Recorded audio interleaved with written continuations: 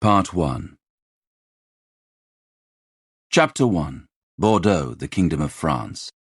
The 23rd of November, 1295 A.D. Mathieu's palms were slick with sweat. He gripped his broadsword tighter, and seeking reassurance glanced right to where his commander was hunched in a fighting stance. But the man's gaze was fixed on the double doors at the end of the hall. As Mathieu watched, an oily line of perspiration trickled down the side of his face. The thunderous crash came again, making the doors shudder violently and causing the 9 guards lined up in the hall to flinch. In the near hush that followed, their breaths surged, sharp and shallow. Moments later, another brutal impact rocked the wood. This time, there was no brief reprieve. The doors splintered and burst apart, shards of oak exploding into the hall, thumping against tapestries and skittering across the flagstones. There was a wrenching, tearing sound as the iron-headed ram was pulled back out of the wreckage and soldiers poured in through the breach. Mathieu felt a vertiginous rush of fear. For a second, he was paralyzed by it. Incoherent prayers and protestations babbled through his mind. He was only 19. This wasn't what he had imagined when his father secured him this post. Dear God, let me be spared. Then, hearing his commander yell the order for attack, and seeing his comrades racing forth to meet the incoming soldiers, he forced himself forward. A soldier came up on him, all too fast. Mathieu had time to see a kite-shaped shield with an iron boss, rising in a flash of blue and scarlet, matching the surcoat the man wore. Then he was cutting up with his broadsword to block the blow that was aimed at his head. All around him the other guards clashed with their attackers, a chaos of blades and bodies. In the confined space the clang of steel echoed harshly, along with the ear-splitting cracks of swords striking shields, and the ring and stamp of mailed boots. Unlike the soldiers, who were clad in long mail shirts and iron pot helms, the guards wore only studded leather gambesons and padded cuisses to protect their torsos and thighs. Mathieu gritted his teeth as the soldier swung in again, the ferocious concussion of the blow almost beating the sword from his hand. He wanted to turn and run, but the soldier was forcing him back, cutting and jabbing, and now he was almost at the wall, and there was nowhere to go. He let out a cry of frustration as he tried to push the soldier away, and the man refused to give ground. Sweat was stinging his eyes, blinding him. There was no room to move. He dodged a rapid lunge aimed at his side, swiped away another that came in at his chest, then struck out clumsily. The soldier ducked left, avoiding the strike. Scarlet and blue filled Mathieu's vision as the soldier's shield with its iron boss punched up into his face. He felt pain shout through him. Blood burst from his nose and mouth, and he staggered into the wall, his sword going wide. A moment later there was an awful piercing sensation high up in his side, followed by a sickening agony.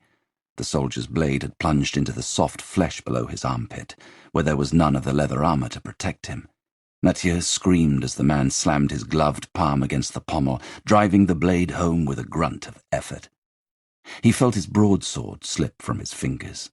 Across the hall, he saw more soldiers forcing their way through the mangled doors to aid the others. But there was little need. His comrades were outnumbered and outmatched. It had all happened so quickly. From the main house they had seen the guards at the gatehouse cut down, and the soldiers had come riding furiously through the grounds, barely giving them time to bolt the doors. The blade in his side was withdrawn with a rush of blood. As he was sinking to the floor, Mathieu saw one of his comrades go down, doubling over the sword that punctured his stomach. The others were scrabbling back in a ragged line towards the stairs that swept up to a gallery. Dimly, he heard shouting somewhere above him, but before he could fathom its source, he collapsed, leaving a red smear on the wall behind him. The shouting grew louder, sounding over the din in the hall as a man descended. One by one the soldiers halted, allowing the fleeing guards to retreat. The man kept on yelling as he sprinted down the last few stairs, his French barely coherent.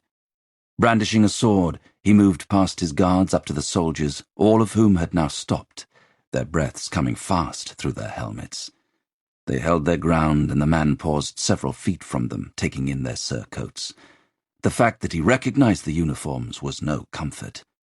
"What is the meaning of this?" His voice shook with fear as well as anger, but he held the sword steady. "How dare you assault my property? My men!" He threw a hand towards the bodies of his fallen guards, his eyes lingering briefly on the crumpled form of Mathieu, the youngest. "Who is your commander? I demand to speak to him." There was silence. "Answer me!" "You can speak to me, Lord Pierre de Bourg." A man entered, looking around as he stepped over the debris of the front doors. He appeared to be in his early 30s, and had a long face, brown eyes, and a sallow, faded complexion, as if he had once been much darker, but hadn't seen sun in a long time. His hair was covered by a white silk coif, and he wore a full-length riding cloak that hung neatly from his thin shoulders, making him appear both broader and taller than he actually was. The cloak was plain, but exquisitely tailored, with a small metal boss sewn on either side of the chest through which was looped a silver chain that fastened the garment in place. "Who are you?" questioned Pierre. The man removed a pair of silk gloves to reveal blue-veined, spindly hands, his gaze on the Lord. "My name is Requiem de Nogaret." He spoke the Langue d'Oil, but Pierre detected a softer southern accent filtering through the blunt northern tongue. The soldiers moved aside as Requiem de Nogaret came forward, but they kept their blades trained on Pierre, whose guards had gathered protectively in behind him. Nogaret gestured to him. "Lower your weapon." Pierre fought to regain his authority, lost in the face of Nogaret's unnerving calm. "I will do no such thing. You have broken into my home, killed my people. On whose orders?" "I am a minister to King Philippe. It is on his orders that I am here." Pierre's gaze flicked to the soldiers in their scarlet and blue surcoats, the colours of the Royal Guard stationed in Bordeaux, under the command of the king's brother, Charles de Valois. "We have been informed," continued Nogaret, "that you have been spying on our forces and reporting to the English in Bayonne." "Ridiculous! Where have you heard this from? Who is accusing me?" "You will lower your weapon," repeated Nogaret, "or my men will force you to do so." There was a long pause before Pierre obeyed. "Tell your guards to place their weapons on the floor and move back to the wall." Pierre turned to his men with a tight nod. As soon as they laid down their swords, the room was filled with activity, the royal soldiers moving in to gather the blades and hustle the subdued, embittered guards up against the wall. The bodies of Mathieu and the other dead man were dragged to the side of the hall and dumped. "How many more people are in this house?" asked Nogaret brusquely. "Just my family and our servants. But whatever you want with me does not concern them." "Search the rooms upstairs," said Nogaret, motioning to 5 soldiers. "Bring down anyone you find. If any resist, use whatever force you deem necessary."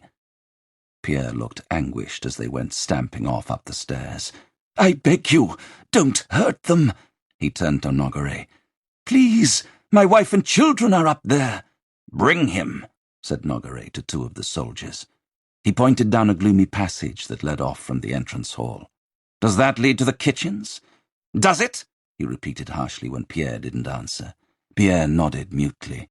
As he was marched down the passage, Nogaret followed, leaving the remaining soldiers to watch the guards. The kitchens were expansive, the main chamber divided by a trestle table, upon which sat 2 pots filled with diced vegetables, and a stack of knobbly carrots beside a knife. In a hearth, steam curled from a cauldron, and a brace of pheasants dangled from a hook, their bronze and turquoise feathers catching the light from a row of high windows. The place was warm and smelled of herbs. Nogaret's gaze alighted on the carrots. One was half-chopped near the knife, the severed pieces strewn around it. "Where are the cooks?" "Upstairs.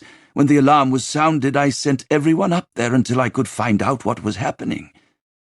Pierre fixed Nogaret with a bitter look. "But you gave me no time to do that, breaking down my door and attacking my men." "Traitors aren't generally given warning. And it was your men who refused entry and forced me to break into your home. Your men who rushed at mine before they had a chance to explain themselves." "I am no traitor," responded Pierre fiercely. "That we shall discover." Nogaret went to the table and picked up the knife. "Hold him!" "Wait, please!" cried Pierre as the soldiers gripped him. Nogaret inspected the knife. The thin blade was stained with juice from the vegetables. "We know you have been in contact with English troops in Bayonne, sending them information on our forces in Bordeaux. Our numbers, defences. I do not know where you have found this information, but I assure you it is false. I have never even met any English soldiers." "Come now," said Nogaret wryly. "That cannot be true. When King Edward was residing in the city, you must have met many." "That isn't what I meant." "You paid homage to Edward for your lands when he was in possession of the duchy. You even supplied labourers to help him build his Bastille towns." Nogaret's tone was contemptuous, scattering the area with his little settlements, like a hound marking its territory. "Well, as you say, if Edward is my liege lord and I hold my lands in his name, how could I, or any noble in the Duchy of Guyenne, not have had contact with the English at some point in the past?" "Edward was your liege lord," responded Nogaret sharply. "He hasn't been for over a year, not since King Philippe took control of the duchy. And yet it would seem your allegiances, be they merely dutiful or else willing, are as of old." "That is not so. I am loyal to my king." Pierre raised his head higher. "Despite what he has done here." "What he has done here?" echoed Nogaret. "I am not blind. I know this is happening all over the region. Royal troops still pour in from the north, taking over cities and castles. Only now they are also driving out noblemen, seizing their property, their wealth. I have watched these past months, and I have borne this with my teeth gritted, but borne it I have. I have had no contact with Edward's forces, nor do I intend to." "You have borne it?" Nogaret's voice was low. "You speak as of a child who has done something tiresome that displeases you rather than of your king. The sovereign ruler of this kingdom rightfully confiscates the territory of a foreigner, whose own deeds saw them forfeited to the French crown, and you have borne it."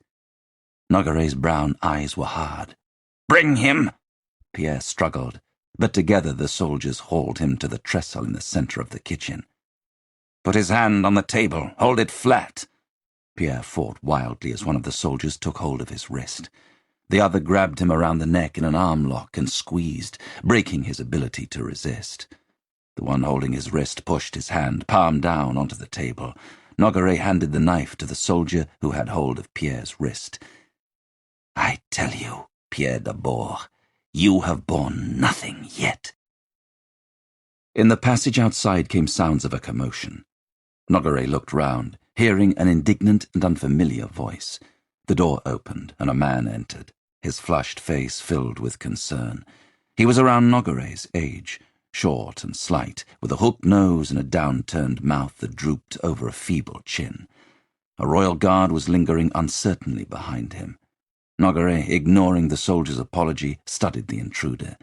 He was wearing a voluminous hooded cape lined with brown fur, and underneath a white linen tunic that reached to the floor. A pair of sandals peeked out from under the garment's folds. He was a clergyman. The intruder forced his gaze from the knife that was held over Pierre. "I implore you, unhand this man."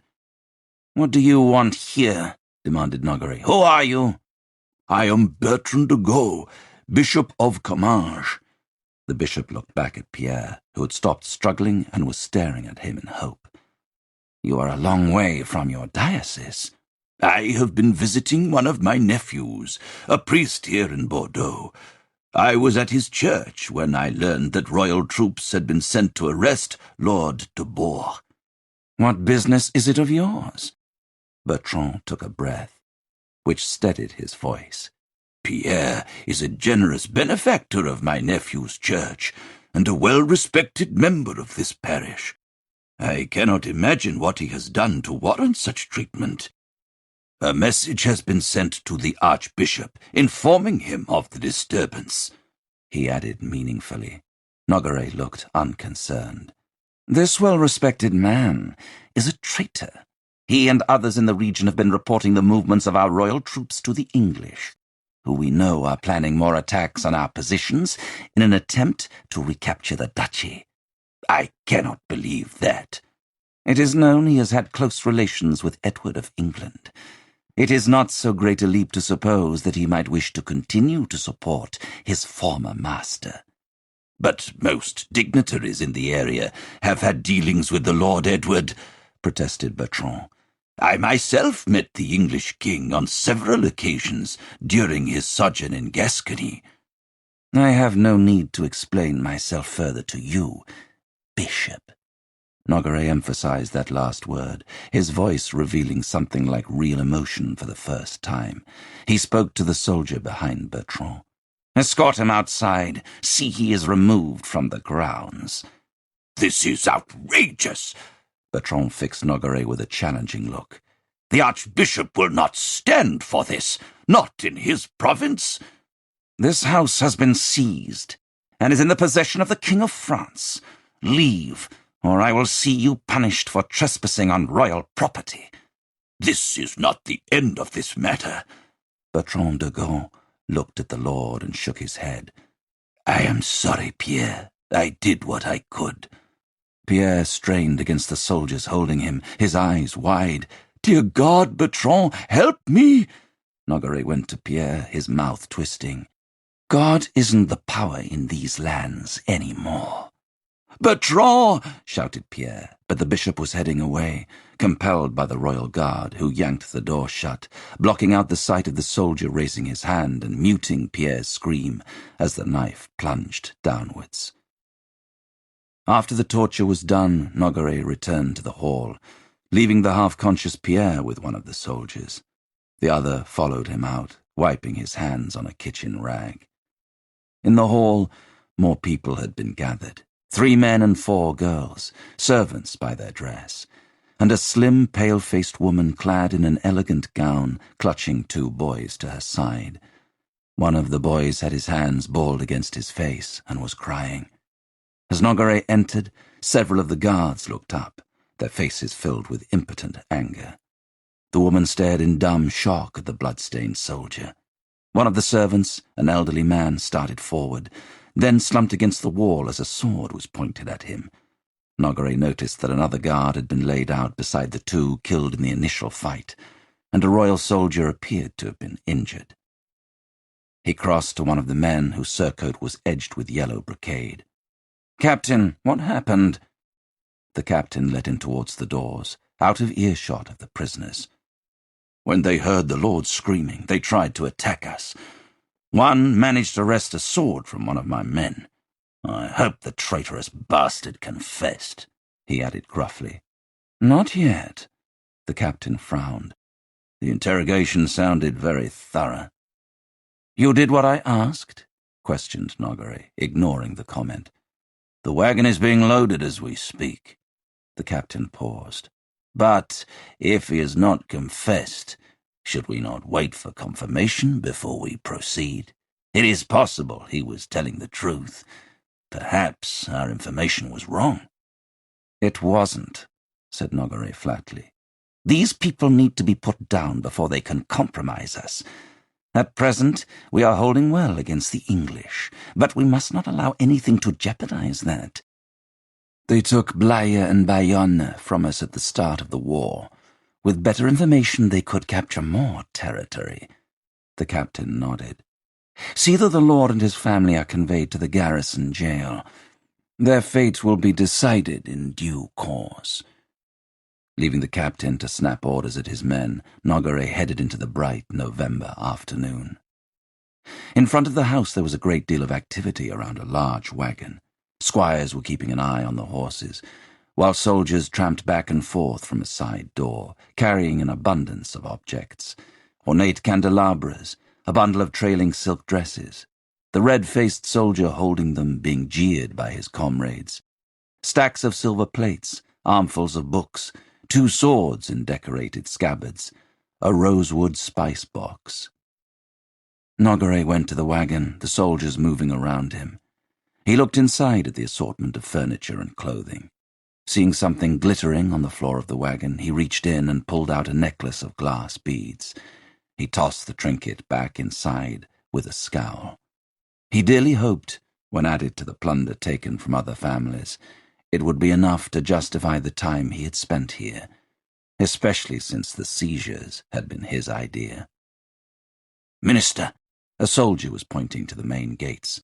Squinting into the sunlight, Nogaret saw a rider approaching, the horse's hooves pounding up clouds of dust. He wondered for a moment whether the bishop had decided to return, but as the rider came closer, Nogaret saw he was clad in a familiar scarlet and black cloak. It was a royal messenger. He recognized the man from Paris. "Minister de Nogaret," greeted the rider breathlessly as he drew up. Dismounting, he reached into a dust-streaked leather bag and pulled out a scroll. "The city garrison told me where to find you." Nogaret broke the wax seal and opened it. He scanned the message. "Minister?" The captain, hearing the hoofbeats, had come out. There was an anguished cry from the house. The young woman was being dragged through the ruined doorway by 2 of the guards. She was screaming for her children. "Finish up here!" Nogaret raised his voice above the din. "Deliver the wagon directly to Prince Charles. He will see the treasure is conveyed to Lord Philippe." "Of course." The captain glanced questioningly at the messenger. "Are you leaving us, Minister?" "I am to return to Paris." Nogaret snapped his fingers at the squire who held his horse. "The king has summoned me." Chapter 2. The Banks of the Seine, Paris. 19th of December, 1295 A.D. The galley slid haltingly alongside the jetty, grating against the stone. Men grabbed the ropes that were thrown to them and looped them through iron rings, pulling off the slack to steady the vessel. The gangplanks were set down with a clatter, and a host of men began to disembark, their faces brown and rough with sun and wind. The white mantles they wore were sodden from the fog that clung to the river, and flowed sluggishly around the mast of their ship, where a piebald banner hung limp. Will Campbell went to the galley's side as the men in front of him made their way down. He scanned the area, the damp, freezing air filling his lungs. The buildings of the ville stretched away in a confusion of rooftops and spires. The rows of plaster and timber houses, several stories high, were vague and insubstantial in the misty air, punctuated by the hulking outlines of churches and abbeys. Almost immediately ahead, the Hôtel de Ville, the administrative seat of the provost of the merchants, loomed over the Place de la Grève. The imposing structure stood at the center of a web of workshops, markets, and houses that radiated across the city's right bank, the municipal center of Paris. Will picked out other structures he recognized, but any true sense of the city was disoriented by the fog and by time. It was years since he had stood on these banks. He glanced behind him at the humped shape of the Ile de la Cité that rose out of the Seine, wreathed in white. The heart of France. He caught a glimpse of the palace towers at the western end of the island, and his jaw tightened. "Still looks the same, doesn't it?" Simon came up and rested his thick arms on the side. His beard had grown bushier during the voyage, but his mop of brown hair was starting to thin on top. Will, who was almost a foot taller than the brawny groom, noticed a bald patch on his crown. "Robyn and I were trying to remember how long it's been. By my reckoning, it's over 30 years. 29. Simon smiled ruefully, revealing his broken front tooth. "Robert's beaten me, then." "Did I hear my name?" They turned. A tall knight with grey eyes and a face that was still boyishly handsome, despite the lines that creased it, headed over. "You won the wager," Simon told him. "I had no doubt," Robert grinned. "You couldn't count the fingers on a one-armed man." He clapped Simon on the back, then looked at Will, who had fallen silent and was staring out over the city. "It is strange to be back, isn't it?" His smile faded. "So much has happened." "You should check on the horses, Simon," said Will abruptly. He headed for the planks where the last of the knights were disembarking, leaving the sergeants and crew. Exchanging a look with Simon, Robert went after Will. "The Grand Master wants us to walk with him at the van. I think he might have actually forgotten how to get to the temple." They descended, the gangplank dipping and flexing. Will stepped onto the stone jetty with a jolt that felt somehow irrevocable. He wanted to turn around and go back, keep on sailing. Together they trudged up the jetty over stinking mud banks littered with detritus. Broken eel pots, a wooden shoe, a dead bird, wings splayed. The banks became harder as they approached the end of the jetty, brown sand and bristly grass, then muddy street. The area was busy with men and women heading to work after morning mass. A horse-drawn brunette jutted past, conveying two women dressed in fine-looking gowns, the wheels of the carriage skidding in the mud. A group of dirty children ran after it, calling hopefully to the women, who looked the other way with practiced indifference. As the children passed, a herd of pigs funneled out of an alley, followed by a swineherd who guided them with thwacks of a stick down to the waterside, near to a wharf where carts were being loaded with timber. Up ahead the knights had gathered in a group, at the head of which stood the Grand Master. Jacques de Molay was a bull of a man in his early 50s, with coarse grey hair that fell in thick waves around his shoulders. Like all Templar knights, he wore a beard, but rather than keeping his clipped and neat, as Will and Robert did, he wore it long, almost to his chest. Will had once heard a knight say that before going into battle, the Grand Master would plait it and push it down the front of his shirt. Jacques was addressing a Templar official, his French gruff and guttural. "Speak to the provost and find out where we should berth our vessel. Then have the sergeants follow with our gear. Let us hope my message reached the preceptory and they are expecting us." "Yes, my lord." The official waited for a wagon to trundle past, then made his way over to the Hôtel de Ville. Jacques saw Will and Robert approaching with the last of the knights and motioned to them. "Commander Campbell, lead the way." Pausing to get his bearings, Will led the group of 60 knights towards the church of Saint-Gervais, whose lofty steeple was lost in fog. Some people stared as the knights marched in a column across the busy street, but many simply hurried past, engrossed in their own business. In Paris, the site of the Order's principal base in the West, Templars were a common sight, as much a part of the community of the city as the professors and scholars of the Sorbonne on the left bank, and the royal officials on the Ile de la Cité. Just before the church, Will turned into a narrow side street that wound through a warren of alleys and shallow stairways, where timber-framed buildings crowded in on either side, bowing towards one another. The top stories of some of the structures were so close, the inhabitants could reach out and shake their neighbors' hands. Washing strung from criss-crossing lines dripped a steady rain onto the knights' heads as they made their way out onto the Rue du Temple. For Will, these gloomy streets were painfully familiar. Around every corner, echoes of the past came back to him, faint in faded signs and peeling shutters, clearer with the appearance of a church spire clustered with gargoyles in a gap between buildings. With familiarity came memories. They hung in the air like ghosts, visible in shop doorways and crumbling facades, in the faces of people who hurried by. Things he had kept at bay on the endless journey from Cyprus, the monotony of travel numbing his mind, now overwhelmed him. Two butchers lounged in a doorway, aprons brown with blood. A baker chatted animatedly with a woman as he handed her 2 loaves. Will stared at them, wondering if he would recognize anyone after all this time. Ahead, a young woman hurrying across the street slipped in the mud, dropping the basket she was carrying. As she bent to retrieve it, she flipped back the trailing material of her head veil, revealing copper-gold curls. Will halted. His eyes remained transfixed by her, even as she rose and he saw her face, even as he saw he didn't know her. He started as he felt Robert's hand on his elbow. "What's wrong?" Will realized he had stopped. "Nothing. I forgot which way." Robert glanced at the girl as she hastened on, then back at Will, but he said nothing, and they continued in silence. The fog was thinner away from the river, and soon they could see the city walls looming ahead, built from pale yellow stone and flanked with towers.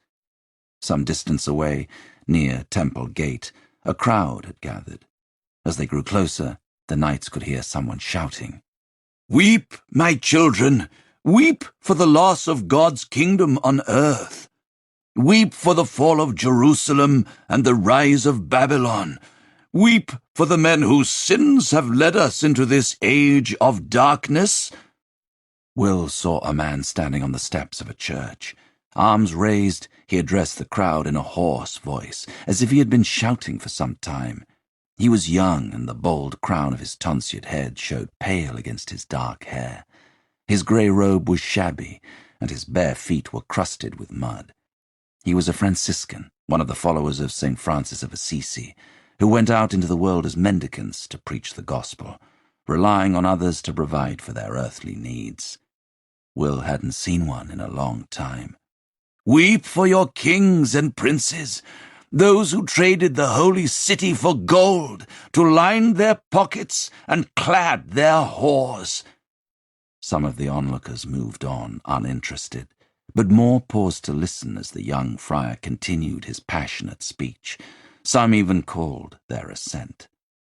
"But weep most of all for the knights, my children, whose lust for blood is awoken only when it suits their purpose. When it doesn't, these warriors leave mothers and infants, old men and the blind, to fend off the swords of the infidel with nothing but prayer." He flung a hand towards Temple Gate. "They made a pyre of God's city and turned our dream to ash." The calls turned into fervent cheers, and there was a smatter of applause. "What is this?" Jacques moved up behind Will with a questioning frown. The friar drew a breath to continue, then halted, catching sight of the knights. His eyes lit up, but he scowled. "These are the men!" He pointed at the knights. "These are the men whose greed and impiety caused this woe." The crowd looked round. Seeing the company approaching, some of the onlookers began to disperse, eyeing the knights' white mantles, each decorated with a splayed red cross. But others stared, accusation plain in their faces. "These are the men who fled from the Saracens to save their own wealth, leaving women and children to rape and slaughter." "Ignore him, my lord," said one of the Templar officials as Jacques stepped forward. "He does not know of what he speaks." "Then I will correct him," growled Jacques, pushing past. "With me," said the official, gesturing worriedly to Will and Robert. "With respect, sir," said Robert quickly as the man went to unsheath his sword, "I think that might be unnecessary." All the knights had stopped now. Those near the back were craning their heads, trying to see what the disturbance was. "These people are unarmed," continued Robert, as the official hesitated. "We will only cause a panic." "Who are you?" demanded Jacques, striding up to the friar, the crowd parting like water before him. He was a huge figure among them, the large red cross on his back outlined in gold, a blaze of colour amid their drab greys and browns. "Why do you harangue my men?" "I am a speaker of truth," replied the friar defiantly, coming down the steps to confront Jacques. The crowd was stirring with excitement, expecting some drama. "Every day I come here, telling the people of this city what they need to know." "And what is that?" "That in the final hour, you and your men abandoned the Holy Land." The friar turned to his audience, his voice rising. "For 200 years, the mighty temple has taken not only the money of kings and princes, but also alms from generous, good people such as yourselves, proclaiming it is protecting Christian pilgrims in the East. But these men abandon those same pilgrims to butchery at the hands of the Saracens, concerned with saving their own lives, their own riches." He looked back at Jacques. "Maybe once the temple did good works, maybe once it served Christendom, but pride and greed and arrogance are your masters now.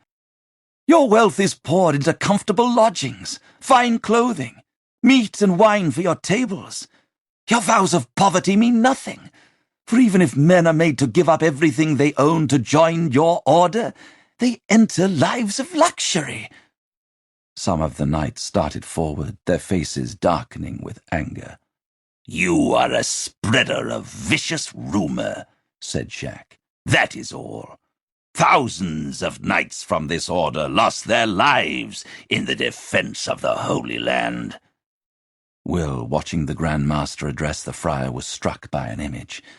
He saw himself standing on a platform in a church beside another Grand Master, who was trying to convince a belligerent throng to agree to a peace with the Muslims.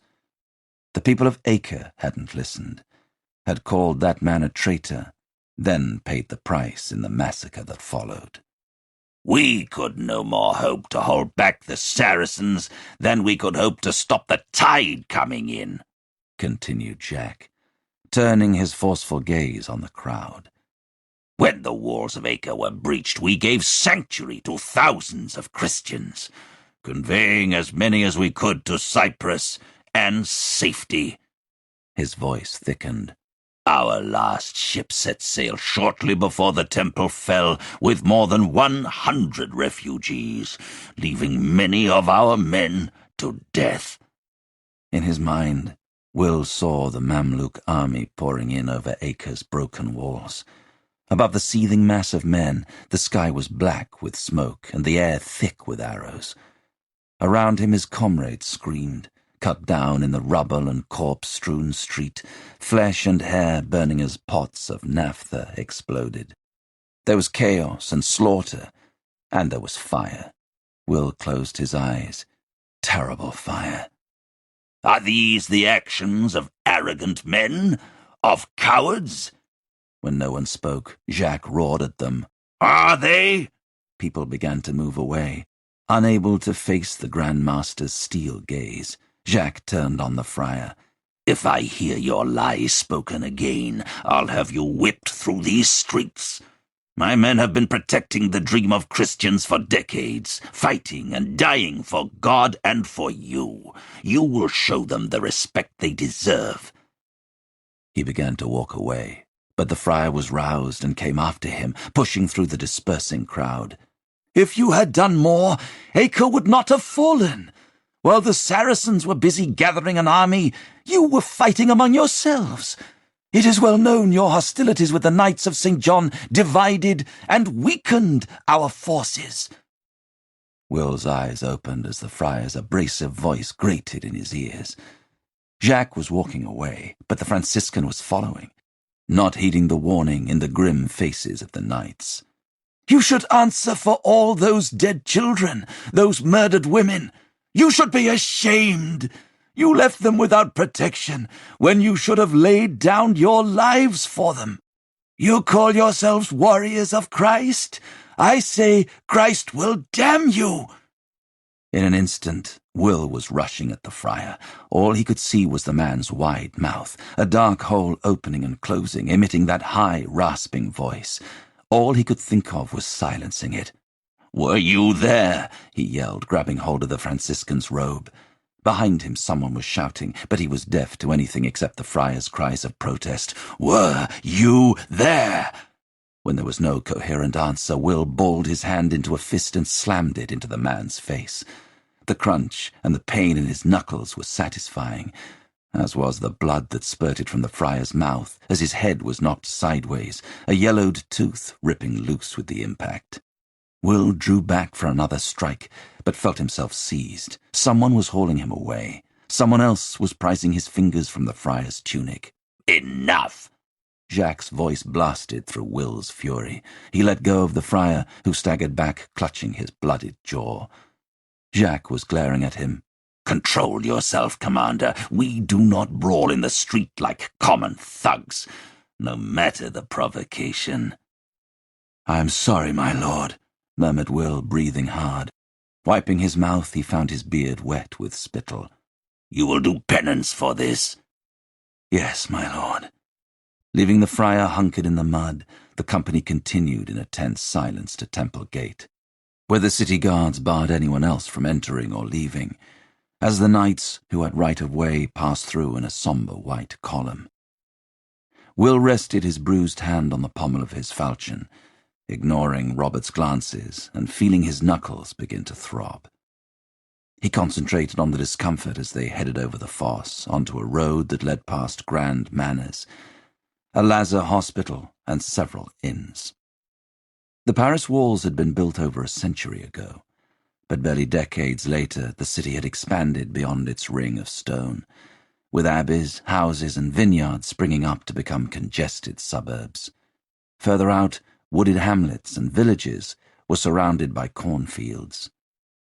Beyond the stately towers of the Cluniac Priory of Saint-Martin-des-Champs, an even larger set of buildings, encircled by a lofty wall, rose out of the brown expanse of winter fields. The temple enclosure greeted Will like an old friend, long lost but not forgotten. Since leaving Acre, he hadn't stayed in any one town long enough to feel at home. Here, in these damp fields, worlds apart from the dry plains of Palestine, he was surprised by the sense of homecoming that assailed him, filtering through less welcome memories. He thought about the other places he had lived in, London and the estate outside Edinburgh, and for the first time in years found himself wanting to see them. The tallest structure within the walls was the great donjon, its turret stark against the white sky, a piebald banner fluttering from the centre spire. Crowded around it were a dozen or more buildings, the different heights and angles of rooftops making a jagged silhouette. As the knights approached the gatehouse, the sergeants on guard stood to attention, their eyes transfixed with respectful wonder on the immense figure of Jacques de Molay. They pushed against the gates, which creaked open onto a courtyard shadowed by the guardhouse tower. As a sergeant sprinted across the yard to announce the Grand Master's arrival, Will entered, engulfed by memories. He knew this place so well. Every building, every outhouse. He knew the pungent smell of the stables and the overwhelming heat of the kitchens, frenetic with servants.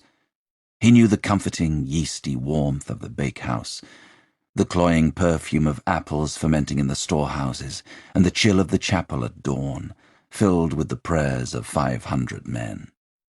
He knew the bright pain of drinking water straight from the well, how the ponds near the servants' quarters boiled with fish at feeding time, knew the deafening hammering in the armory, and the bone-jarring hardness of the frost-bitten training field during a frozen November drill. He had come here a rudderless, stubborn sergeant of 13, having witnessed the murder of his knight master. It was here that he had buried Owen, here that he had met Everard, here where so many things had begun. He wanted to race back through time, back through the halls and passages echoing with the sound of boys' laughter and running feet. He wanted to find that troubled boy and tell him not to leave, not to follow Everard's orders, not to go to the east. Because then he wouldn't be standing here, a man bereft, ghost-walking through his own life, a trail of death and deception behind him. The company spilled into the courtyard, overlooked by the grandest buildings in the enclosure, the donjon and treasury, the quarters of the officials, the great hall and the chapter house. Servants stopped to stare as Jacques strode in among the men. Somewhere a bell began to clang. Some moments later, the doors of the officials' building swung open, and a host of men appeared. At their head was a short, thick-set man with oily hair swept austerely back from his face, accentuating a snout-like nose that jutted over thin lips, framed by a wiry moustache and beard. Will was drawn out of his thoughts by the transformation in his old comrade. He had last seen Hugues de Perrault in Acre over 10 years ago, when they were both in their late 30s. Age had since crept up on the visitor of the order, tracing lines of grey through his black hair, loosening the skin of his face, softening the muscles of his heavy frame into a paunch that strained against his surcoat. Hugues caught Will's eye and gave a reserved nod, then turned his attention to the Grand Master. "My lord," he said, bowing, "it is an honour." Jacques nodded impatiently. "You received my message?" 2 months ago. We have been awaiting your presence with anticipation. I sent word of your coming to our preceptories throughout the kingdom and to England." "It is good to know someone is pleased to see us, at least." When Hugues frowned, Jacques told him of the Franciscan. "We know of this troublemaker. We have tried to move him on before." "Tried? He should have been arrested if he disobeyed your order. There was a time when it was a public offense to insult us. Have things changed so much that a man can stand on a street corner and defame us for all to hear?" One of the Templar officials beside Hugues answered. "We did not want to give his sermonizing credence by making a fuss. We believed, were we to arrest him, that it might make others think his words held some truth." "I can assure you, my lord," said Hugues, as the Grand Master's eyes narrowed at the official, "this preacher will be dealt with if that is your command." "My concern is not the man himself, but the attention he seemed to be enjoying. Do the people truly blame us for the loss of the Holy Land?" "Only a discontented minority," said Hugues, after a considered pause. "And it is not just us. Many others have been blamed. The Hospitallers, the Teutonics," he laughed disparagingly, "even the Franciscans, for not praying hard enough.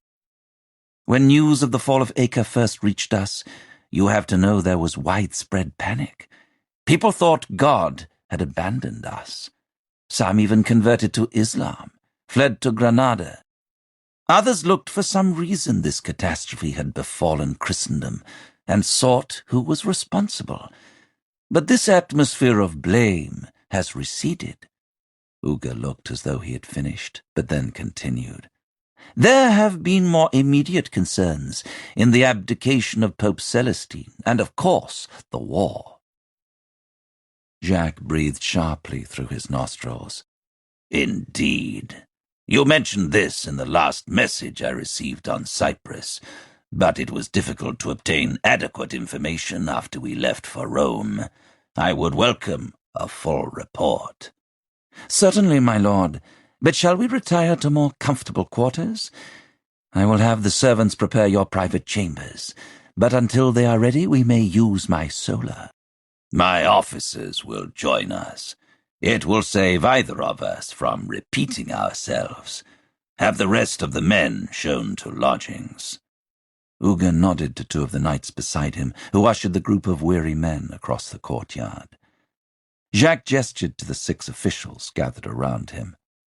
"And you, Campbell," he said, looking over at Will, "I'll need a commander to relay any information necessary to the others." Leaving Robert to join the knights, and Simon to head off with the sergeants, leading the horses that had travelled with them on the ship, Will fell into step behind the officials. "It was a sore blow indeed when we received word of the passing of Grand Master Gaudin so shortly after his election," Hugues was saying, "and that tragedy coming so soon after Guillaume de Bourges' death at Acre. But we all rejoiced, my lord," he added swiftly, "in your rapid promotion." Jacques glanced at him. "I will be the first to admit my election to this office was a surprise, Visitor de Perrault. I am a military commander, not a diplomat, as some of my recent predecessors have been." "Well, you have certainly had a longer service in the order than most.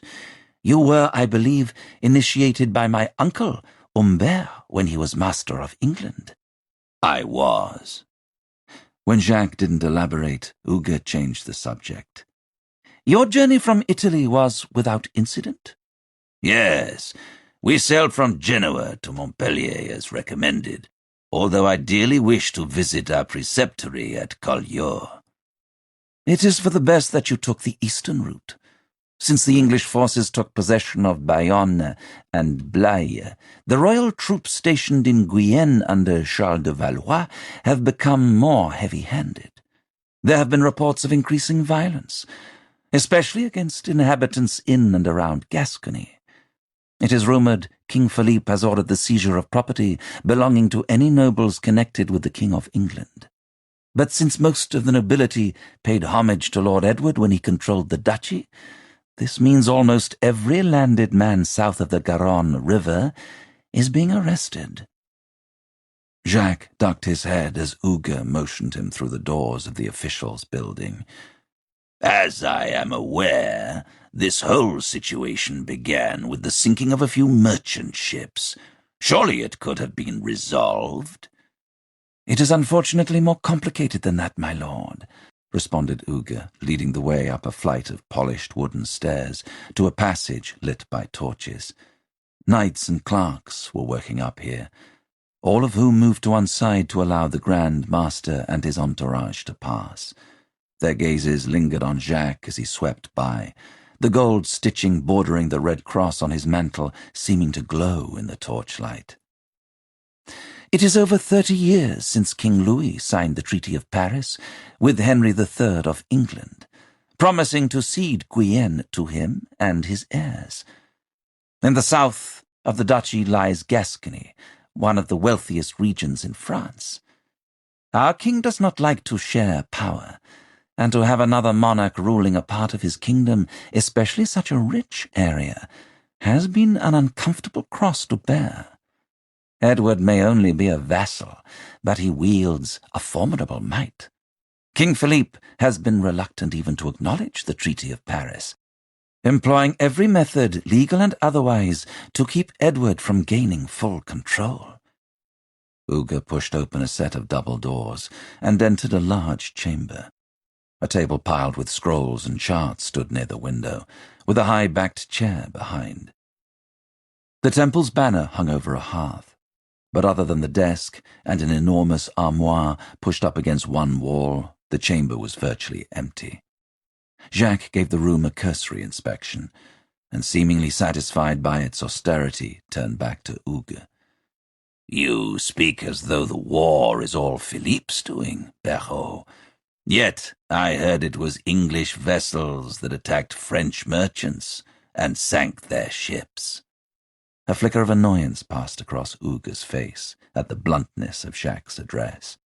It was, and as you say, that attack should have been settled with the usual reparations. Philippe, however, used it as an excuse to take control of the duchy. Will moved closer to the hearth, listening intently, one name in their conversation drawing all his attention. Early last year, Uga continued, Philippe ordered King Edward to come to Paris to answer for the attack. Edward sent his brother, who eventually agreed to the temporary surrender of several towns and the proposition that a small number of French troops would be posted in Bordeaux. As a gesture of peace, Philippe offered Edward the hand of his sister in marriage and promised to continue to cede the duchy if Edward consented to these terms. Edward did, and the towns were surrendered. But Philippe's suggestion of a small number of troops was vastly understated. He poured an army into Guyenne, and when Edward protested, he confiscated the duchy. So Edward declared war. It was the only thing he could do to regain his French territories. Jacques moved to the window. "And how goes the war?" one of the officials asked Uga in the silence. "The two sides are in stalemate. The English have recaptured several towns, but Bordeaux and the outlying areas of Guyenne remain in French hands. There has been little movement from either camp for some time, although the arrests of the local nobility by royal troops are a recent development." Uga looked at Jacques, who was staring out over the enclosure's walls, where wisps of fog drifted across the fields. The cawing of crows formed a harsh chorus in the trees outside. "But these are matters that can be discussed in greater detail when you are rested. I am eager to know your news, my lord. You were in Rome for the inauguration of the new pontiff?" Jacques turned. "Pope Boniface will be a staunch leader in these troubled times, I feel." "And your mission to gain support for the order in the West? It has gone well?" Will detected a note of wariness in the visitor's tone.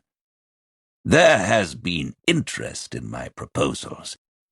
Indeed, I believe this is why the Council of 13 chose to elect me on Gaudin's death. It is not diplomacy we need now. It is strength. In order to return to the Holy Land and reclaim our territory from the Mamluks, we must concentrate our efforts on bolstering military and financial support from our leaders here. Without that support, any new crusade will fail. We must act in one unified movement. To this end, I am beseeching the kings of the West to join me in raising men and arms for the continuation of our struggle." Jacques drew his massive frame upright. "Then let the people of these kingdoms see that the Knights of the Temple of Solomon have lost neither their nerve nor their purpose.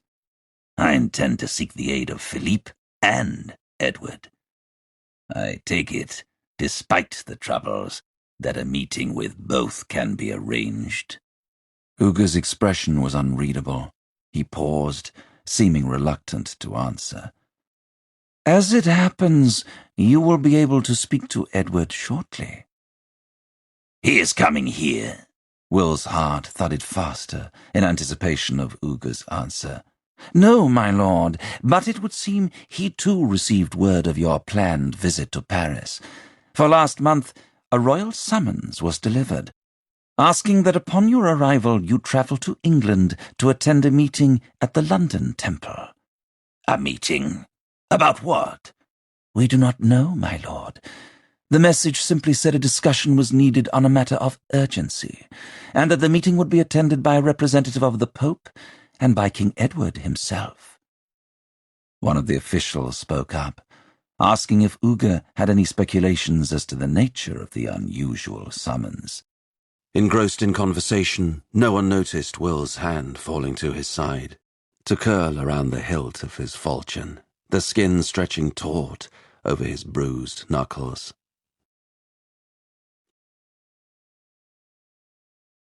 Chapter 3. The Jewish Quarter, Paris, 21st of December, 1295 A.D. Will made his way through the labyrinthine alleys of the Ville to a crowded quarter packed close to the walls on the east side of the city. It was early morning, and the strip of sky above the street was a startling shade of blue. His breath pluming before him as he walked, he paused now and again to check the crumpled parchment, then scanned the buildings. Finally, after several wrong turns, he found it. The house, which was painted a burned orange, was nestled between two booksellers. As he approached, he saw that the door was ajar. Faint voices could be heard inside.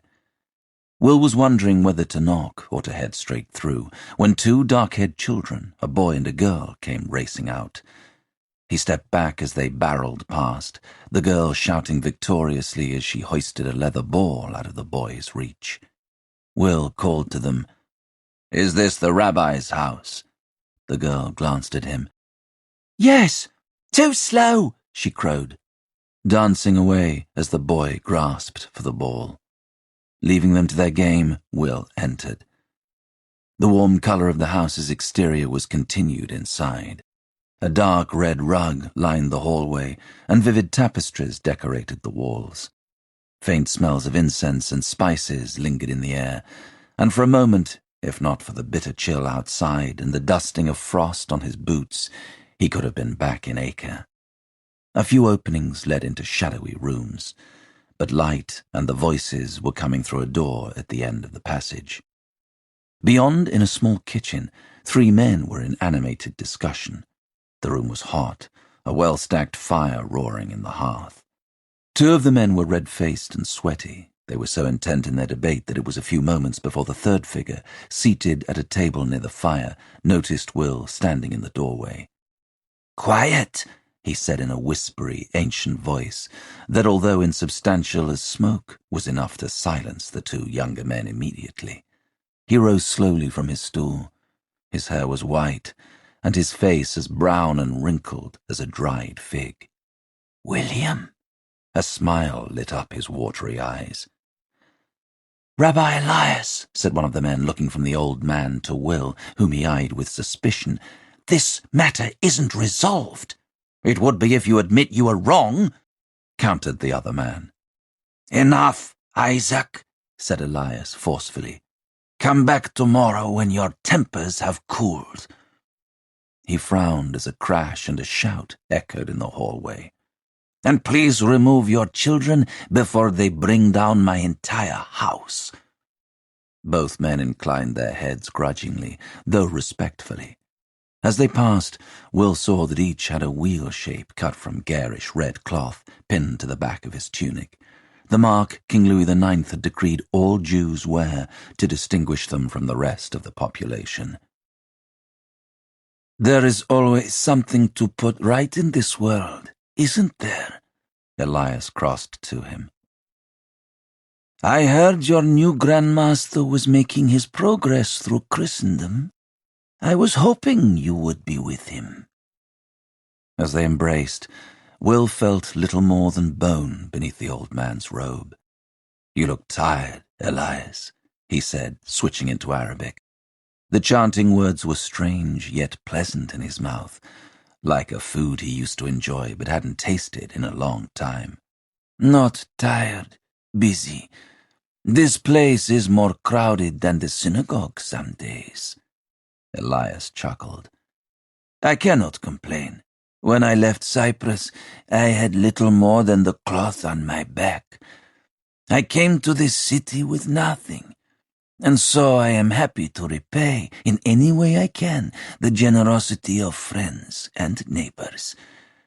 I have a decent life, helping to train the younger men in the synagogue. But how are you?" The creases in his forehead deepened. "You look troubled." "It is just strange to be back." Will took off the plain woolen cloak he wore over his surcoat and sat as Elias gestured to an empty stool. "What about book selling?" "I shut myself away too long in Acre, got too comfortable in my little shop." Elias returned to his place by the fire. "I lost sight of my duties. It is my task, no, my wish, to be with my people, teaching them, watching them grow." He raised a wry eyebrow. "Mediating in their disputes." He peered at the passage, hearing the front door shut. "I don't suppose you even recognized Isaac." "Should I?" "He was one of the men you saved on the harbor at Acre, along with his wife and daughter, the one outside, terrorizing my neighborhood." Elias sobered.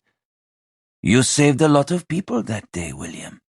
I hope you realize that." "I cannot recall it. Any of it." Elias frowned as he looked away. "You don't remember? The battle? Our escape?" "No," said Will, forcing himself to meet Elias's gaze.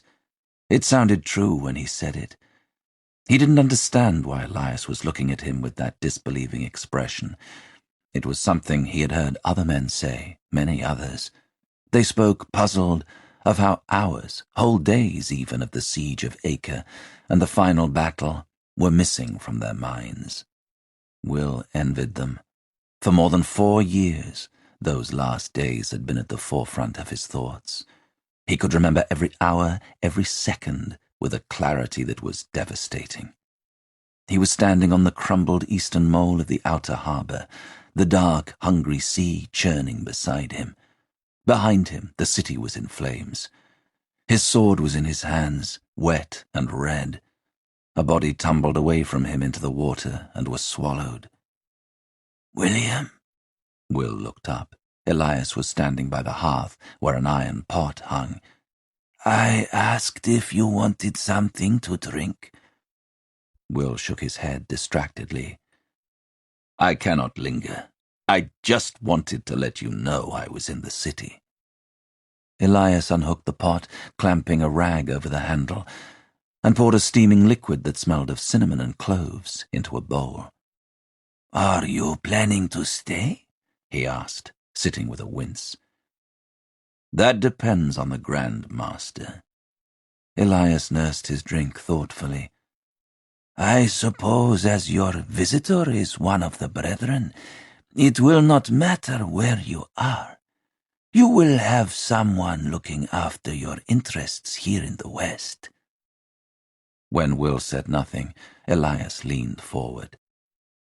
"And what of this talk I hear about your Grand Master preparing for another crusade?" "It is why he has come, to gather support." "What do you plan to do about it?" "Do? Yes, William," said Elias sternly. "As head of the Anima Templi, what are you going to do to stop this?" He sighed heavily. "Admittedly, expulsion from Acre at the hands of the Mamluks wasn't what we wanted. None of us who wished for the years of war to end sought such a bloody, tragic finish to 2 centuries of conflict between East and West. But you cannot deny the fact that now the Christian forces have been compelled to withdraw from the Holy Land. You have a chance to continue the Brethren's work unhindered. Do you not feel the Anima Templi could establish a far stronger relationship with the Muslims than they could have while the Western armies were camped out in Palestine?" Elias's eyes were intense. Could the Brethren now be in the best position to establish that hoped-for reconciliation between the 3 great faiths of the world? Shared knowledge to enlighten us, trade to enrich us, peace to fulfill us. Everard taught us that Muslims, Christians, and Jews are all children of one God, even though we give him different names. In hurting our brothers, he always said, we hurt ourselves. Elias didn't wait for an answer. I imagine the dust has settled enough for an envoy to be sent to the Mamluk Sultan. You should open a dialogue, at least. He shook his head. Of course, if your Grand Master has his way, we will be plunged right back into war. You have to stop this from happening. The Temple alone doesn't have the men or resources to mount an effective campaign in the East, said Will flatly, unmoved by Elias's impassioned speech. How many times had he heard Everard say those things? They now seemed like an old man's foolish dreams burned up in the fires and chaos of Acre's fall.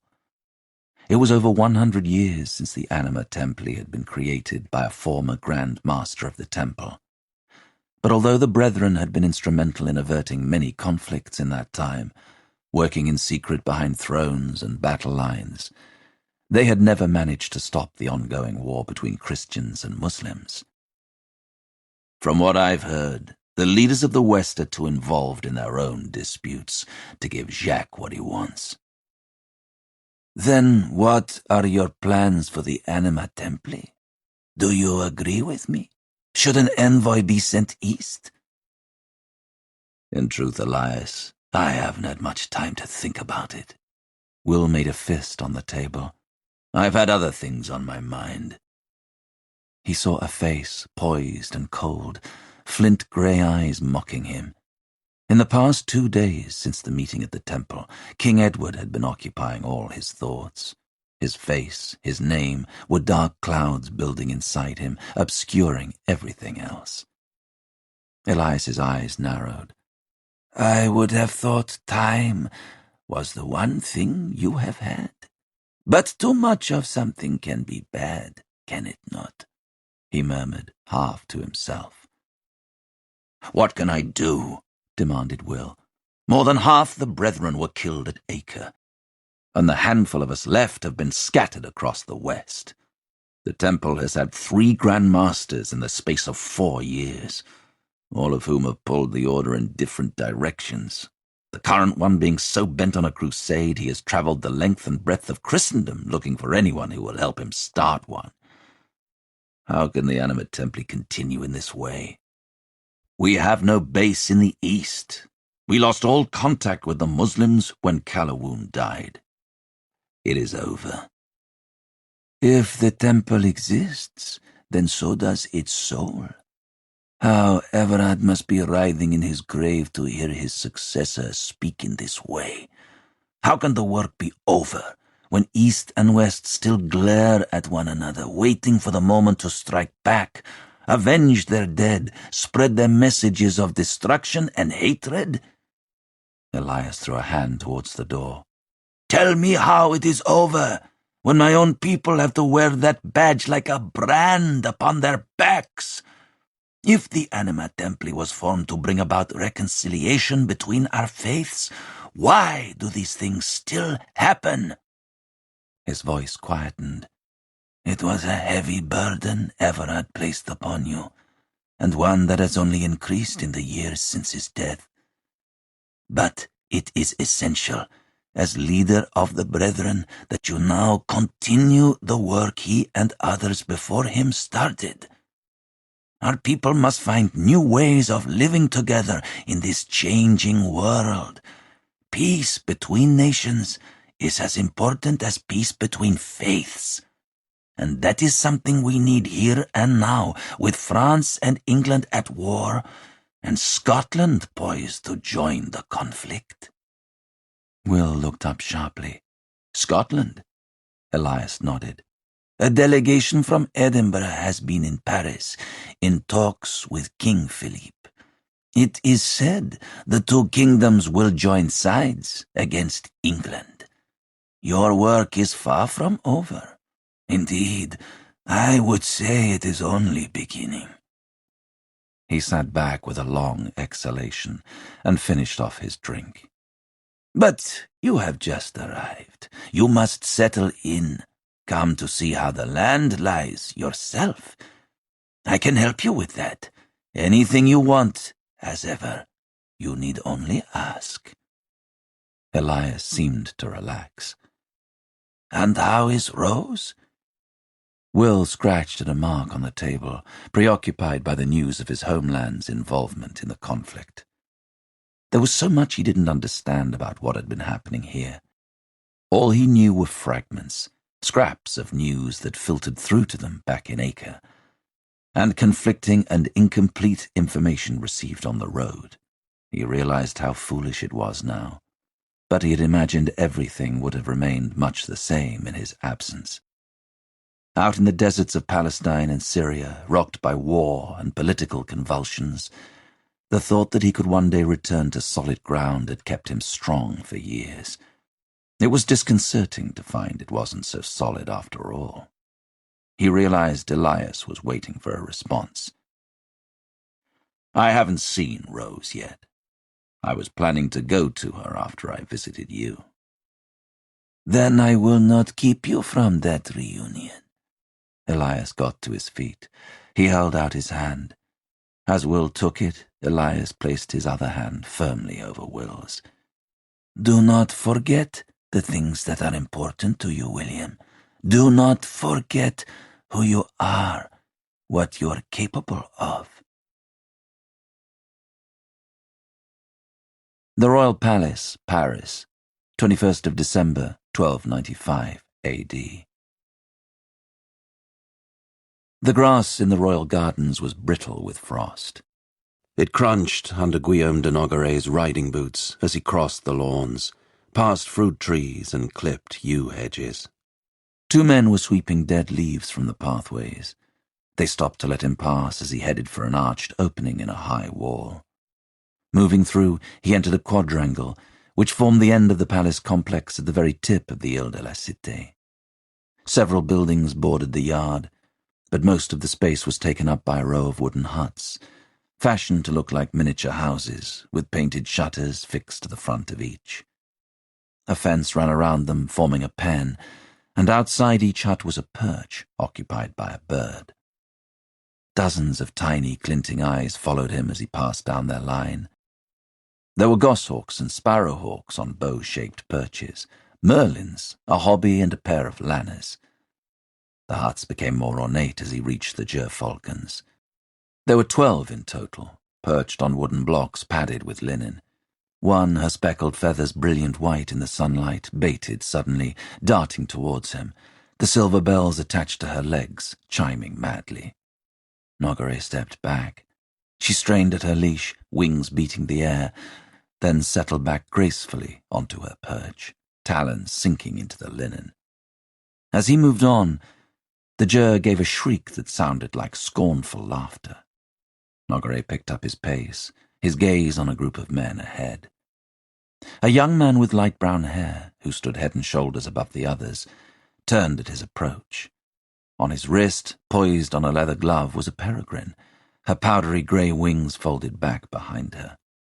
As Nogare halted and bowed, 2 pairs of eyes, one black and ringed with gold above a steel-sharp beak, the other ice blue, set wide and deep in a striking face, fixed on him. "What has taken you so long?" "I apologize, my lord. The roads were treacherous with snow." King Philippe paused, as if considering the worthiness of the excuse. The other men had fallen silent. One, dressed in the same well-tailored black robe Nogare himself wore under his travelling cloak, regarded him cagily, lips pursed. Ignoring the disapproving stare of Pierre Flotte, King's Chancellor and Keeper of the Seals, Nogare waited. After a moment, Philippe smiled slightly, and the tension dispersed. "Maiden broke a feather, but it has been mended perfectly." He raised his fist, causing the peregrine to cry and unfurl her wings in expectation of flight. "You can scarcely see the join where the new feather was imped. Come now, Nogare, you'll have to get closer than that. She won't bite, will she, Flotte?" Philippe laughed, and the Chancellor joined in. Nogare tried not to scowl. He still had the scar on his neck where Maiden had plunged that razor beak into his flesh. Philippe had given her a treat, pleased with her fierceness. "Sir Henri has outdone himself," said the king, glancing at the man next to him, who wore a spray of dove feathers in his cap. Sir Henri, the master falconer, smiled. "We'll fly her well this week, my lord. Get her strength up." "I want her ready for the hunt after the Christ Mass," said Philippe briskly, passing the bird to Henri, who lifted her expertly onto his glove, grasping the jesses. Sliding off his gauntlet and passing it to one of the squires, Philippe gestured to Nogare and Flotte. "Come, both of you. We will talk in my chambers." The king led the way out of the enclosure and back through the gardens. The walkways through the lawns were narrow, with room for only 2 abreast. To Flotte's visible irritation, Nogare manoeuvred himself so he could walk at Philippe's side. "Your brother sends his regards from Bordeaux, my lord. He will shortly be delivering the funds we have secured thus far." "How has our plan worked?"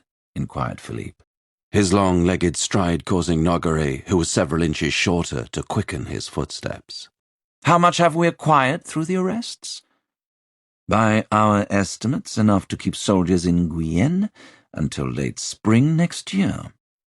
Philippe halted abruptly and faced him. "That is all?" "Much of the wealth in the region is bound up in the estates themselves.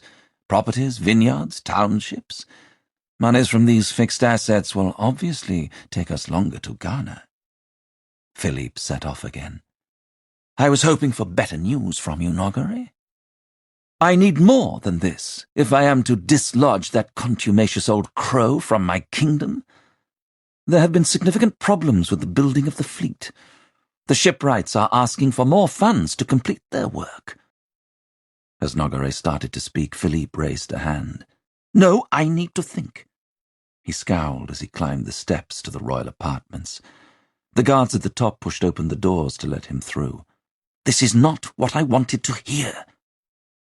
"We could cut back in other areas, my lord," suggested Flotte, moving in to walk at Philippe's left as they marched down a wide passage. "Are you offering up your own salary?"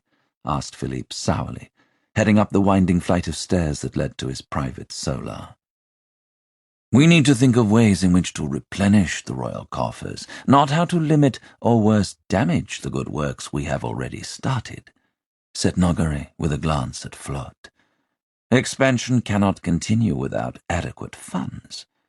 And without expansion, without a forceful exertion of royal power in this kingdom, our lord will be as impeded by wilful vassals, bishops, and princes as his predecessors before him." As they reached Philippe's solar, Nogaret went forward to open the doors. Philippe was nodding as he entered the sunlit chamber. "Nogaret is right. Expansion is paramount. Under my father, the Capetian dynasty lost its potency. In order to regain the authority wielded by my grandfather, I must continue to exert myself." "With all due respect, my lord," said Flotte, "King Louis didn't attain his authority through the purchase of townships and bishoprics. It was through crusading that he earned his people's respect." Nogaret smiled inwardly as Philippe turned to stare at the older minister. "People say lawyers talk too much. Be careful, Flotte, that you do not prove them right, or it will not be your salary that is cut." "I'm sorry, my lord. I meant no offense." Passing a desk that was carefully arranged with parchments, quills, and inkpots, none of which looked used, Philippe shrugged off his winter cloak, edged with cloud-soft ermine, and handed it to Flotte. Sitting back on a couch that overlooked the gardens, he crossed his long legs. "While I wish to discuss the matter of Bordeaux further, I have received some disturbing news that requires my immediate attention." Philippe's blue eyes fixed on Nogaret. "The Grand Master of the Temple arrived in the city 2 days ago. Shortly before this, we discovered he has been requested to attend a meeting at the London Preceptory with King Edward and a representative of Pope Boniface, a man named Bertrand de Gaulle." "The bishop? You know him?" "In a manner of speaking, I met him in Bordeaux." Nogaret told the king how the bishop had interfered with one of the arrests. "He could make things difficult for us, especially if he elicits the support of the archbishop, as he threatened." "Bertrand doesn't worry me. I've had dealings with him before. All that interests him is filling church offices with members of his family. The man is an avaricious little leech who has spent most of the past year since his appointment trying to worm his way into the Pope's favour. I doubt he will cause us any real trouble. But if needs be, a well-placed bishopric for one of his nephews will keep him pliant. No, it is the reason for this meeting that concerns me. I fear Edward may try to use the Templars against me." Nogaret's brow furrowed. "I do not see how. Edward cannot command them. The Temple answers only to the Pope." "Exactly," said Philippe, rising suddenly. "Which is surely why Bertrand de Gaulle, as Boniface's representative, will be in attendance. My forces can hold against the English at present, but against the full might of the Temple—" He shook his head grimly. "Even if the English Templars joined forces with Edward, the French would not. Neither would those in the maritime states, or Germany or Portugal. They rely on kings and princes across the West for donations and privileges. They wouldn't want to jeopardize that." "I have to agree with Nogaret," interjected Flotte. "What purpose do the knights have, now the Crusades have ended?" demanded Philippe. "What are they, if not an army looking for a war? As a unified force, they could take Guyenne in a matter of weeks." "They aren't a unified force," responded Flotte. "Half their order is camped out on Cyprus, the other half dispersed throughout Christendom. Since the fall of Acre, they have spent most of their energy increasing their monopoly over the wool trade. and from what we know, Jacques de Molay has come seeking support for a crusade, not to fight someone else's war. Nonetheless, I would know for certain that I have nothing to be concerned about. Perhaps the Temple would not fight a war for Edward, but he might persuade them to support him financially. I know he is struggling to maintain a strong presence in Gascony, and the revolt in Wales must have taxed him heavily. And if they do support him, ventured Nogaret, then I will have to find the money for my fleet from somewhere. I may have to bring my plans for an invasion of England forward. Philippe turned to Nogaret. You will go to London. I will arrange for you to leave as soon as possible, in order that you are there ahead of Jacques de Molay. You will discover the purpose of the meeting.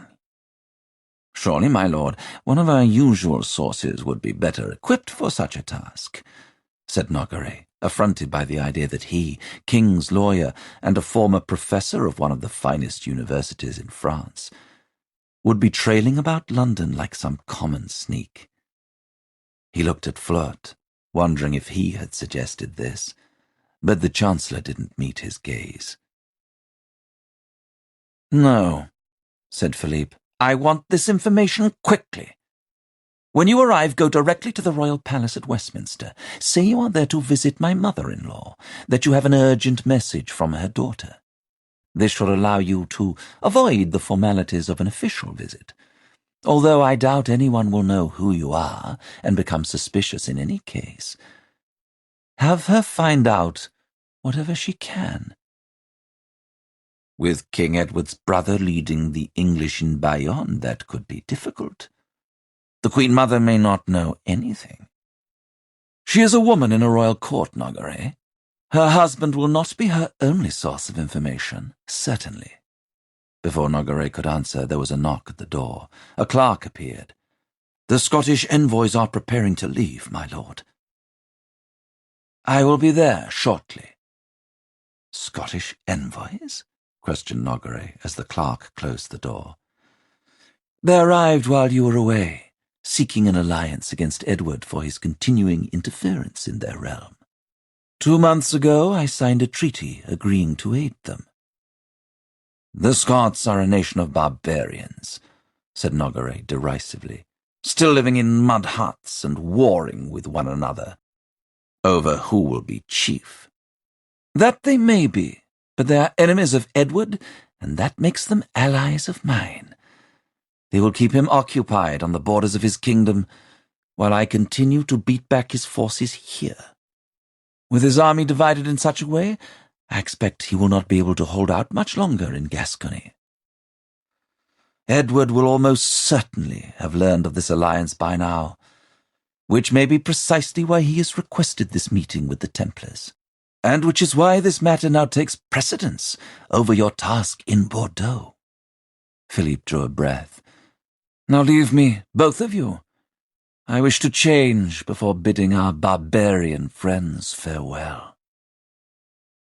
When the ministers had gone, Philippe crossed the chamber to a full-length silver mirror. He removed the gold circlet from his head and placed it on the desk. Next, slowly, deliberately, he unfastened the belt embossed with silver that pulled in the wine-coloured robe at his waist. Drawing the folds of the robe over his muscled torso, he took it off and draped it on the arm of the couch.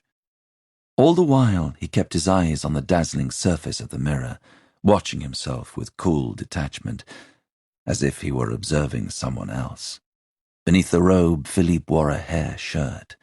The tight-fitting garment was fashioned from coarse goat hair and gave off a repugnant odour, which worsened when he sweated. He noticed the weave was looking a little flat and reminded himself to have his tailor make a new one.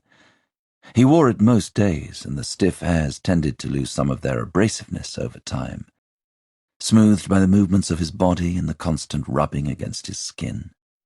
As he unlaced the leather thongs, the garment loosened, coming away from his chest with a feeling of such intense relief that it took all his effort not to tear the thing away. Undoing the rest of the ties, he removed the hair shirt and laid it carefully beside his robe. In the mirror, Philippe examined the results of the day's penance. His skin was irritated, a feverish red.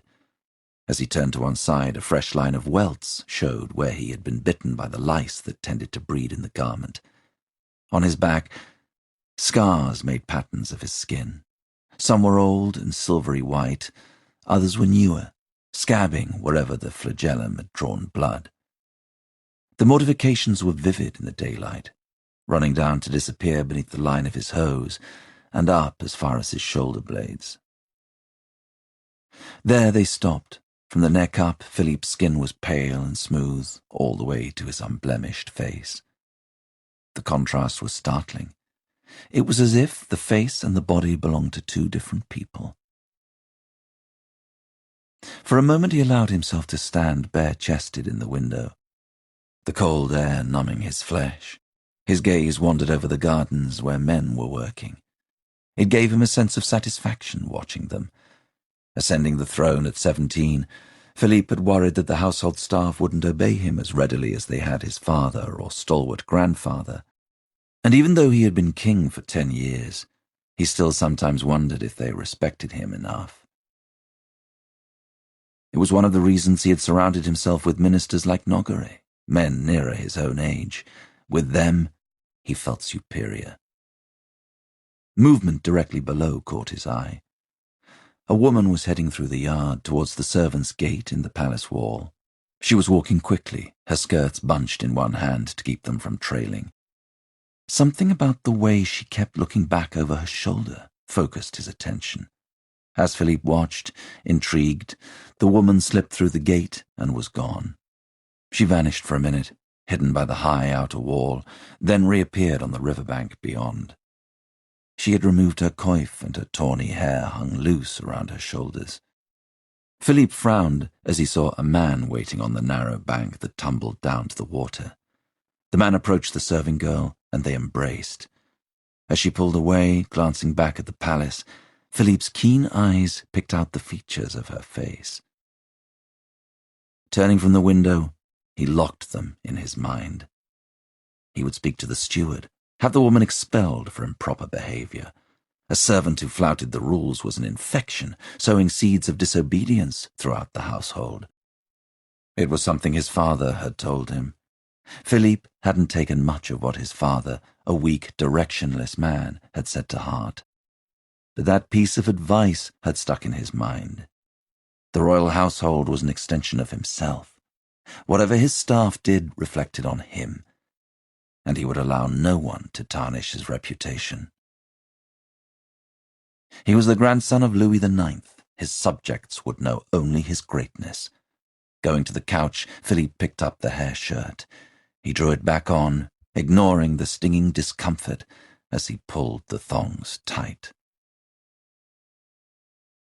The Banks of the Seine, Paris, 21st of December, 1295 A.D. Over an hour had passed since he had crossed the Grand Pont onto the banks of the Ile, and Will was beginning to wonder if the servant had delivered the message. The palace walls loomed over him, sheer and impassive. Dramatic changes had occurred within them.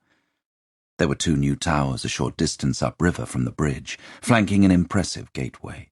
Beyond the walls, along with the grey steeples of the royal apartments and administrative buildings that he recognized, a tight jumble of structures had sprung up, the sharp angles of rooftops carving the spaces between soaring turrets, adorned with colourful flags.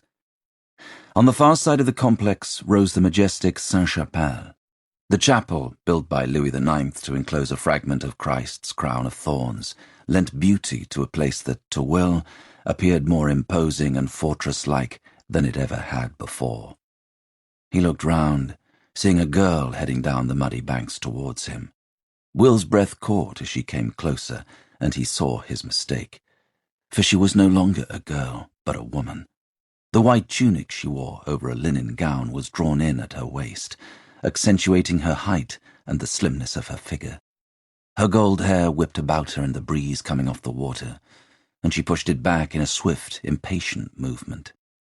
Her face was pallid and a little gaunt, prominent cheekbones emphasizing a strong chin. The sight of that face hurt him, Both in its strangeness and familiarity, it hurt him somewhere vital. "Rose." She stopped short, but he went the rest of the way and drew her to him. Her hair was soft and smelled of wood smoke. It was 2 years since he'd held her, but felt much longer. "I was starting to wonder if you were coming." "I have duties," she replied, pulling away with a glance at the palace. Will drew in a slow breath. He shouldn't have expected her to come rushing to meet him. Their parting had not been easy, and in the time he'd spent on the road since, he'd had no chance to contact her. "How are you?" He tried to sound bright, but regretted the question immediately. It was so formal, so insipid. Rose gave a tight shrug. "Because Andreas assured me you would be given a good position here. In his letter, he said he had written to the Queen, asking if something suitable could be found for you." Will stared at the muddy ground, unable to look at her rigid face. "He promised me you would be taken care of, that he had the influence to make certain of this." "Then I suppose it must be fine," she retorted. The wind lifted her hair, and she pushed it back again. As she did so, Will saw the scars on her hand, where she had been burned. Her skin was raw-looking and shriveled. She caught him looking at it and folded her arms. "I want to know that you're happy," Will said, aware of how helpless he sounded. She made a sharp, scornful noise. "So you don't have to think about me anymore?" Her dark blue eyes were cloudy with anger. "So you don't have to feel guilty for sending me away?" Her words stung him, filled with venom and truth. He put his hands on her shoulders. She had grown tall. How old was she now? 17? No, she would have turned 18 last month. "I know these past few years must have been difficult for you, but—" "Difficult? You have no idea. As soon as we landed on Cyprus, you left me. I hardly saw you for months." "What else could I do?" said Will quietly. "On the ship from Acre, people just assumed you were another orphan rescued from the city. But when we reached Cyprus, I had no choice but to leave you." He stared out across the green Seine, flowing silently beside them. "I would have been expelled if the others had found out about you, if they knew I had a daughter. You know that." He looked back at her. "But I made sure you would be cared for." She scoffed again. Will's expression hardened. "I did the best I could. You had a good life with Elias." "Yes, and then you forced me to come to Paris." "Elias had told me he was planning to come here, and Grandmaster de Molay began preparing his progress through Christendom as soon as he was elected. I couldn't abandon you in Limassol knowing we would all be leaving. Paris offered you the best chance. I knew Andreas would be able to use his contacts with the royal family to help you find decent work." Will shook his head. "Other children who survived Acre weren't so fortunate, Rose. They lost both their parents and were forced to beg on the streets, or worse." "I know how they feel. I lost my parents too." Will felt as though she had just slapped him. He was silent, staring as she half turned away, unable to meet his gaze, her cheeks flushing pink. He tried not to say it, but couldn't help himself. "What is that supposed to mean?" "Nothing," murmured Rose. "I want to know what you meant by that." He didn't, yet still he asked the question again. Rose turned on him. "It means my parents died at Acre, both of them." For a moment Will saw someone else looking back at him out of those stormy sea eyes, mocking him, and right then he wanted to strike her. The wall inside him cracked apart and his hand squeezed into a fist, all his rage and pain and impotence flooding into it. He wanted to push it into her, into the woman in front of him who shouldn't even be a woman, who had grown up without him, into this perfect picture of her mother. His hurt made manifest, standing here before him, reminding him of that great betrayal, those dark blue eyes, not his, not her mother's, but someone else's, a name he couldn't even say. As Rose began to walk away, Will took a step forward, reaching out as if to grasp her. Then he faltered, his hand falling as the distance between them grew too great. He waited, but she didn't look back. Entering the servants' passage, she disappeared. Will lifted his head and stared into the sky until the sunlight blinded him. By the time he crossed the Grand Pont and made his way back up the Rue du Temple, the sunspots in his vision had cleared, and the familiar numbness was enclosing him once more. Having returned to the preceptory, he was making his way through the knight's quarters when Uge and Robert found him. "We need to talk," said the visitor. Robert noted the cloak bundled under Will's arm with a quizzical frown. "Come," said Uge, not seeing Robert's look. He led the way to the officials' building and up to his room. "We do not have long. It will soon be nones, and Jacques has arranged a special service to address the men." He closed the door as they entered. "This morning I received word from our brother in London. As soon as the summons for the Grand Master arrived, I had Thomas try to find out the purpose of it." Uge's mouth flattened in a line. "It would appear the Pope is proposing to merge together the temple and the hospital. The plan is to send both orders back to the Holy Land as one united force on a crusade we will fund together." Will's brow furrowed, but he shook his head. "That will never happen." "You don't know that," said Robert a little sharply. Will looked at him, then back at Uge. "Does Jacques know?" "I told him this morning. I said I found out from the Master of England, which is partly true. Thomas intercepted a message from King Edward to the Master, which spoke of the Pope's intentions. Edward, it seems, was requested to attend, as a man of influence who has close relations with the temple. Presumably the Pope wants him to support this plan." "What was Jacques' reaction?" "Jacques wants a crusade, certainly, and is prepared to pay for it. I fear he would quite willingly bankrupt the order for one. But he wants any move eastwards conducted under his own terms. He will not work with the Knights of St. John, and I do not blame him. From a military point of view, it would be a disaster. Any possibility of harmony between our orders ended years ago." Will knew Uge was referring to the temple's assault on the Knights of St. John in Acre. The assault, which followed a dispute between opposing royal factions, had happened decades ago, but the Hospitallers had never forgiven them for it. In every disagreement between Western forces in the Holy Land since, they and the Templars had stood on opposite sides. The only time there was any unification was at the fall of Acre, when the two Grand Masters rode out together to face the Mamluk hordes. But Will doubted, in this convoluted arena of Western politics, where battle lines weren't clear and alliances seemed built on sand, that any such event could unite them again. Too many in the Knights of St. John remembered the stories of brothers begging to allow the sick and dying through the temple's barricades in Acre, and the Templars' jeers at their pleas. Conversely, the Templars maintained they had been in the right, and the Hospitallers' quarrel with them was born less out of vengeance and more out of an ongoing attempt to undermine them in the hope of gaining control of Templar territories and assets. It was hardly, as Uge said, grounds for a merging of the orders.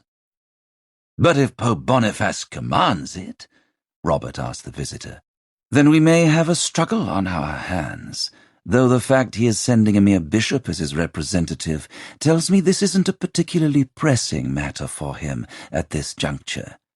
Perhaps he simply wishes to gauge our response to such a proposition. From what you have told me, the pontiff didn't mention anything of this during your time in Rome." "No," acceded Will, "but that isn't surprising. Pope Boniface's election wasn't popular with everyone in the Sacred College, and while we were there he was kept busy placating his rivals. Jacques was away for months, visiting the king in Naples and our preceptories in Venice and Genoa, so other than a few meetings in the spring we hardly saw His Holiness at all." "You said the summons came from Edward," said Robert, "so it can only be assumed he does support the Pope? This is what we've been afraid of, ever since he started demanding money from Everard. The old man feared it would only be a matter of time before the king acted on his ambitions for the Holy Land, And now, with the Grand Master bent on returning—" Robert hefted his shoulders. "Though I cannot say I blame him. There are times I wish we could avenge what was done to us at Acre. Times I feel so consumed by fury I cannot imagine how I ever saw any Muslim as a brother." He looked at them. "But the Crusades are over, and despite what was lost, that is a good thing. King Edward pledged himself to the cause of the Brethren. He should be with the Brethren in seeing the cessation of hostilities as an opportunity for continued peace between East and West, not planning to deliver us all back into war, even at the bidding of the Pope." Will was quiet. His comrade had no idea of the lengths Edward would go to in securing what he wanted. Edward only cared for peace when it suited him.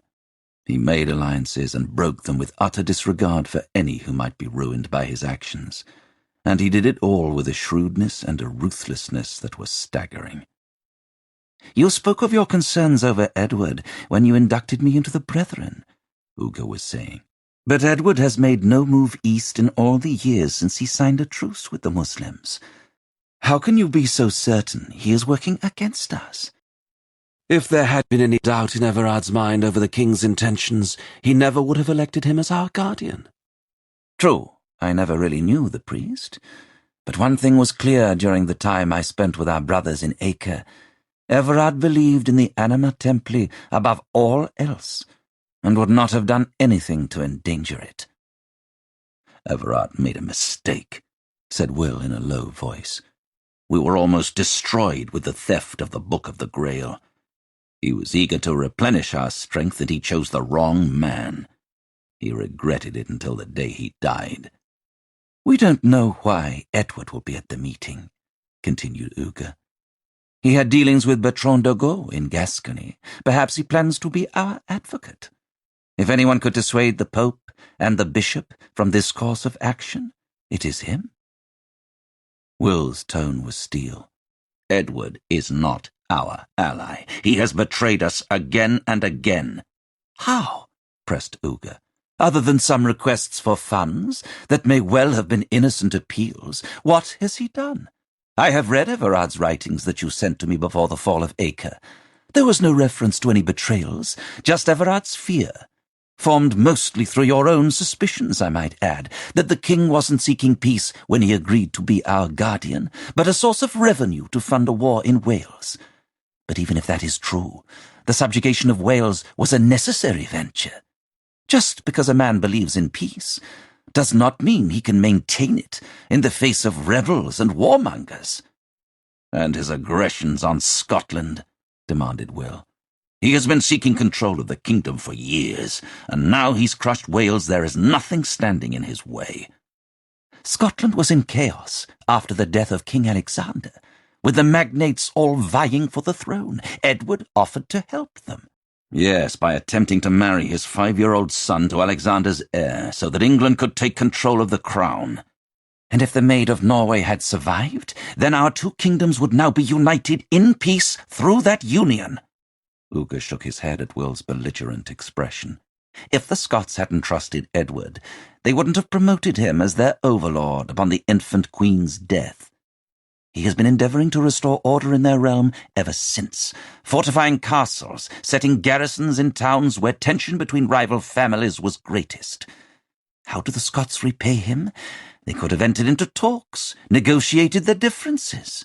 Instead, they signed a treaty with his enemy." "Just when did you become English, Uga?" asked Robert, eyeing his friend with resentment. "I'm merely trying to see it from Edward's point of view," replied Uga calmly, "and to understand where this suspicion of him comes from. We are brothers, are we not?" He spread his hands to the two angry men in front of him. "We are on the same side. I just want to make sure, whatever happens, that the temple is safeguarded. These are unsettled times. Our Grand Master wants to launch a crusade, and the Pope wants to join us with our rivals.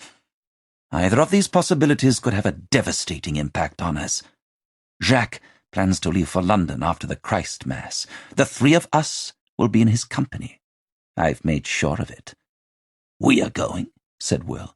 Yes, and I believe we should look upon Edward as our friend in this matter. Then this discussion is over, said Will, crossing to the door. Uga stared after him. Fury flooded his face in a red rush. You will halt, Commander! How dare you turn your back on me? Will rounded on him, the violence in his eyes making Uga pause. We were discussing Anima Templi business. In case you had forgotten, I am its head. If I say our meeting is ended, it is ended. God damn him, murmured Uga as Will left the room. Robert went to speak, but the visitors silenced him. No, Robert, do not excuse him. If he speaks to me like that again, I'll have him expelled from this order. Chapter 4. New Temple, London, 7th of January, 1296 A.D. The city was on fire. Pillars of black smoke billowed into the dawn sky, obscuring the sun. Boulders tossed up by the siege engines smashed through the walls, pulverizing rock into rubble, crushing men. Women and children, faces dust-streaked, crowded on the harbour wall, desperate for the few boats to take their swelling numbers to the last galleys out in the harbour. Will spurred his horse through them, his attention fixed on a distant figure stumbling along the broken eastern mole.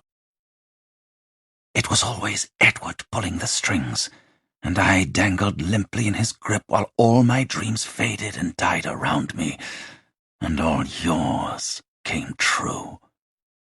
Will sat up as the sound of Garin's bitter words filled his mind. There was a pressure in his chest, making it hard to breathe. I had been Edward's puppet for so long that I danced to his tune, even when he wasn't controlling me. He rose and crossed the empty dormitory to the window. Planting his hands on the ledge, Will looked out over a square of grass bordered by cloisters. On the air he smelled the marshy Thames. This place was crowded with memories, but fainter, less substantial than those that surrounded him in Paris. He had spent only 2 summers at New Temple, although the fact that this was the last place he had seen his father held a certain nostalgic pain. It felt as though he were retracing his steps, Paris to London. Thoughts of Scotland, his birthplace, were stronger here. He still had the letter from his sister, Yasenda, folded in his sack. Both she and his elder sister Ede were, as far as he knew, still alive. 3 Templar sergeants headed across the lawn, black tunics loose on their lean frames, young muscles not yet toughened from labour or combat. He had been like them once, green with youth, in awe of the knights who towered above him like fierce angels in their sinless mantles. He recalled days spent helping Simon in the stables, winter mornings loping around the training field, Garin running at his side. It seemed like another life. As the preceptory bell began to clang, the sergeants picked up their pace and disappeared under the arches. Will went back to the pallet. Crouching, he pulled his sack from under the bed. He paused, his hand hovering above it. It's over, Will. Don't you see? It's over, for both of us. We've lost everything. All we can do is die. As Garin's voice echoed back to him, he reached into the sack, his fingers closing over the folds of his spare undershirt that was wrapped around something hard. He withdrew it, peeling back the shirt until the knife lay naked on his palm. He had taken it from the preceptory kitchen yesterday evening, when most of the men were at vespers. No one commented on his tardiness when he slipped into the chapel to join them. The Master of England and his officials were preoccupied with welcoming the Grand Master, and if any of the knights had noticed, they hadn't questioned him. After all, he was a commander. The blade was long and thin, embedded in a stout wooden handle. It was easy to conceal. No one would see him draw it. Garin had been a pawn, a fatal one at that, but still just a pawn. Edward was the player, the one pushing the pieces across the board, winning with every move, from Owen's murder at Honfleur and his own degradation in a Paris brothel, a death in its own way, to the ambush outside Mecca and the fire in Andreas's house. He may not have dirtied his hands in the process, but Edward had been the driving force behind all Garin's actions. That was as clear to Will as if the king had ground his own seal into each and every cruel moment that had been spun around his intentions. He had killed, connived, and lied his way to gaining the things he wanted, throughout it all wearing a veneer of honor that had fooled even Everard. It was because of Edward that Will had lost almost everything that was precious to him in life. He couldn't live with that injustice any longer. He had sworn revenge on the deck of the Phoenix as they had sailed out, leaving Acre in ruins behind them. His fury then had been pure, a raging fire, but in the years since it had turned to ashes inside him, grey and stagnant, polluting his thoughts. With his return to the west, that fire had been rekindled, and now, so near to the king's seat of power, so close to the man himself, it blazed hotter than ever, that arrogant face a beacon in his mind. Will's fingers reached out, ready to wrap around the handle of the knife, but he stopped short of touching the blade. He exhaled sharply, aware that he had been holding his breath. Growling a curse, he stuffed the shirt around the blade and bundled it back into the sack. He would return it to the kitchen later, before anyone missed it. The door opened, and Robert entered. "What are you doing in here?" Will kicked the sack under his pallet. "Nothing." "Didn't you hear the bell?" Will realized the monotonous clanging was continuing outside. "He's here," said Robert grimly. "You should come." Will crossed to the door. He glanced back at the pallet, then headed out. The main courtyard of the London Temple, which led onto Ackerman Street, was crowded with men. A group of finely caparisoned horses was being led towards the stables. Will halted. Walking towards him, beside the Master of England, was Edward. If age had altered Will's comrades, that was nothing compared with what the years had wrought upon the English king. They had taken the haughty young man he had last seen 23 years ago and changed him beyond recognition. True, he retained his athletic figure and his impressive height that lifted him above most other men. But there the similarity ended. Will had been imagining a face still framed by dark hair, but now, at 56, Edward's hair was as white as a swan's feathers. His beard was silvery, clipped close to the line of his jaw, underlining the hardness of his face, and the slight droop in his eye had become more prominent. He looked a little stiff as he walked, although with his broadsword slung from his hip and his stride purposeful, he seemed as vigorous as all the younger men around him. As Edward approached, followed by a multitude of royal guards and advisers, his eyes fell on Will. For a few seconds there was no sign of recognition. Then his face filled with alertness. "Campbell." The Master of England, a youthful, energetic man with black curly hair called Brian Le Jay, looked from the king to Will, who, unlike the other knights, didn't bow as Edward paused. "You know one of our brothers, my lord?" "Of old," said Edward, not taking his eyes off Will. His French was poised and perfect. "Commander?" Will glanced to Edward's right and saw Uga staring at him intently. "Bow," mouthed the visitor. They were all looking at him. A frown was creasing Brian Le Jay's face. Uga's command was unassailable. Setting his jaw, Will inclined his head in Edward's direction. A flicker of satisfaction appeared in the king's eyes. Then Le Jay moved in, and the frozen moment passed. "My lord," said the English master, motioning Edward to the chapter house. "Grandmaster de Molay is waiting. We should join him." Will followed, Robert close at his side. His eyes didn't leave Edward as they filed into the chamber. The Grand Master was seated on a dais beside a small man with a tonsured head, who Will guessed was Bertrand de Gaulle. Jacques rose to greet Edward as the king ascended the dais and took his place on one of the empty seats, along with Brian Le Jay and Uga, while the knights and royal advisers crammed into benches on the floor. Jacques remained standing as the chapter house doors were shut. Almost 200 years ago, Uga de Pin journeyed east with 8 fellow knights. The first Crusaders had captured Jerusalem for Christendom, and the Holy City had become a place of pilgrimage. Here, Hugues, a young nobleman under the vassalage of the Count of Champagne, saw the perils confronting so many Christians who wished to travel to the holy places.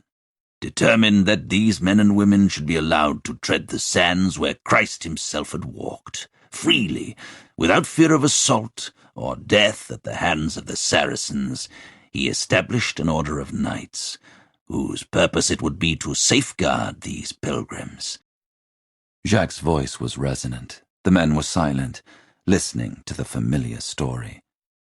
Hugues de Pin was the first Grand Master, and although our order expanded from those beginnings into the realms of politics and trade, growing more influential every year, his mission remained at our core. We are the guardians of the Holy Land. It is what we were created for. It is our sole purpose. He shook his head.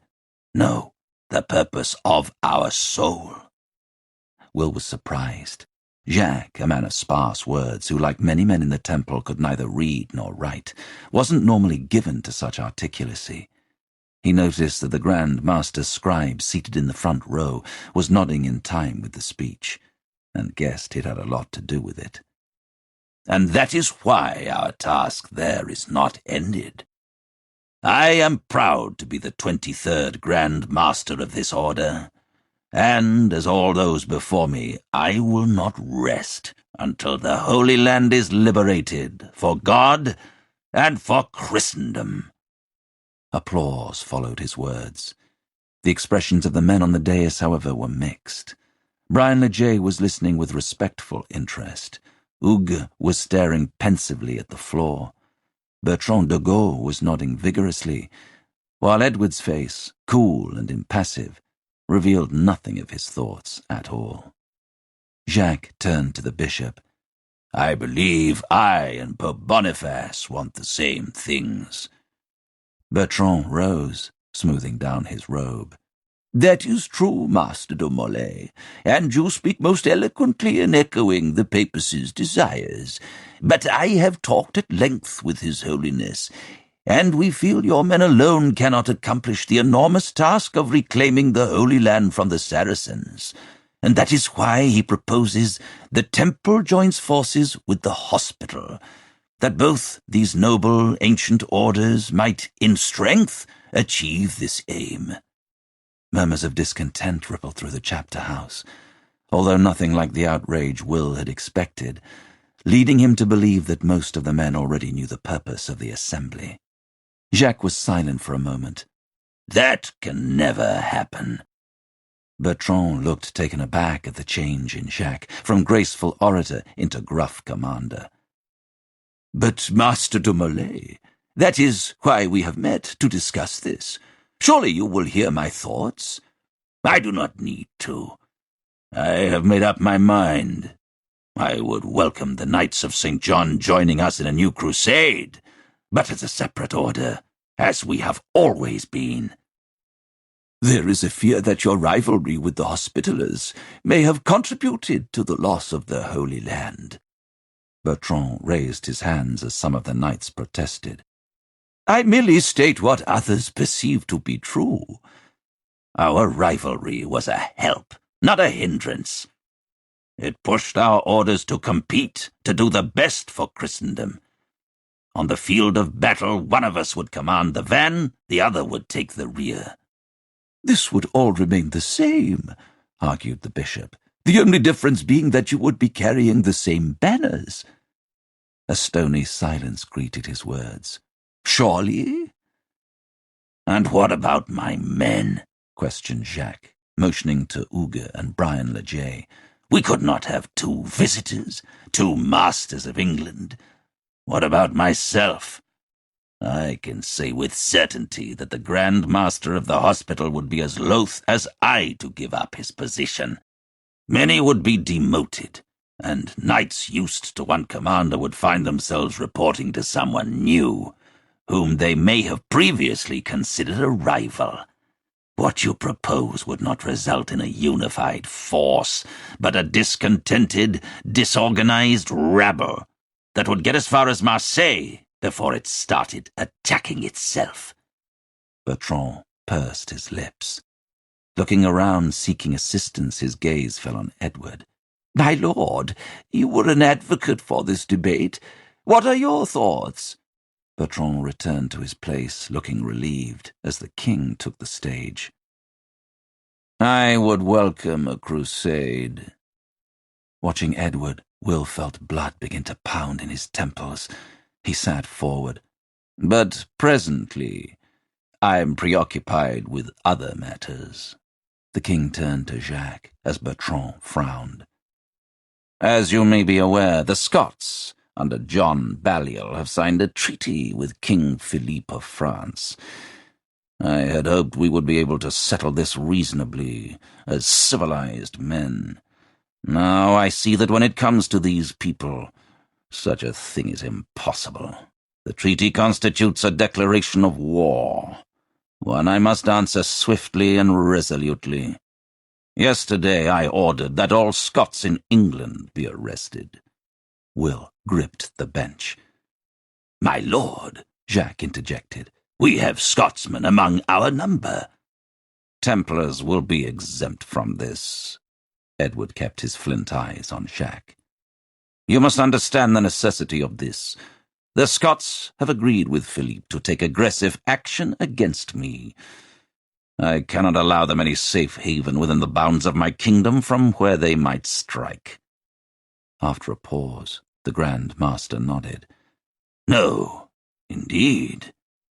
Bertrand was staring bewildered at Edward, as if he had expected the king to say something else entirely. "My lord, with respect, you are talking here of going to war with another Christian nation, when what we have gathered to discuss is the recapture of the Holy Land from the hands of non-believers. This must be our priority." "Unlike the Church, Bishop, I do not have the luxury of choosing my enemies. Philippe and the Scots have raised arms against me. I would be failing my people and my position if I did not respond." Edward looked back at Jacques. "I am preparing to head north to counter Balliol, but with my brother leading English forces in Gascony and others of my commanders overseeing the suppression of the Welsh revolt, I am diminished. I have need of disciplined warriors and heavy cavalry. To this end, I seek the support of the Temple." Will was relieved to see that the Grand Master looked unimpressed. "The very reason I have journeyed here, my lord, is to ask the aid of kings in raising men and arms. I did not expect to have to answer such a request myself. My men are needed in the east." Edward's brow creased. He went to speak, but Hugues stood.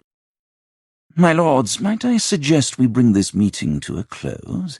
With these unexpected matters now requiring our attention, it would be prudent if we each are given time to think before making hasty decisions." He looked at Jacques. "We could reconvene tomorrow." The Grand Master nodded. "Very well, Visitor de Perrault. My lord." Edward paused, then inclined his head.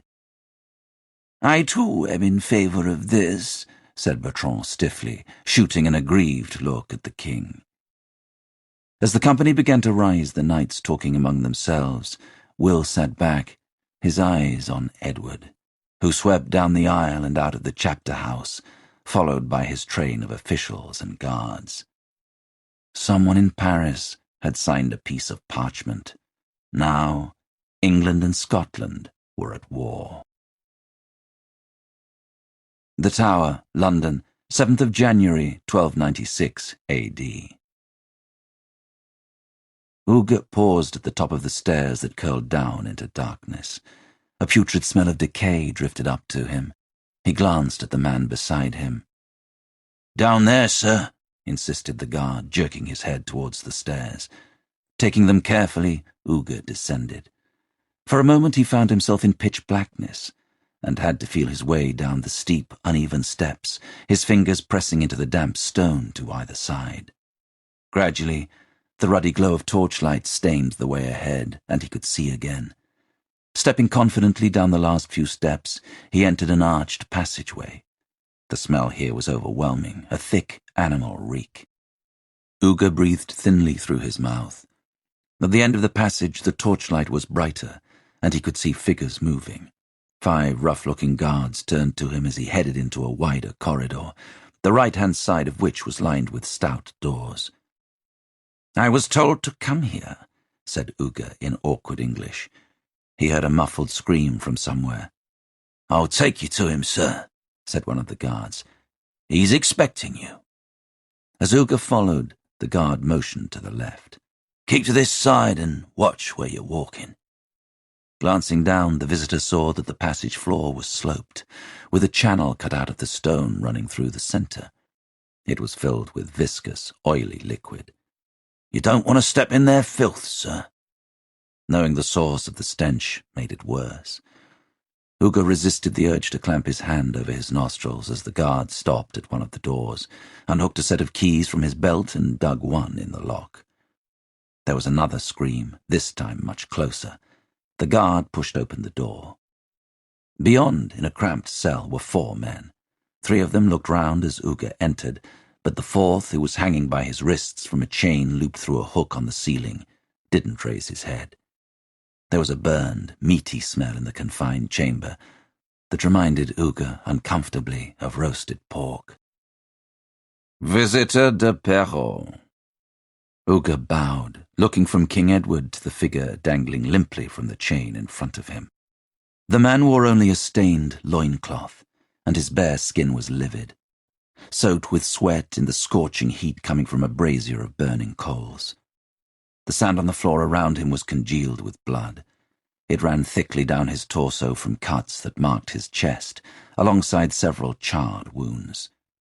Uga guessed the burned patches had been made by the branding iron one of the other 2 men, both guards, was wielding, and the meaty smell made him feel suddenly nauseous. "Should I return later, my lord?" "No," replied Edward curtly. "I will speak to you now." Uga's nose wrinkled as the prisoner coughed bloody drool into the sand. "Who is he?" "A Scottish spy." Edward moved to the side of the cell and nodded to the guard, who thrust the iron into the heart of the glowing coals. Sparks crackled and fizzed. A deep shudder ran through the prisoner at the sound. "He crawled his way like a maggot into my household months ago. He has been spying on me, waiting to report back to his masters. It is a good thing my men unearthed him when they did, or the Scots might have known my battle strategy before the vanguard left London." "That isn't true," rasped the prisoner. "I'm innocent." Edward snapped his fingers at the guard, who withdrew the brand, its tip now smouldering orange. "Again." The man howled as the guard pressed the fiery brand to his chest. Hairs burned and flesh bubbled. He swung forward, his legs giving out. "Dear God, no more!" He was panting harshly. Edward leaned in. "Then tell me what I want to hear. Did you get word to Balliol? Does he know of my plans?" "No!" breathed the man. There was silence for a long moment. Slowly the man raised his head. "But it does not matter. He will still be ready for you." "There, you see," Edward murmured. "My people will slaughter you, you false-hearted bastard." The man clenched his eyes shut and threw back his head. "Long live King John!" "Kill him." One of the guards stepped forward, his sword rasping in his scabbard as he unsheathed it. He plunged it into the man's belly, ripping through muscle and bowel with one cruel twist. "These people came to me for help," said Edward, as the man buckled over the sword and began to grunt. "They came to me after the death of their king and his only heir, and begged for my help. At great expense to myself, I set up a trial to determine the rightful claimant to their throne." He turned to Uga. "Once John Balliol was chosen and enthroned, order was restored to their kingdom. I believed they would be grateful. I was mistaken. The prisoner sagged forward as the sword was withdrawn in a rush of blood and fluid. Edward moved to the door, which was opened for him by the other guard. "I need the Temple's assistance. You must persuade Jacques to give me the men to put down Baliol's rebellion." Tearing his gaze from the dying man, Uga followed Edward into the passageway. "That may be difficult, my lord. Jacques is set on his crusade. I doubt he will want any resources deviated from that cause." Uga squinted against the growing light as they headed up to a windswept courtyard, dominated by a huge shed which housed the royal menagerie. Edward turned abruptly, stopping Uga at the top step. He might, if all talk of merging the temple with the Knights of St. John was silenced. "What are you suggesting?" "I know Bertrand de Gaulle. He may appear a feeble pedant, but he does have the ear of the Pope. He could persuade Boniface from this proposition, given the right encouragement from me. We have always had good relations in the past, you and I. You have given me aid when I have asked for it before. Do not fail me now." "What of your pledge to me, my lord? With Acre lost, the temple needs a secure base." "The Hospitallers are established on Cyprus, and the Teutonic Knights now have a firm hold on Prussia. We must follow their example and seek an empire of our own, safe from the interference of secular authorities and the whim of the Church. We have always relied on our reputation to generate support, funds and potential recruits from the nobility, special privileges from kings. Now our standing is diminished, we must look to things of greater permanence to ensure the continuation of our order. Foremost of our needs is land. And I will be in a much better position to help you secure this when the Scottish rebels are put down. Perhaps Scotland could even provide a useful base for your order. You already have preceptories there. I'm sure we could come to some arrangement." Uga was quiet. "I will do what I can," he said finally. "I will try to persuade Jacques to aid you, but in return, all talk of us being merged with the hospital must stop. The whereabouts of our new base can be decided in due course." Edward moved out into the yard, allowing Uga to step into the daylight. The braying of an animal in pain sounded from the shed. "What of Campbell? He is your head, and more of Everard's stock. I doubt he will agree to this. He is Scottish, after all." "Campbell may be head of the Brethren, but I am visitor. He will yield to my authority." Chapter 5. New Temple, London, 8th of January, 1296 A.D. As Will entered the chapter house with the other knights, he scanned the chamber. Uga was at the front with Jacques. Seating himself on one of the benches near the dais, Will tried to catch the visitor's eye. Following yesterday's assembly, he had called an urgent meeting of the brethren, but only Robert and Thomas, their English brother, had attended. Will had been distracted by both Edward's demands and Uga's troubling absence, and their discussion ended unsatisfactorily, with nothing decided. Afterwards he looked for Uga in the great hall at supper, but there was no sign of him, and he went to his dormitory after Compline, plagued by concerns. He had lain awake long into the night, the knife that remained beneath his pallet, a tangible presence in the gloom. As Uga moved to sit beside Brian Le Jay, his gaze fell on Will, but if he noticed the questioning look, he showed no sign of it, his eyes flicking away as King Edward took his place. Jacques looked weary, but his voice was resolute as he addressed the assembly. "I have spent many hours in discussion with my officials, but my conclusion remains the same. To unite our order with the Knights of St. John would do the ongoing struggle for the Holy Land more harm than good. I cannot agree to this," he said, turning to Bertrand de Gaulle. The bishop, who appeared pale and drained, stood. "I too have had time to think upon this matter." He hesitated. Will frowned, seeing him glance at Edward. "I have had time to think," Bertrand repeated, "and I believe you are right." Murmurs of surprised approval greeted his words. Jacques silenced them. "For now, Master Templar," continued Bertrand, looking at the Grand Master with something like regret, "I will defer to your experience, and shall return to Rome to pass my recommendation to His Holiness that the temple and the hospital remain as separate orders, each working individually towards a new crusade." Will was as taken aback as the rest of the knights at this abrupt change of heart on the bishop's part. But unlike the others, he wasn't glad. He felt uneasy. Something else, some other agenda was playing out on the stage in front of him. He just didn't know what it was. The answer wasn't long in coming. The Grand Master remained standing as Bertrand sat. "On the matter that was raised yesterday by Lord Edward, I also have a response." The Grand Master nodded to the king. "The temple will give you what you ask for. We will support your move against Scotland." Will jerked to his feet. A few of the men sitting beside him glanced at him, but he only had eyes for Edward, who appeared cool, composed, and not at all surprised by the Grand Master's decision. "Master Le Jay will work with you to this end, but only knights from English preceptories will form part of your force. I will not anger the temple's allies in France and elsewhere." Edward inclined his head to Jacques. "That is certainly understandable, although it would be advantageous for me to use your principal preceptory in Scotland as a base. I plan to have crossed the Tweed above Berwick by Easter.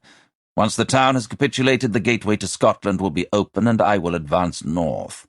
Ballintrodoch will be a useful staging post in which to rest my troops, and from where I could proceed directly into Edinburgh." "This can be arranged." "I presume the knights at Ballintrodoch will agree to this, no matter any partisan inclinations they may have?" As the king spoke, his eyes fell on Will, who was still standing. "They will obey any order that comes from me," responded Jacques. "In addition to 50 knights from this preceptory, we will send 100 sergeants to augment your infantry. Master Le Jay will agree the rest of the details with you. He will command our forces personally." "I welcome your commitment," said Edward smoothly. "And with your pledged assistance, I believe this battle is already won." The Grand Master added a few words about how he was looking forward to discussing his crusade with the king, once the troubles in Scotland had been resolved. But Will wasn't listening. As the meeting drew to a close, Edward got up to speak to one of his advisers. "Summon the magnates. We meet at Newcastle on the first day of March. From there we head north." Seeing Uga walking down the aisle towards the doors, Will pushed past the men on the bench and followed him into the courtyard. "Uga?" Uga turned angrily. "You will address me in the proper manner, Commander." "What happened? Why did Jacques agree to this?" "Keep your voice down," snapped Uga, as knights filed out of the chapter house behind them. He gestured to the officials' building. "In there." When they entered Uga's chambers, Will went to speak, but the visitor beat him to it. "You need to stop this. Your behavior is starting to be noticed. It's been 4 years since Acre. It was devastating, yes, but it is time you ceased dwelling on it." "I know we haven't always seen eye to eye, Uga, but I respect you and your position, which is why I initiated you into the Anima Templi. You have to talk to Jacques. You have to persuade him from this course of action." "I cannot do that." "Why not?" Will stared after him as he strode to the window. Uga looked down on the courtyard. Edward's tall form was moving among the knights, the circlet on his head a halo of gold in the sunlight. "I tried to tell you in Paris, but you wouldn't listen." He turned. "The West is changing. Jacques is part of an old order, still looking to the east, still holding the cross to Jerusalem. We cannot allow him to drag the temple with him. I agree. You and we will talk to him. I've known him less than a month, and I already see he will not be persuaded from this course. Jacques is a military man, a general through and through. You've been on the road with him, beating the drums of war for 2 years. If he could have been converted from this aim, you surely would have done so by now. Uga went on as Will faltered. Listen to me. Jacques will go his own way if he has to take up his sword and march east alone. We cannot stop him, but we can safeguard the order. In this changing world, territory is everything. It is what Philippe and Edward are fighting so fiercely for. With territory comes power, and with power comes autonomy. We stood beyond the laws of kings and princes for almost 2 centuries, because only the Pope had control over us. But now, the Pope's power is waning. God's vicar on earth does not own enough of it to match the rising authority of these warrior kings. If we do not cut ourselves away from the papacy, we may find our strength diminished. But with a secure base of our own, we can continue to expand and grow. We can continue to be one of the most powerful and affluent brotherhoods on this earth. Uga's eyes were bright.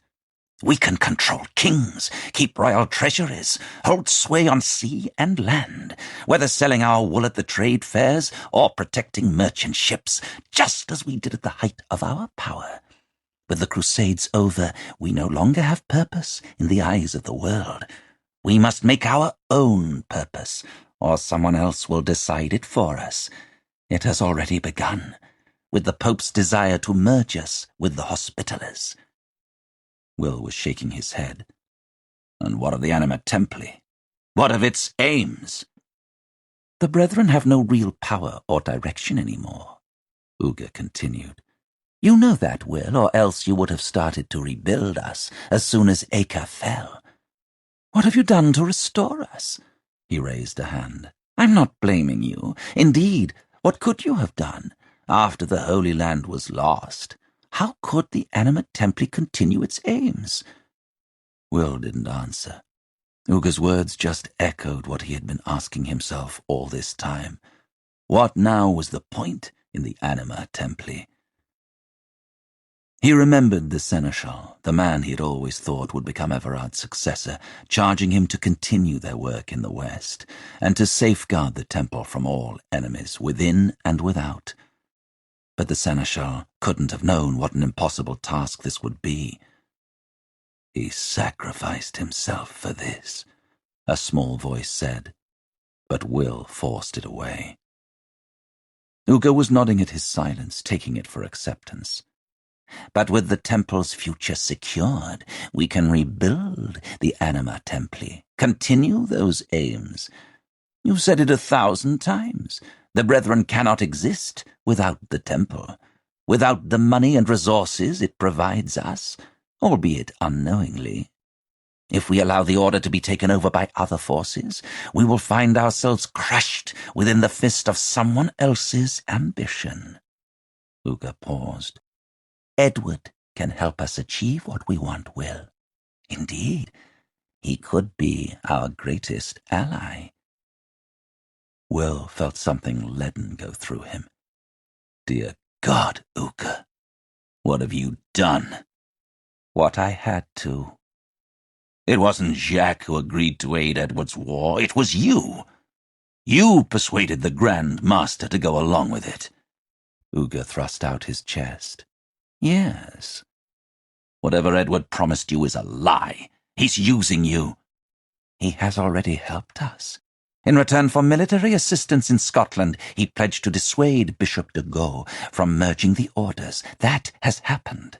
When order is returned to Scotland, he will help us find a permanent base, a place from which we can decide our own future. You said it yourself, Uga. Edward wants territory for himself. Do you really believe he'll create a state for a mighty, untouchable army, where it can grow even more powerful? Cruel deceiver and ambitious tyrant Edward may be, but fool he is not. He will see the benefits of having an alliance with such a brotherhood, insisted Uga. Yes, There's a personal army he can call on at will. You're playing right into his hands. Will crossed to him. Uga, I swear this will be the end of us. You aren't saving the temple with this alliance. You're destroying it. He faltered. You remember Garin de Lyon? How could I forget? He stole the Book of the Grail and almost exposed the Anima Templi. Robert told me all about him. What Robert doesn't know, what no one else knows, is who he did it for. At the fall of Acre, Garin confessed he had been working for Edward. The attack on the Templar party, conveying the crown jewels to Paris, that was Edward. His plan to retake the jewels failed, and when Garin told him about the book, Edward used him to hunt it down. The king was planning to blackmail the Brethren to help him expand his kingdom. He knew we controlled the temple, its wealth and power, and he was going to use our resources for himself. His attempts to capture the book also failed, and maybe that would have been the end of it, only Everard misguidedly made him guardian of the Anima Templi. Edward tried to use this position to fund his war against Wales, but by then, Everard and I had become suspicious of him, and we endeavoured to cut ourselves away from his influence. Will's words were coming in a rush. Edward sent Garin to force us to yield, and while he was in the Holy Land trying to worm his way into my life, Garin discovered Grandmaster de Beaujeu's plan to steal the Black Stone of Mecca. He watched the emotions changing on Uga's face. Surprise, shock, incredulity. On Edward's behalf, he worked against me, trying to get the stone. In holding the Muslims' holy relic to ransom, he believed Edward would get what he wanted, money for a future assault on Scotland and his own crusade.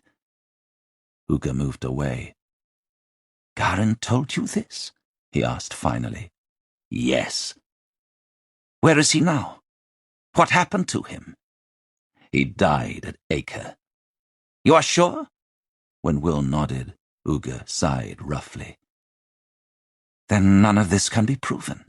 Garin may have been lying to you. Is there other proof? Will went to speak, then shook his head. No, he admitted, frustrated. But do you know what I think this is about? Uga went to his desk and leaned against it, arms folded. I think this is about your own dislike of Edward. It was you, not Everard, who came to the conclusion that Edward was working against us. Everard said as much in his writings. He was careful about what he did reveal, but reading between the lines, that much at least was evident. He spoke of Garin as a wayward arrow, and believed he was working for himself in the Holy Land. If you confronted Garin, no doubt he would have implicated someone else, so as not to take the blame, which, from everything everyone has told me about him, seems very likely. No, that isn't— I think, Uga cut across him, that there was some part of you that was jealous when the priest, your mentor, appointed Edward as guardian. Until then, you had been his closest confidant. With the arrival of Edward, that changed. And of course, there are your ties with Scotland. I know you still have family there, and I know this decision to go to war in your homeland must be hard for you to accept. But you cannot let personal feelings cloud your judgment of the wider implications here. Edward could very well be the temple's only chance for survival. I cannot allow anything to jeopardize that. I'm sorry, Will. I have to trust my instincts, and my instincts tell me it was Garin, and Garin alone, who betrayed us. Will felt the weight of doom pushing down on him. You cannot do this! My decision is final. I am head here, shouted Will, reaching for his sword. Uga's eyes narrowed. Head of a secret brotherhood no one knows exists. He took a step towards Will, his hand falling to his own sword. I am visitor of the temple, second only to the Grand Master. Tell me, whose power is the greater? You will accept this, or I will have you removed from this order. His tone softened. Once Edward puts down these few rebels in Scotland, the realm will be the better for it, and we will have what we need to safeguard the temple. Edward is carving himself a nation out of flesh and blood. What was Everard's expression? Did he not say peace sometimes has to be bought with blood? We have to acknowledge that in the pursuit of freedom, some things have to be sacrificed. Uga took his hand from his sword hilt. Come, Will. Support me in this. Do not make me exercise my authority over you. Will turned and made for the door. Not heeding Uga's calls, he raced down the passageway. Bursting out of the official's building, he sprinted across the yard. Horses were being led out of the stables. Edward was still there, talking with Jacques. Entering the knight's quarters, Will took the stairs to his dormitory 2 at a time. He threw open the door, went to his pallet and pulled out his sack. His mind was filled with the face of his father, a proud Scot and a Templar, but above all a man of peace. Will tipped the contents of the bag onto his bed. A pair of hose tumbled out, along with a pendant on a tarnished chain, the creased letter from his sister, a couple of quills, and his undershirt. Will grabbed the shirt and shook it out. Even as he did so, it felt wrong, too light. "Is this what you're after?" Will jerked round to see Robert in the doorway, holding the knife. He stood. "You don't know what is happening, Robert." "No? So you're not planning to murder a king?" "I saw you," Robert said sharply in response to Will's silence. "Saw you kick that sack under there with a face full of guilt yesterday. You've been planning it since Uga told you we were coming here, haven't you?" Will hesitated. Was that true? He didn't know his own thoughts anymore. This numbness, shot through with unexpected jolts of pain and memory, was unbearable.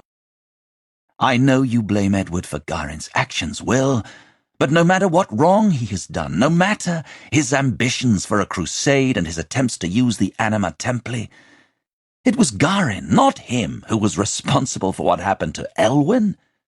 Garin, not Edward, who started that fire." "Don't say her name, God damn you!" "You didn't want to speak of it, but Simon and Rose talked to me a little on the voyage to Cyprus. I don't understand all of what happened, but I know this has to stop. We've been walking around you as if on thin ice since we left Acre. Me, Simon, all of us. But this has gone too far." Robert shook his head.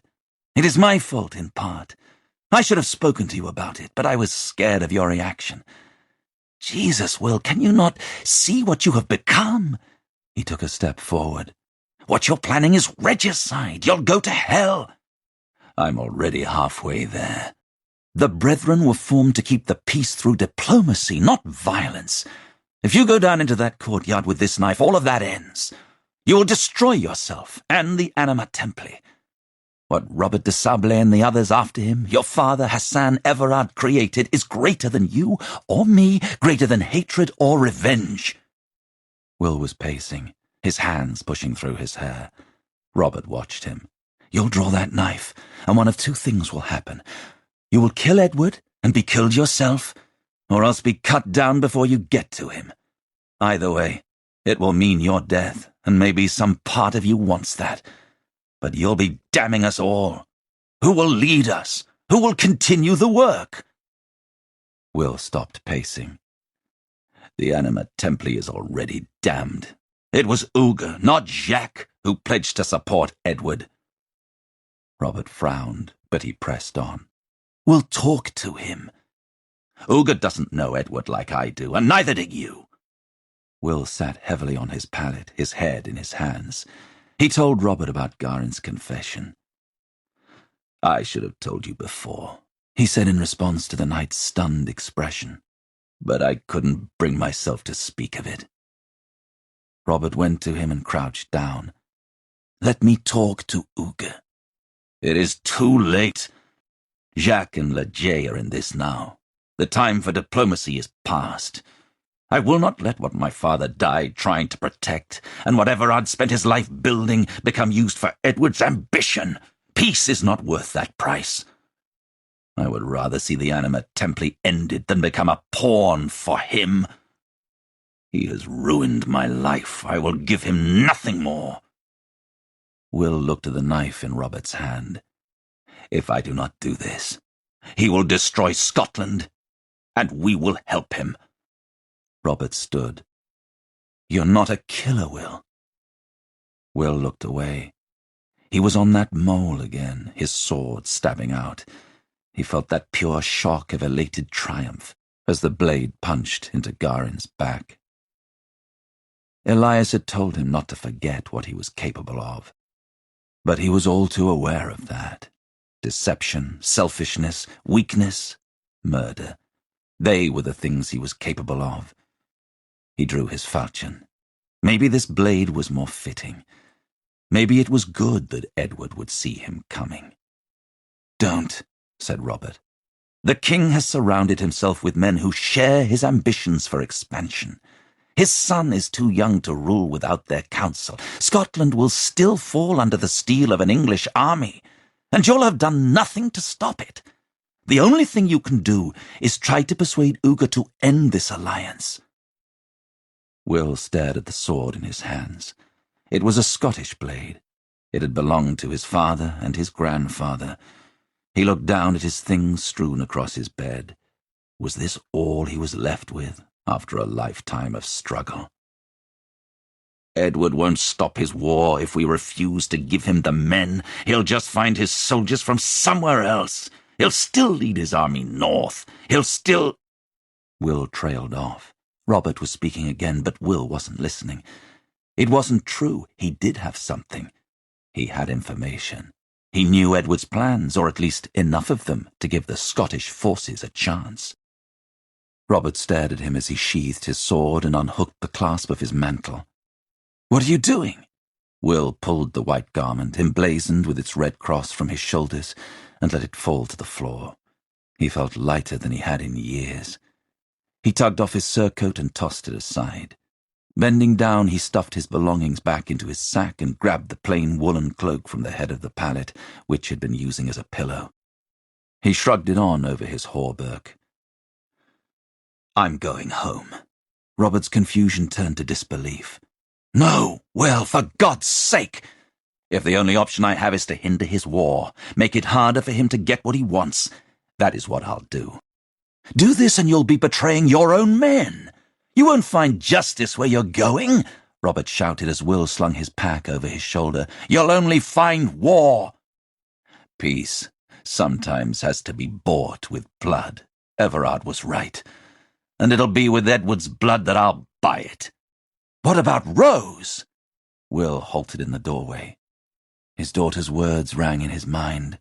"I lost my parents, both of them." She didn't even believe he was her father.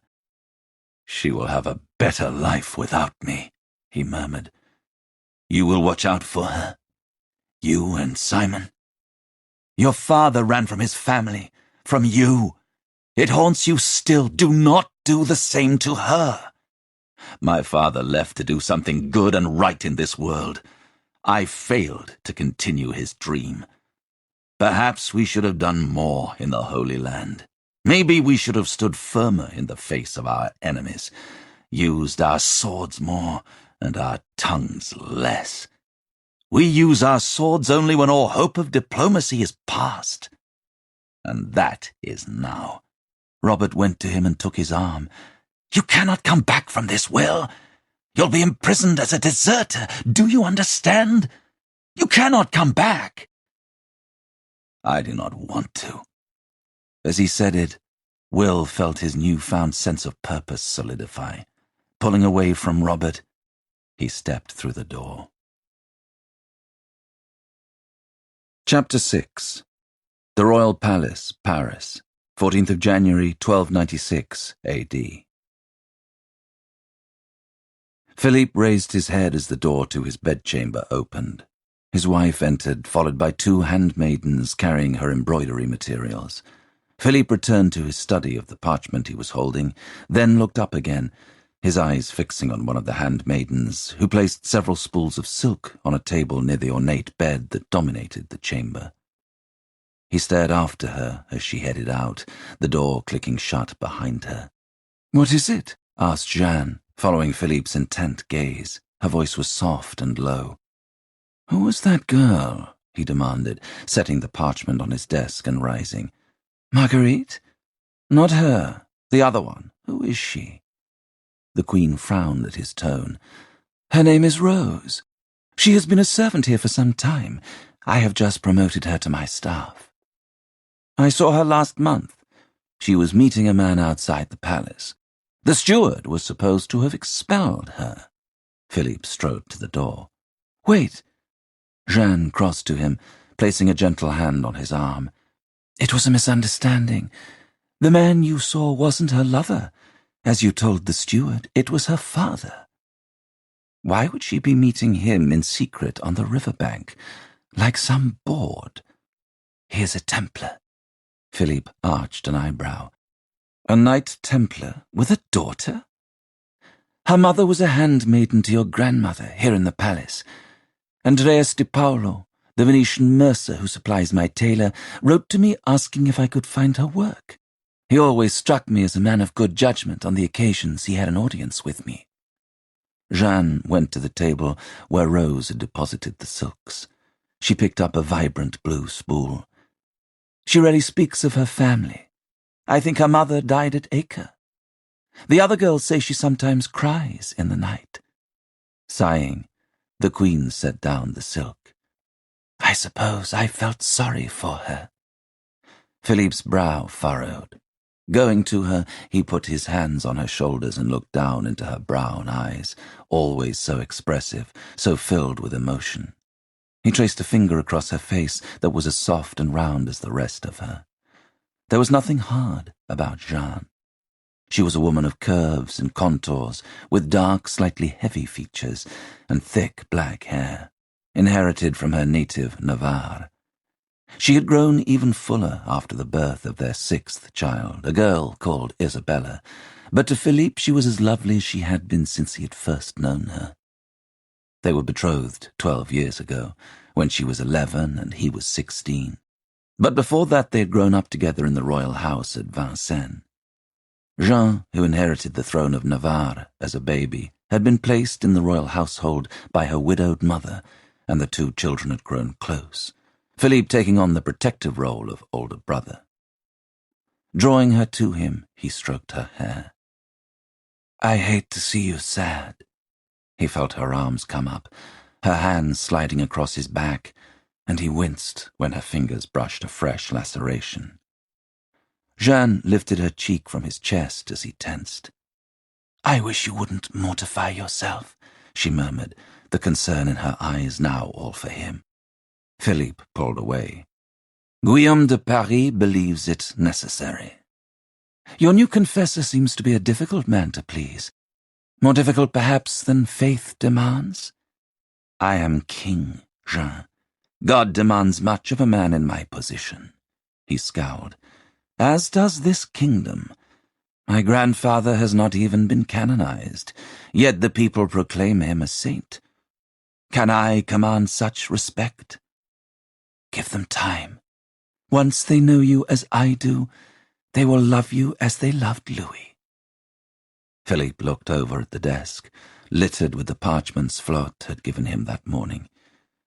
They were rolls from the treasury, listing his expenses in Guyenne, and his treasurer's estimations of what it would take to keep his army in the duchy over the coming months. Everywhere he turned, another lord was trying to keep him from consolidating his kingdom. Edward, rapacious dukes in the south, stubborn counts in neighbouring Flanders. If he couldn't find the funds to control them, he might as well just call himself king of the Ile de la Cité and be done with it. The people will only see my greatness in deeds, Jean. To be seen as a great king, I must act as one. He kissed her brow. But here, he picked up the blue spool of silk and placed it in his wife's hands. Do not burden yourself with my worries. Leaving Jeanne to take up her embroidery, Philippe moved pensively through the grand passageways of the royal apartments, servants bowing as he passed. He headed through a set of doors and stepped out onto a covered balcony that ran round to an ornate portal leading into the upper level of the Sainte-Chapelle. Below, in the courtyard, courtiers and officials hurried about their business, not noticing their king come to a rigid halt before the chapel doors and stand there, eyes on the stone Christ that guarded the threshold.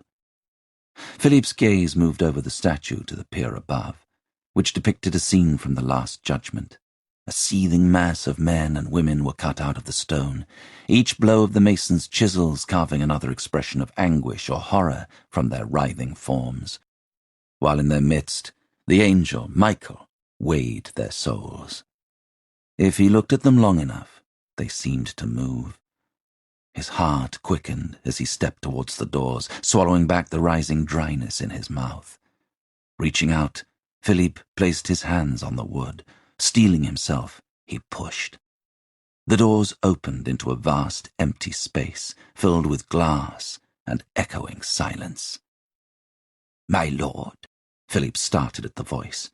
He turned, angry to be caught unawares, to see Flotte behind him, but his anger thawed, replaced by eagerness, as his eyes flicked to the figure at the Chancellor's side.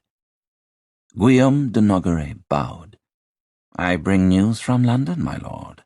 With greater relief than the two men could know, Philippe grasped the chapel's doors and pulled them firmly closed, shutting off the sight of the cavernous space beyond. He crossed to his ministers, pulling his fur-lined cloak tighter around his shoulders. "Well, Edward did make an alliance with the Temple, as you feared," answered Guillaume. "But against Scotland, not you. According to the Queen Mother, the meeting was initially called to discuss the Pope's proposition to merge the temple and the hospital, but Edward's designs on Scotland took precedence. She sends her regards to her daughter," Guillaume added, when Philippe remained silent. "I will pass them to Jeanne," replied Philippe distractedly. He looked at Flotte. "What are your thoughts?" "I would say this is good news, my lord. Your fears that Edward would ally with the Temple against you have been assuaged." "But that they would ally with him at all still concerns me." Philippe toyed with his lower lip, rolling it between thumb and forefinger. "Did you manage to find out anything else, Nogaret? Edward's plans for Gascony, troop movements?" "Unfortunately, Blanche hasn't been privy to any reports her husband has sent to Edward. It seems the king is wary of her presence in his household, and has kept her under close scrutiny since his brother left for Gascony. Edward is more intent on his plans for Scotland at present. That much was plain. From what I could ascertain, he intends to put down the rebellion under King John before making any further move in your territory. We could use his distraction to step up our own efforts in the region." Philippe was nodding, but Flotte quickly interjected. "My lord, if you had a chance to study the rolls I sent to you this morning, you will see that we simply do not have the revenue for any extension of our forces in the area. We are already stretched to the limits. Perhaps a temporary truce with Edward might be the best way forward, at least while he is preoccupied in Scotland.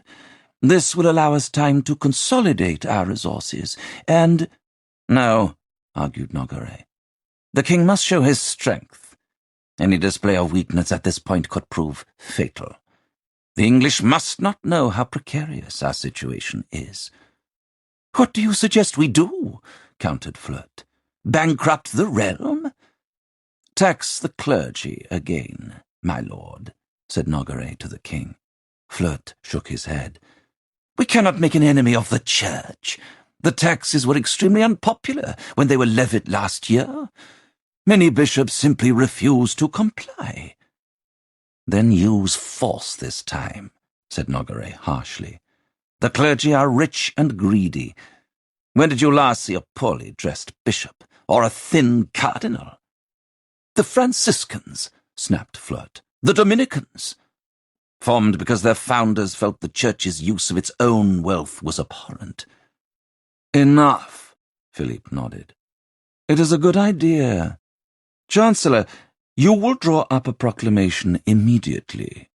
He spoke on as Flotte went to protest.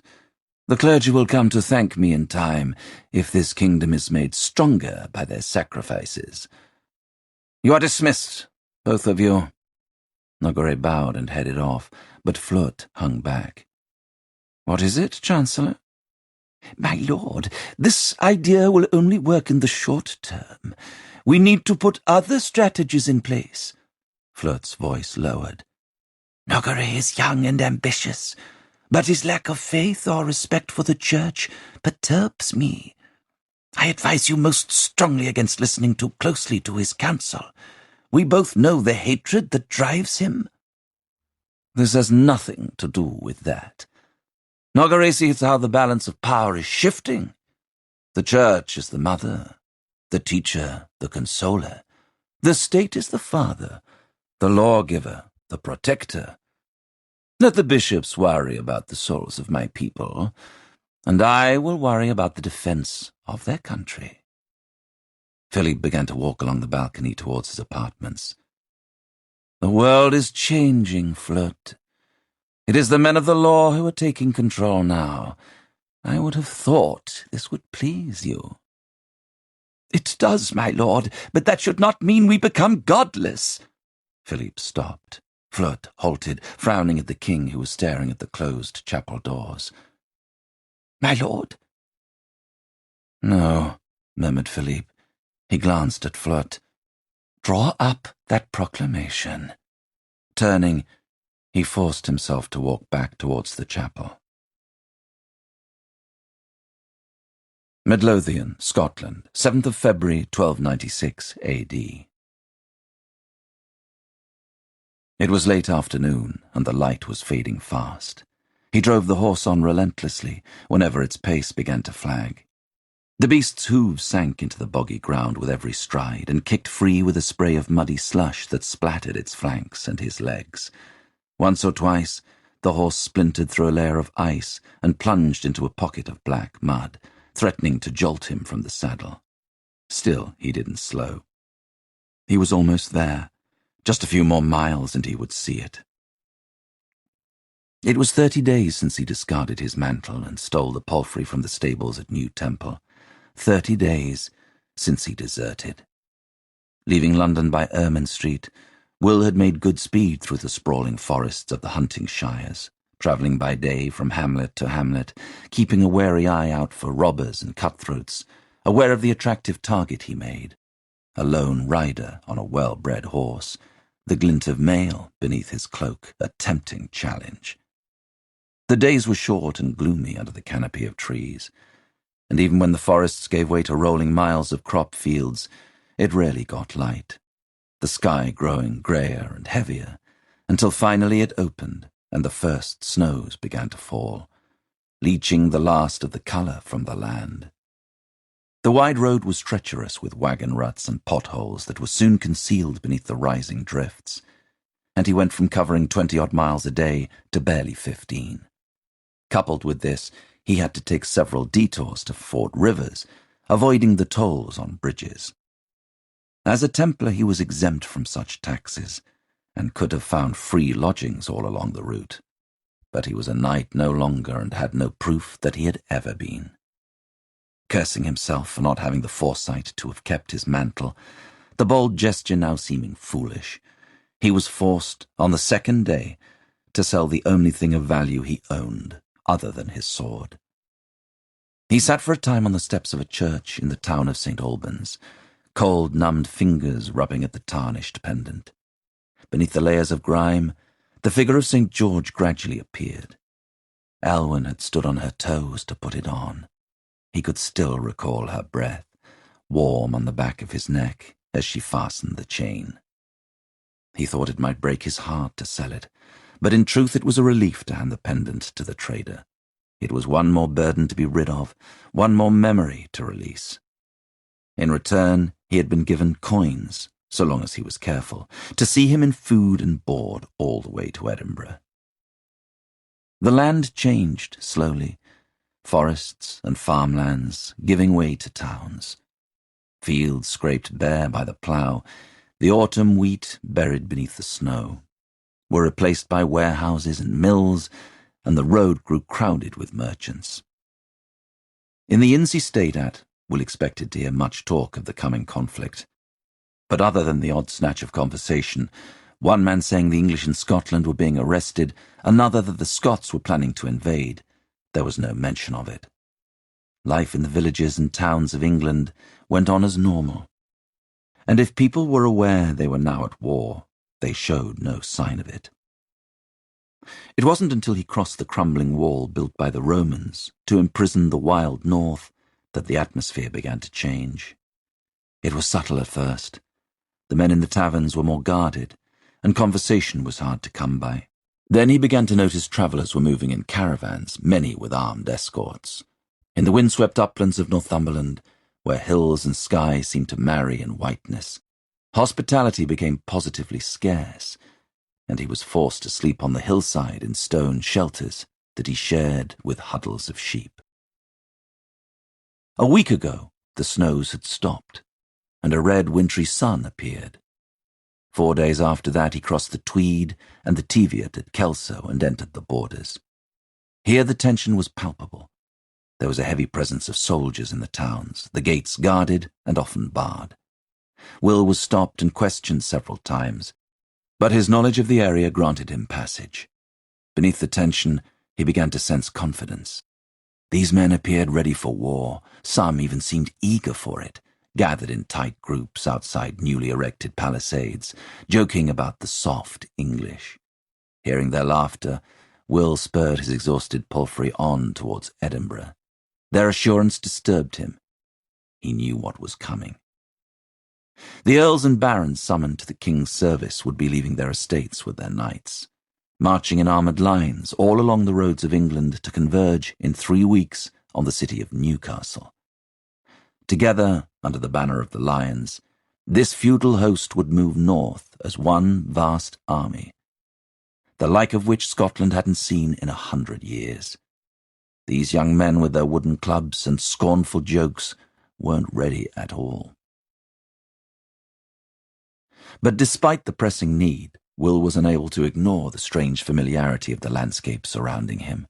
The closer he came to Edinburgh, following the curve of shallow, stony rivers, the more he felt the pull of home, until late that morning, barely 7 miles from the royal city, he changed direction, swerving west over the hills. He urged his horse on, up over a steep bank, to join a track pocked with hoofprints, and sheltered on one side by a high, snow-dusted verge. After 50 or so yards, he turned a corner. In the distance, at the track's end, was the house he had been born in. Part of him had almost wondered if it would still be there, as if, like so many of those who had lived within its walls, it would have faded into memory. It was a surprise to see it in front of him, unchanged, a low wall ringing the main house, several outbuildings, and a paddock. Will slowed the horse, its flared nostrils snorting clouds into the air. Limbs rigid with cold, he slid from the saddle and let the horse off the track. The estate had been owned by the Temple since his father had been knighted, his mother and sisters having been delivered to a nunnery near Edinburgh. He doubted news of his desertion would have travelled quicker than he had, but he didn't want to meet anyone out here if he didn't have to. Will clambered down the hillside, heading for the copse his father had used for firewood. Entering the trees, he looped the reins over a branch and crept out of the cover, keeping low as he came up alongside the wall. In the paddock a few goats were grazing, and in the barn beyond he could see the ponderous shapes of cattle. He ducked as a man came out lugging a pail and disappeared behind the house. Will moved along the wall. The herbs in the garden his mother had planted were bushier, but otherwise the place looked the same. He crouched down, assailed by images from his childhood, his mother's hands filled with sage, the fragrance drifting around her, his younger sister Mary in the paddock, spinning round and round, his father lifting him onto his horse, his elder sister Alice singing by firelight.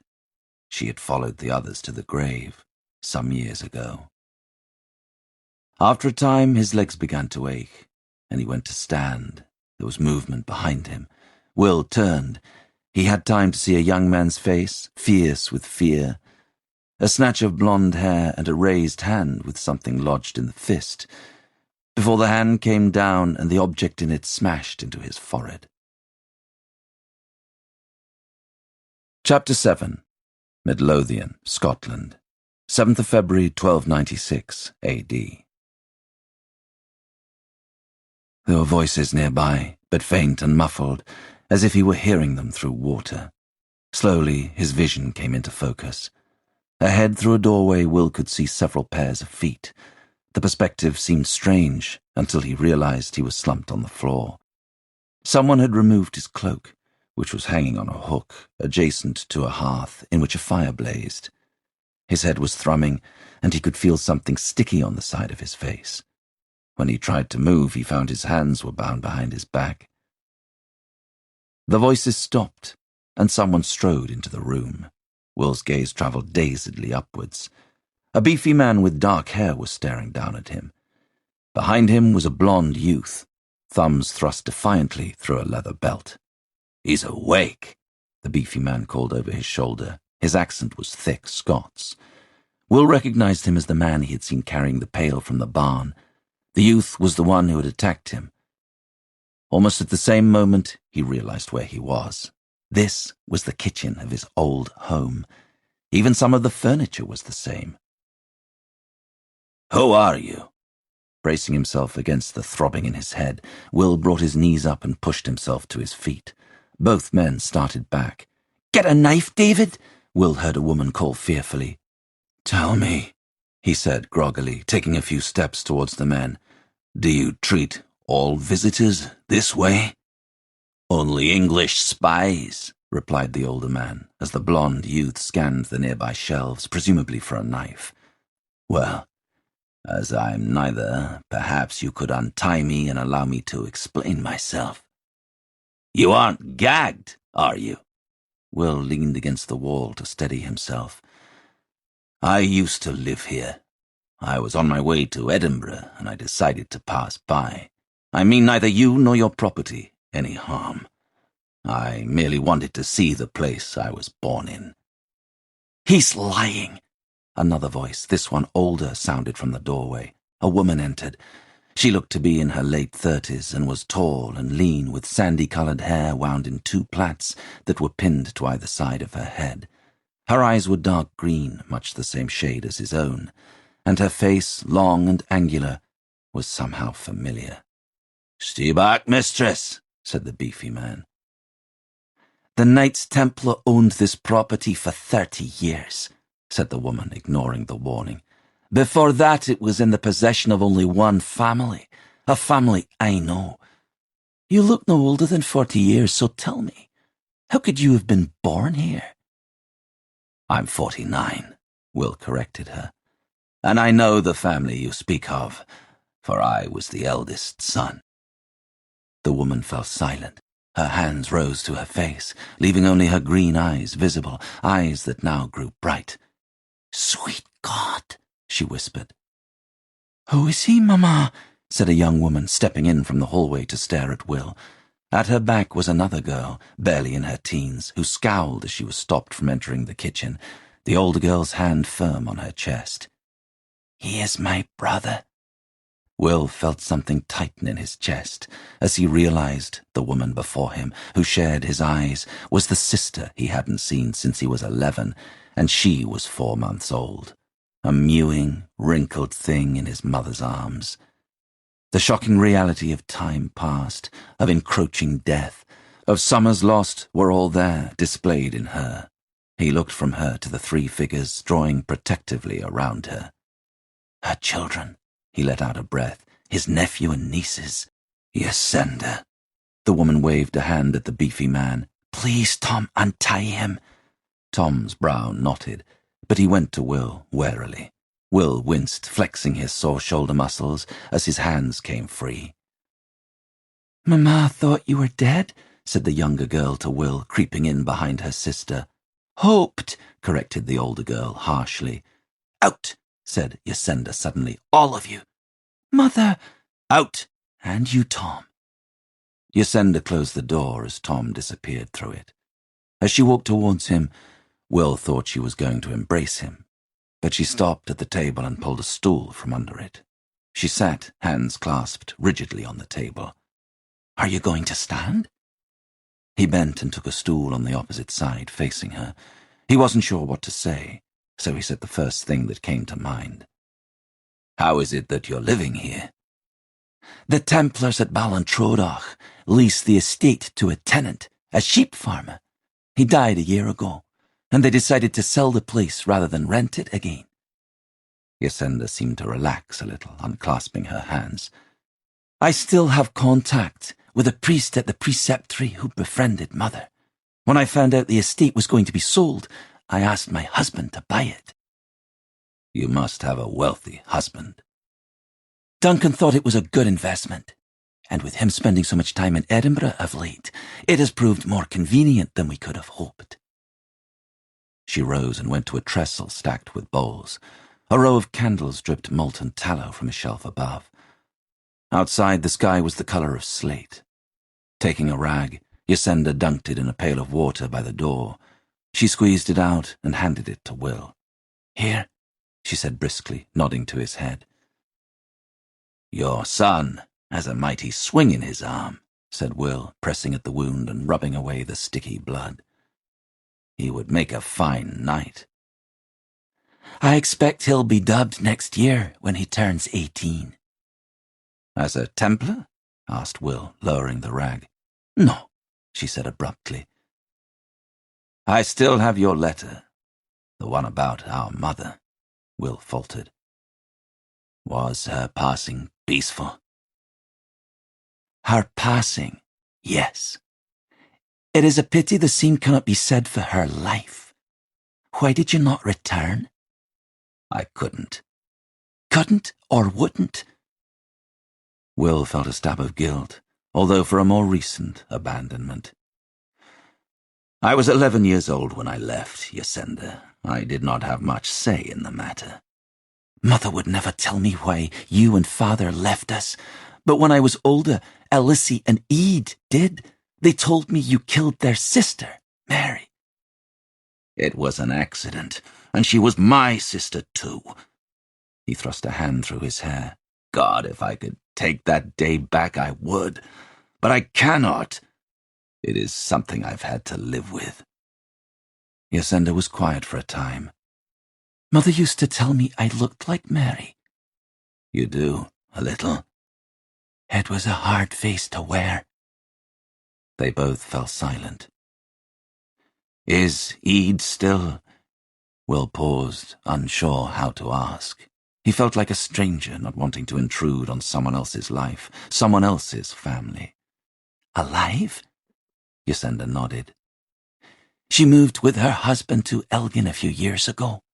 Since the troubles began, it's been hard for us to get word to one another. But I believe she is well. She has 3 boys, all grown now. Yasenda drew a breath. What was he like? Who? Our father. That would take longer than I have at this moment to tell you, and do any justice to the telling. She frowned, staring behind him at the cloak hanging by the fire. Where is your mantle? David found your horse in the thicket, but there were no Templar garments in your pack. I've left the temple. Will stood as she opened her mouth. I was on my way to Edinburgh. I have information for King John I must deliver. King Edward's army is less than a month behind me. Then it is happening? They're coming for us? Her hand drifted absently to her throat where a delicate silver cross hung. King John needs to hear my information. It may help him. John Balliol isn't the power in this realm anymore.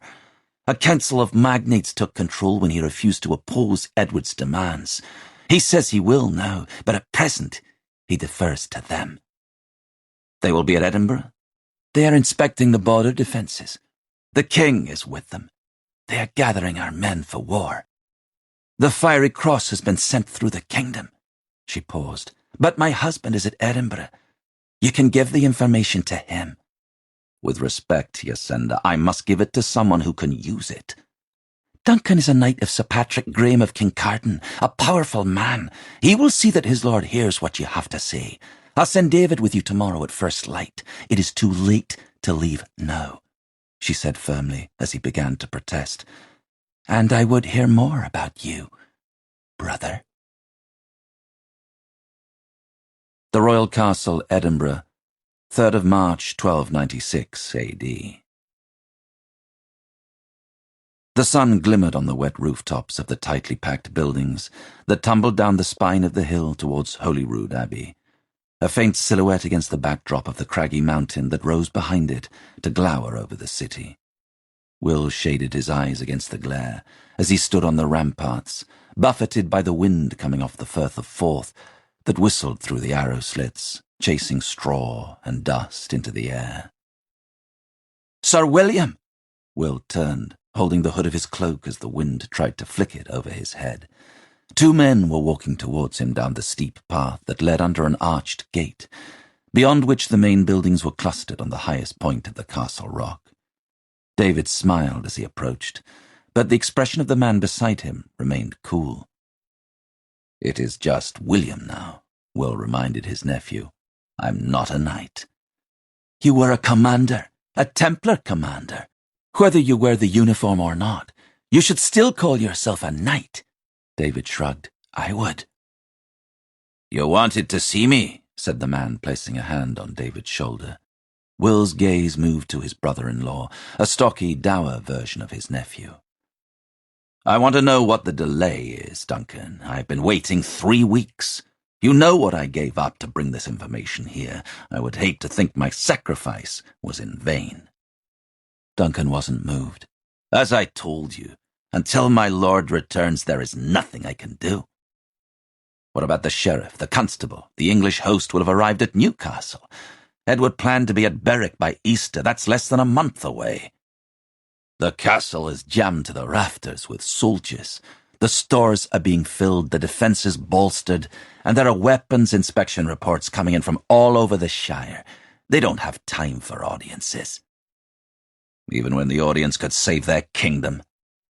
When Duncan remained silent, Will pressed him. "You do believe me?" "The truth or accuracy of your information isn't for me to decide. You'll get your audience as soon as Sir Patrick returns." "I am a man of my word," Duncan added stiffly. "What am I supposed to do in the meantime?" "You can wait. The rest of us have work to do." Will bit back his anger as Duncan headed away up the path, leading a reluctant David. He understood the man's hostility and suspicion. He was a stranger here, who had connections to the enemy and who had abandoned the woman Duncan loved, failing even to contact her until now. He understood, but it frustrated him beyond belief. For years he had been respected, feared even, able to command armies and negotiate with kings. Now, all because he had removed that mantle, he was reduced to nothing. He had no uniform, no money, no power. The only thing he could claim to be was a Campbell, but the family his grandfather had left years ago was based far away in the West, and had never had any contact with them. Feeling stung and irritated, Will rested his arms on the ramparts. Out in the estuary, 4 ships were gliding towards the port of Leith. The stretch of water was black, reflecting the towering cloud banks, but glittered gold wherever the sun burst through in great sweeping rays. Everything about this place was vast and wild. It had a strange energy, a brooding, primitive power, visible in the dark volcanic stone that had splintered its way up out of the earth, upon which the Scots had built their indomitable fastness.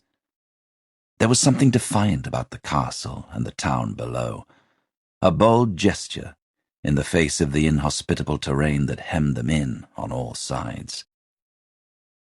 His father had brought him to the castle once when he was a boy. They had come with a company of Templars from Ballintrodoch to see King Alexander, something to do with rents from what he could remember.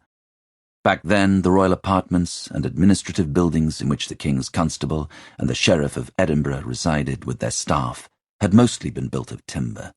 Now many of the buildings had been replaced by larger stone structures. Work was going on around some of them, the wooden scaffolds shuddering in the wind. Sensing someone move up alongside him, Will looked round to see David. "I ought to watch my back. You're as stealthy as a fox." He tapped his forehead, where he had a faint scar. David grinned ruefully and leaned against the damp stone. "You have to be if you want your supper out on the estate." "A knight and a hunter." "Well, a knight soon," said David unself-consciously. Don't mind my father, he added, looking out over the estuary. He is just trying to protect Mother. I suppose she was upset with me for a long time. David gave a shrug. She didn't speak about you much, but after Grandmama died, she cried a lot. And I sometimes heard her and Father talking of you and Grandfather. She used to say Grandmama died of a broken heart. Will looked away. David fiddled with his belt, then glanced at him. Did you really save a Grandmaster's life? A long time ago. Tell me more about Acre. Will smiled. It had become a pact of sorts. He told David about the Holy Land, and in return, David told him of Scotland and the struggle with Edward, filling in the gaps in his knowledge. His nephew had spoken at length of the day a decade ago, when King Alexander died, breaking his neck in a fall from his horse. In grave tones that sounded to Will like echoes of Duncan, David told him how the king's granddaughter, the Maid of Norway, passed away shortly after, and Scotland's woes had begun. More than 14 competitors came forward following her death, each citing a claim to the throne. With civil war threatening, Edward, Alexander's brother-in-law, was requested to intervene. He arranged to conduct a trial to determine the rightful candidate. But Edward had ulterior motives that soon became apparent when he demanded the Scots recognize him as superior overlord, surrendering to him the royal towns and castles. With little option but to comply, the Scottish magnates agreed on the promise that once a king was crowned, Edward would relinquish any hold on the realm. After a year-long trial, Edward chose John Balliol to be Alexander's successor, and for a time Scotland's peace was regained. But then, slyly, skillfully, Edward began to undermine Balliol's power. As king, it was Balliol's sovereign right to administer justice in his realm, but Edward insisted legal claims that should have been settled in Scotland be heard in England. This continued for several years, Balliol increasingly humiliated, on one occasion even being called to defend himself at Westminster. By this action, Edward was showing that the king was merely a vassal, subject to the English crown and bound by English authority. Things, David told Will, finally came to a head last year, when the Scottish magnates, angered by Edward's actions and Balliol's weakness, formed a council to govern in his stead and sent envoys to Philippe to ask for his aid. David's retelling of these events had only served to increase Will's hatred of Edward. Deserting the temple to warn the Scots of his plans had felt like a direct and satisfying action against the man who had destroyed his life. But with no one willing to listen to his information, he had begun to feel ever more impotent. I would see it myself one day. Will, lost in his thoughts, stared at his nephew uncomprehendingly. Acre, said David, laughing at his blank expression. Were you even listening to— He broke off as a horn blew on the walls above them and leaned out, shielding his eyes against the sun. Look! Following his nephew's finger, Will saw a column of riders moving fast up the hill, pennants flying out behind them in wisps of colour. On the wind, he heard the throb of hooves. It's the king! Grabbing Will's arm, David drew him from the battlements. Come, let's tell father. You'll get your audience now. But his nephew's prediction proved premature. For as Balliol's party came sweeping up the track to the castle, funneling through the arched gates into the courtyard, Will found himself pushed roughly aside by a guard. He caught a glimpse of the king as he was helped down from his horse by a squire, but was afforded no more royal attention than the grooms who came forward to take the tired horses, as Balliol and the magnates headed quickly through the doors of the great hall, which thudded shut behind them. Almost 5 hours later, Will was pacing the courtyard near the castle stables. There had been a great deal of coming and going since King John's arrival, servants and messengers hurrying in and out of the hall, occasionally followed by an earl or a lord surrounded by knights. As the hours crawled by, it had been all he could do to stop himself striding in and demanding to speak to the king. Campbell! Will turned. His hopes rose momentarily at the sight of Duncan, then sank as he saw the expression on his brother-in-law's face. Did you speak to Sir Patrick? Duncan nodded. Well, They wouldn't listen. Duncan had the grace to sound apologetic as he delivered the crushing news. Will pushed on, refusing to believe that all he had done had been for nothing, that these men could be so obtuse. You relayed my words exactly? You told him Edward intends to take Berwick, then, using Ballintrodoch as a staging post, he'll take Edinburgh? Sir Patrick gave the information to Balliol, but the king and his men have made their plans, and they're going to keep to them. Will slumped on one of the water barrels stacked outside the stables. Duncan heaved a sigh. For what it's worth, I think they're wrong. Will couldn't even summon the energy to feel grateful for this unexpected support. It was all for nothing. Duncan sat beside him and folded his muscled arms.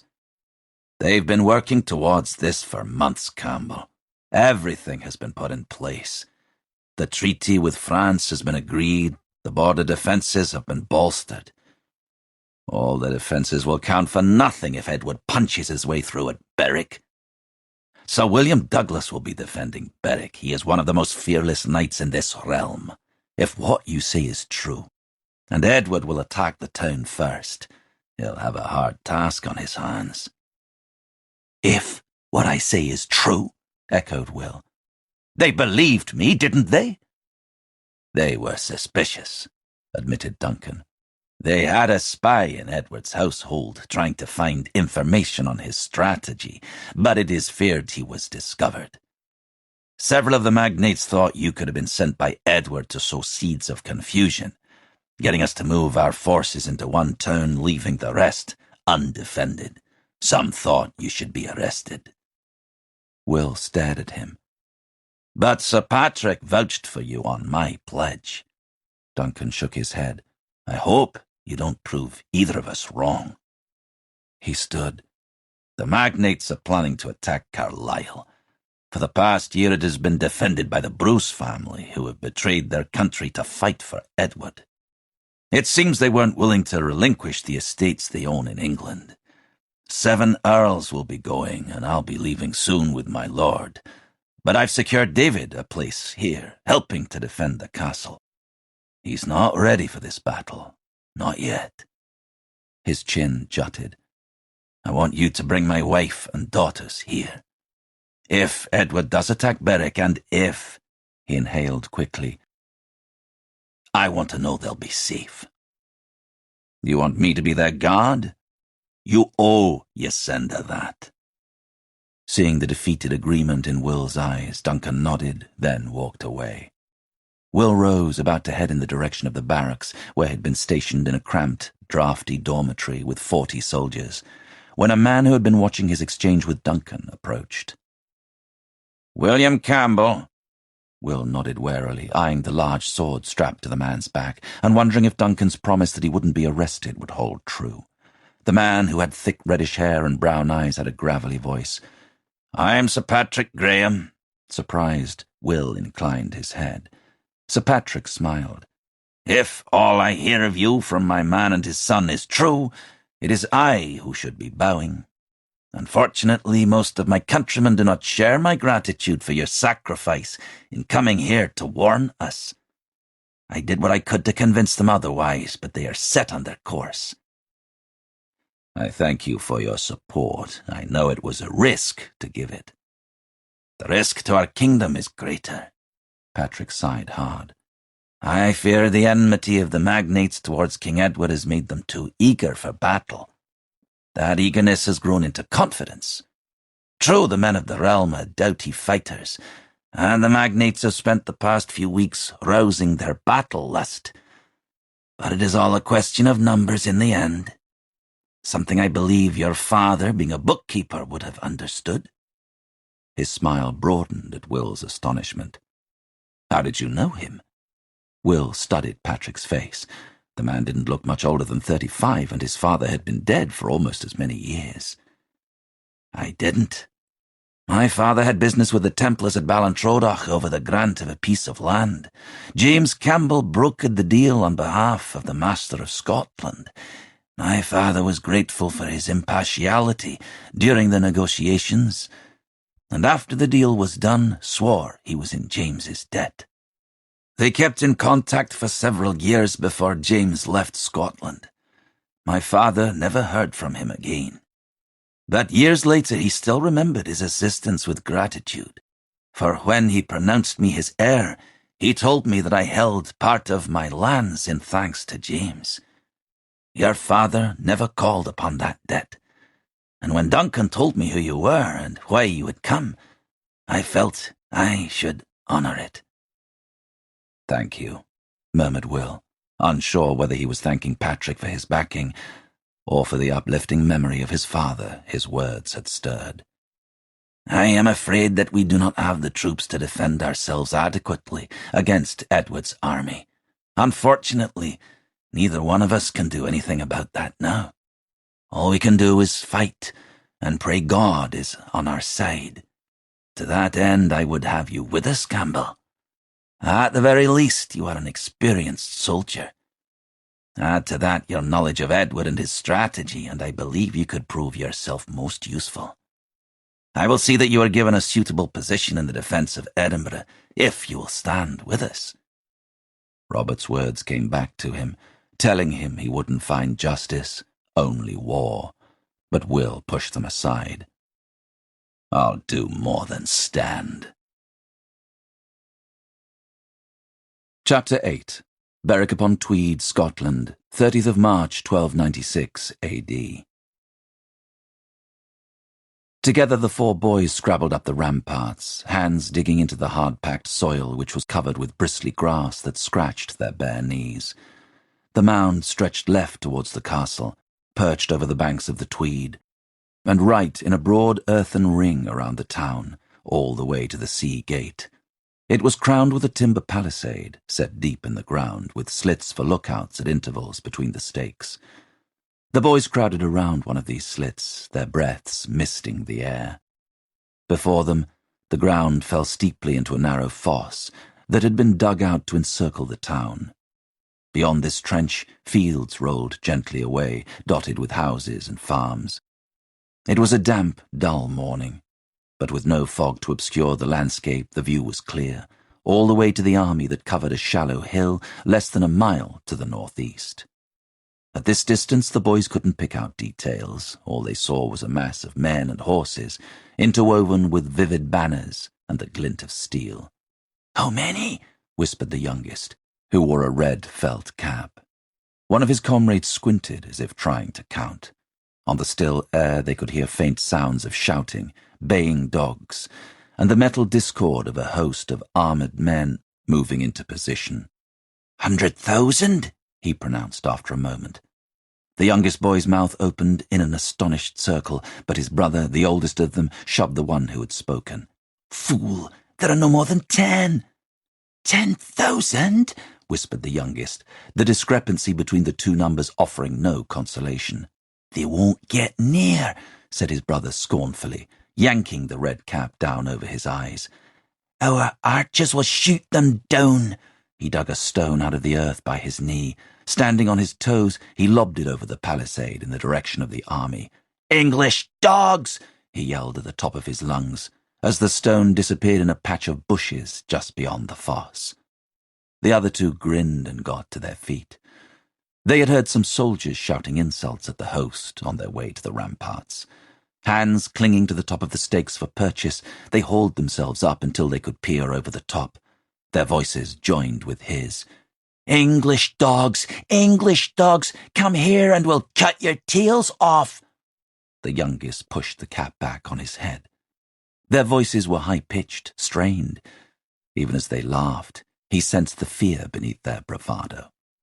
Suddenly, the top of the stake his brother was clinging to snapped off. He was only saved from falling backwards down the ramparts by grabbing the boy next to him. As he steadied himself, they fell silent, staring at the piece of timber in his hand, the rot within visible in the crumbling edges of the shard.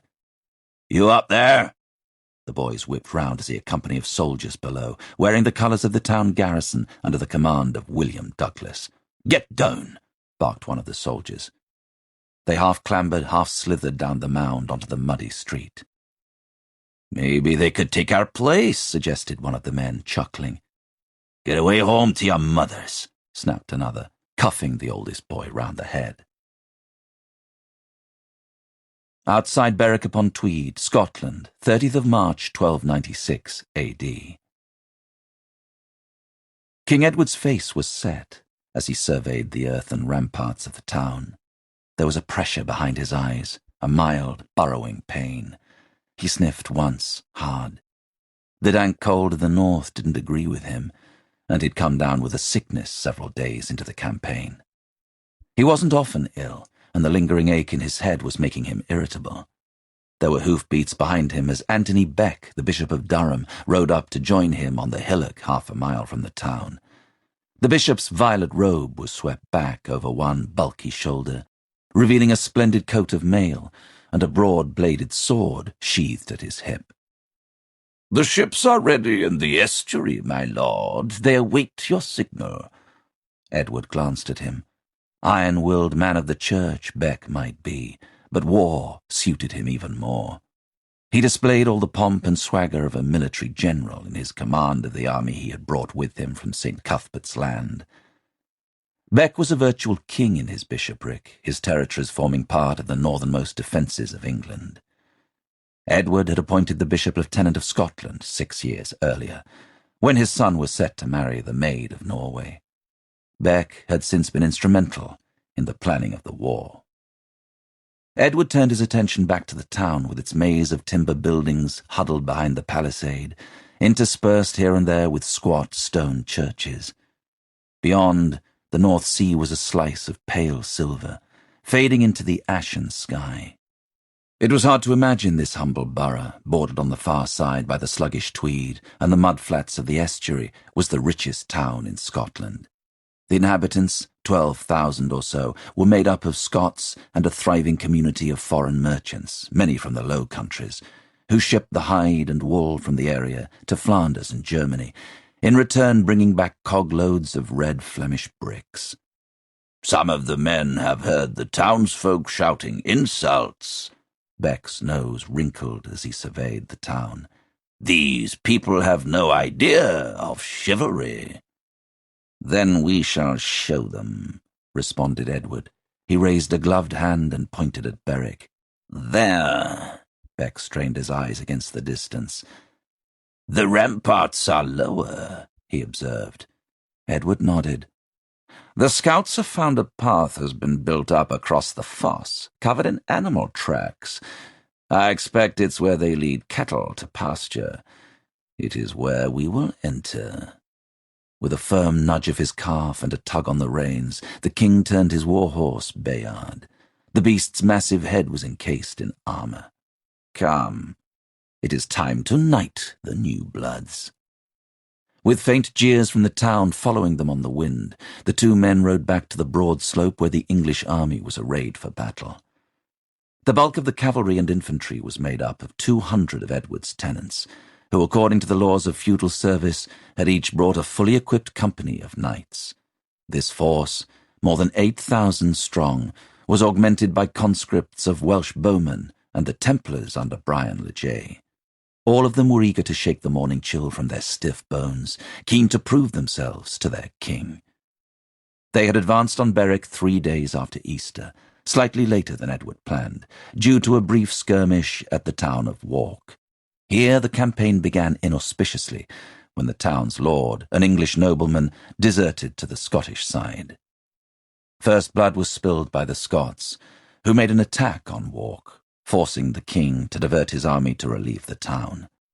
This done, Edward forded the Tweed at the village of Coldstream, swearing to make an end of what the Scots had begun.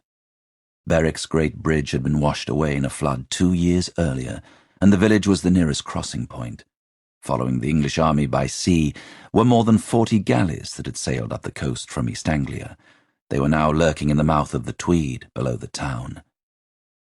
Last night, messengers had come with news that the Scottish army was heading for Carlisle, far to the southwest, but Edward diverted no forces.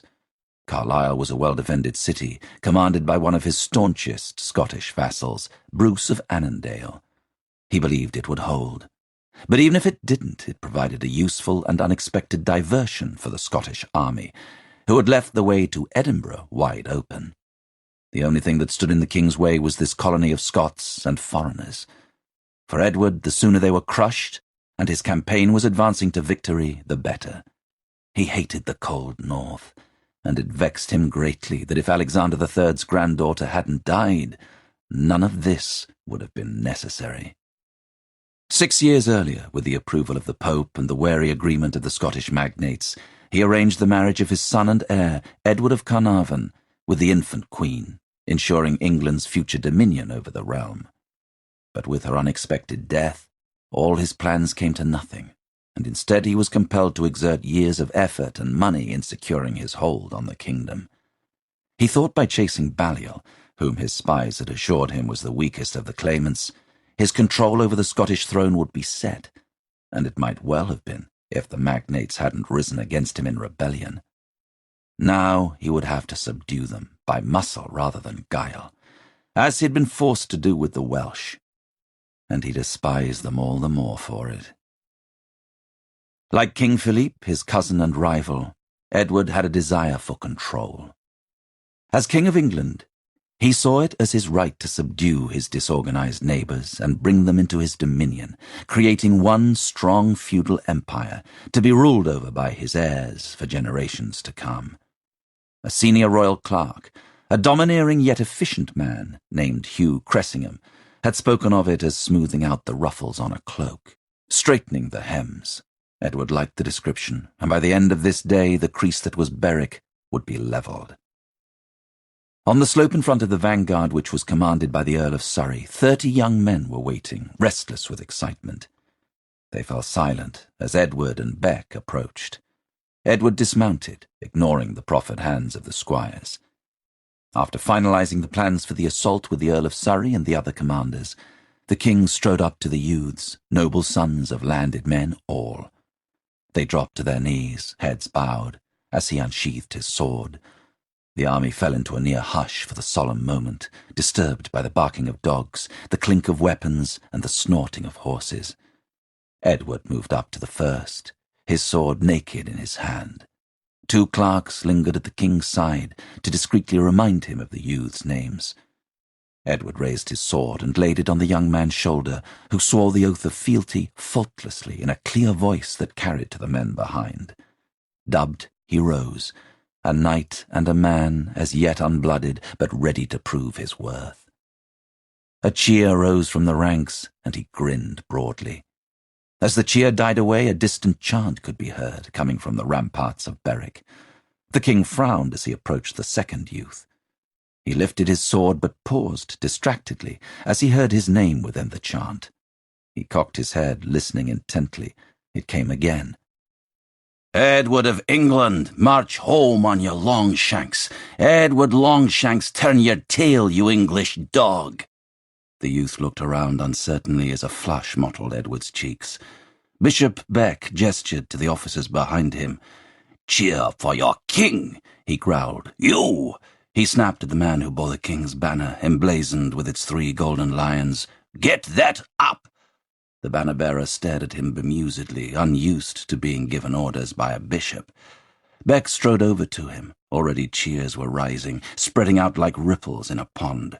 "Get that flag up, or I'll ram the pole up your arse!" The banner-bearer lifted the king's flag and began waving it frantically. The cheers grew louder, drowning out the taunting chants from Berwick. Edward turned back to the youth and brought down the flat of his blade, his jaw locked in anger. The dubbing continued for some time, each man's knighthood ushered in with louder, more fervent applause than the last, until the plain around Berwick resounded with the roar of 8,000 men. It was the Earl of Surrey who first noticed the ships gliding into the estuary beyond the town.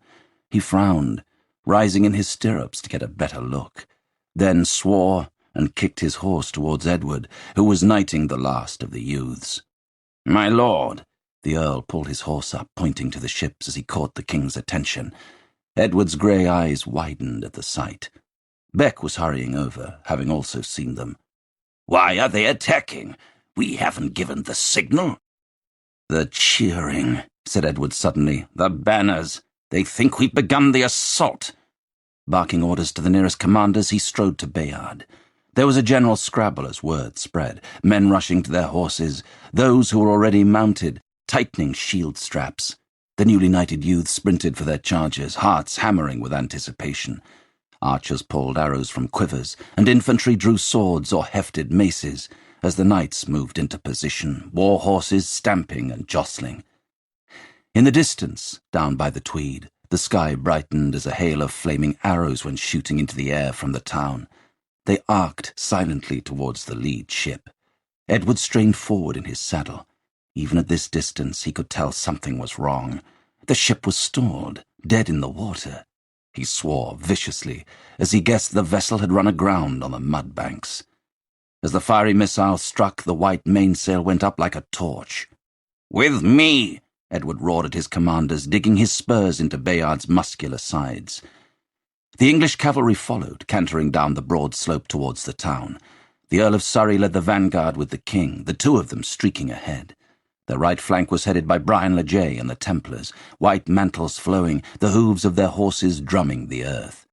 The left was commanded by Beck and the warriors of St. Cuthbert's Land, the bishop's cloak blooming behind him, violet as a bruise. The archers loped along behind, heading for a point just beyond the small hillock where Edward had surveyed the town. From there they would cover the knights and the infantry, now pouring down the hill. On the Tweed the ship's decks were burning, yellow flames billowing, fanned by the breeze coming off the sea. Screams drifted on the air, but Edward and his men didn't hear them over the thunder of their charge. 2 more ships were moving in to aid the first, but Berwick's soldiers were racing from a postern gate onto the mud, where they hacked the men fleeing the burning ship to pieces. More arrows sprang into the air, hissing into the water around the approaching vessels. Another ship ran aground, and the defenders yelled in triumph. After the arrows, bundles of flaming wood were tossed over the sides of the floundering galleys by men on the banks. They struck the decks and began to smoulder. Dried timbers crackled into life, faster than the crew, themselves trying to dodge the arrows, could extinguish. Men jumped overboard to escape the flames, only to find themselves sucked into the sticky mud by the weight of their mail. Smoke was pouring off the first vessel, making it harder for the English to see the soldiers rushing towards them. Their lightweight leather armour allowing them to cross the waterlogged mud flats in safety. Edward steered Bayard straight, heading for the point where the broad ramparts dipped down, creating a gateway in the defences that led onto a narrow path, banked up with earth and stones from the fosse. The gate that had been set there was tall and wide to compensate, but a timber barrier couldn't keep out 8,000 men, especially men whose honour had been challenged. Edward's temper burned, striking livid colour in his cheeks. The insults of the townsfolk rang in his ears, and the sight of his own ships blazing on the river drove him into a fury that would only be quenched with blood. All chance of mercy that Berwick's citizens might have hoped for had gone. Now they would suffer his wrath in full. As the men neared the ramparts, arrows slammed down around them. One struck a knight in the chest. He arched backwards with the force and tumbled from his mount, to be trampled by the destriers that rode on over him.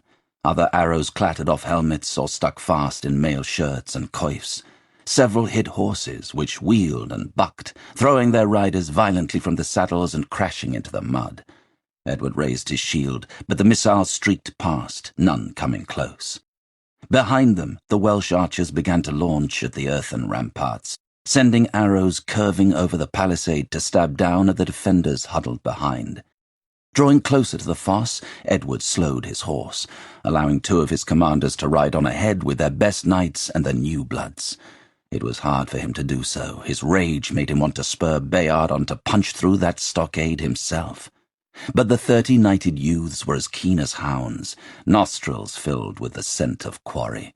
He would use that eagerness. These young men only knew the controlled thrill of the tournament field. They hadn't yet experienced the chaos of a battlefield, hadn't learned to fear it. They were arrogant, bold, and reckless.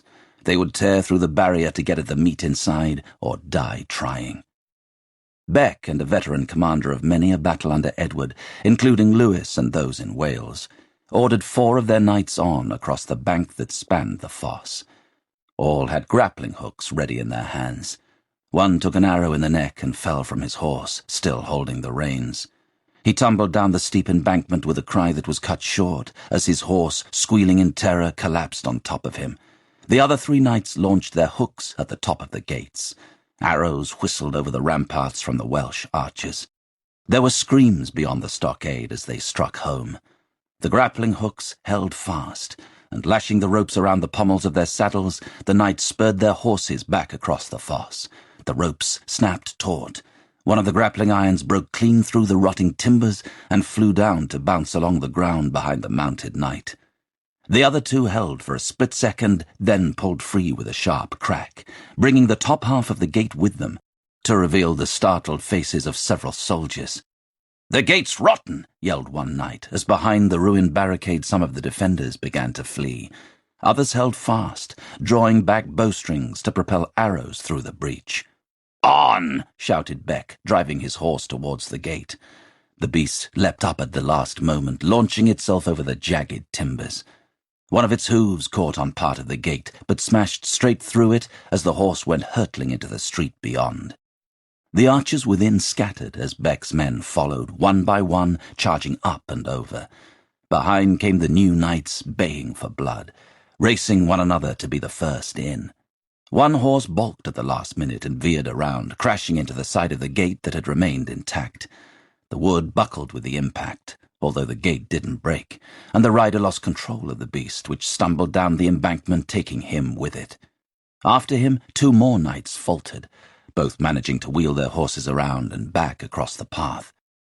Edward's impatience exploded into urgency. Kicking into Bayard's sides, he stormed the gate. The massive destrier leapt the broken barrier in one graceful movement.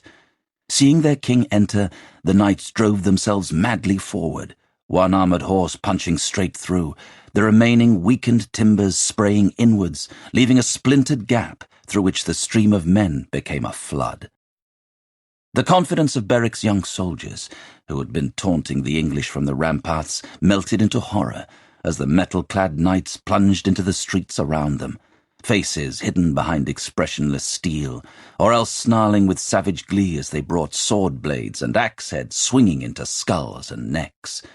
They weren't used to the giant destriers, which the knights used against them as weapons, toppling, crushing, trampling, and their armour consisted mostly of leather. Only their knight commanders had mail. Flesh, pale and vulnerable, was exposed to the iron of arrow tips and spearheads. The defenders' backward scrabble became a rout as the knights overwhelmed them. One soldier sprinted away, blowing hard on a horn. 2 young knights followed him, eyes alight with the exhilaration of the chase. The first pounded up behind him, his sword chopping down at the defender's back. The man veered off at the last moment, darting into a narrow side street. The knight cursed as he barreled past the opening, and his comrade took up the pursuit, using the channel of the street like a jousting list, couching his lance in the crook of his arm, bracing himself for impact. He caught the fleeing soldier in the back, between his shoulder blades, the tip of the lance piercing leather, muscle, and bone, driving clean through him. The momentum swept the man off his feet for a few seconds, the knight still holding the lance, until the strain was too much, and he was forced to let go. The lance crashed to the floor, and as the knight rode on, one of the iron-shod hooves of the destrier came down on the man's head, bursting it like fruit. Another landed on the horn and shattered it. The knight rode on into the streets, drawing his sword and following his comrades, eager for another target with which to prove his prowess. The horn had signalled a general alarm, but the garrison who rallied and rode out under the command of William Douglas were too late to stop what had started. Doughty they might be, but there were only 200 men under Douglas. Against 8,000 they were a row of pebbles set against the incoming tide.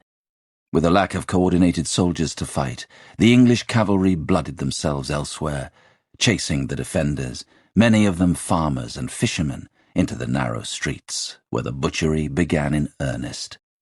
In their wake, infantry broke down the doors of houses, pushing and shoving one another to get inside, the lure of plunder, rape, and slaughter urging them on. Veteran commanders directed younger knights to herd the fleeing inhabitants into open squares, so the rest of the knights could get at them more easily. Some locals had erected barricades, from behind which they shot arrows and stones at the knights, but for every man they felled, 10 of them were killed, struck by hurled spears and axes. The defenders on the mudflats of the Tweed attacking the ships, three of which were now aflame, drew back as more vessels glided in, cautiously now, the captains aware of the treacherous mud, and the crews disembarked to storm the weak defences along the banks. No one found on the streets of Berwick was spared the sword, whether young or old, man or woman. A group of boys raced through a riddle of alleys, followed by whooping soldiers. They cried out in terror, skidding to a halt at a dead end behind a church. One crouched against the wall, making himself as small as he could, as the 7 knights chasing them brought their snorting war horses to a halt at the mouth of the alley. One of the knights called out, promising to spare them if they surrendered. The boys crowded in around one another, panting with fear. One bent and picked up a stone, but didn't throw it. The knight called out again. Warily, the boys stepped towards the knights, all but the youngest, who remained huddled against the wall. He watched as the others reached the end of the alley. He kept on watching as the knights steered their horses in around them, locking them into a killing zone. Swords rose and fell, and blood sprayed across the walls of the buildings as the boys were cut down. The youngest sprang to his feet, and in desperation tried to climb the church wall. He made it halfway, his fingertips tearing on the rough stone, before the sound of hooves clattered up behind him, and he felt something punch solidly into his back. As he fell, his red felt cap slipped from his head. The killing continued throughout the day, and on into the night. Edward himself, along with the Earl of Surrey and 500 knights, pushed Douglas and his soldiers back hard, until they were forced to retreat inside the castle. Douglas was one of the last through the gates, his roars of frustration sounding above the screams that echoed across Berwick. Inside the church of St. Mary's, bodies of the townsfolk who had sought sanctuary and who had been butchered when the knights had broken through were dragged out into the street to make way for the king, who set up camp inside as evening drew in. Around the town, fires raged, pushing back the darkness. The blood-stained faces of the knights were ghoulish in the crimson light. By dawn, the Red Hall, owned by the Flemish merchants, was aflame. Inside, over 40 men huddled together, hands clasped over their mouths against the suffocating smoke, eyes weeping.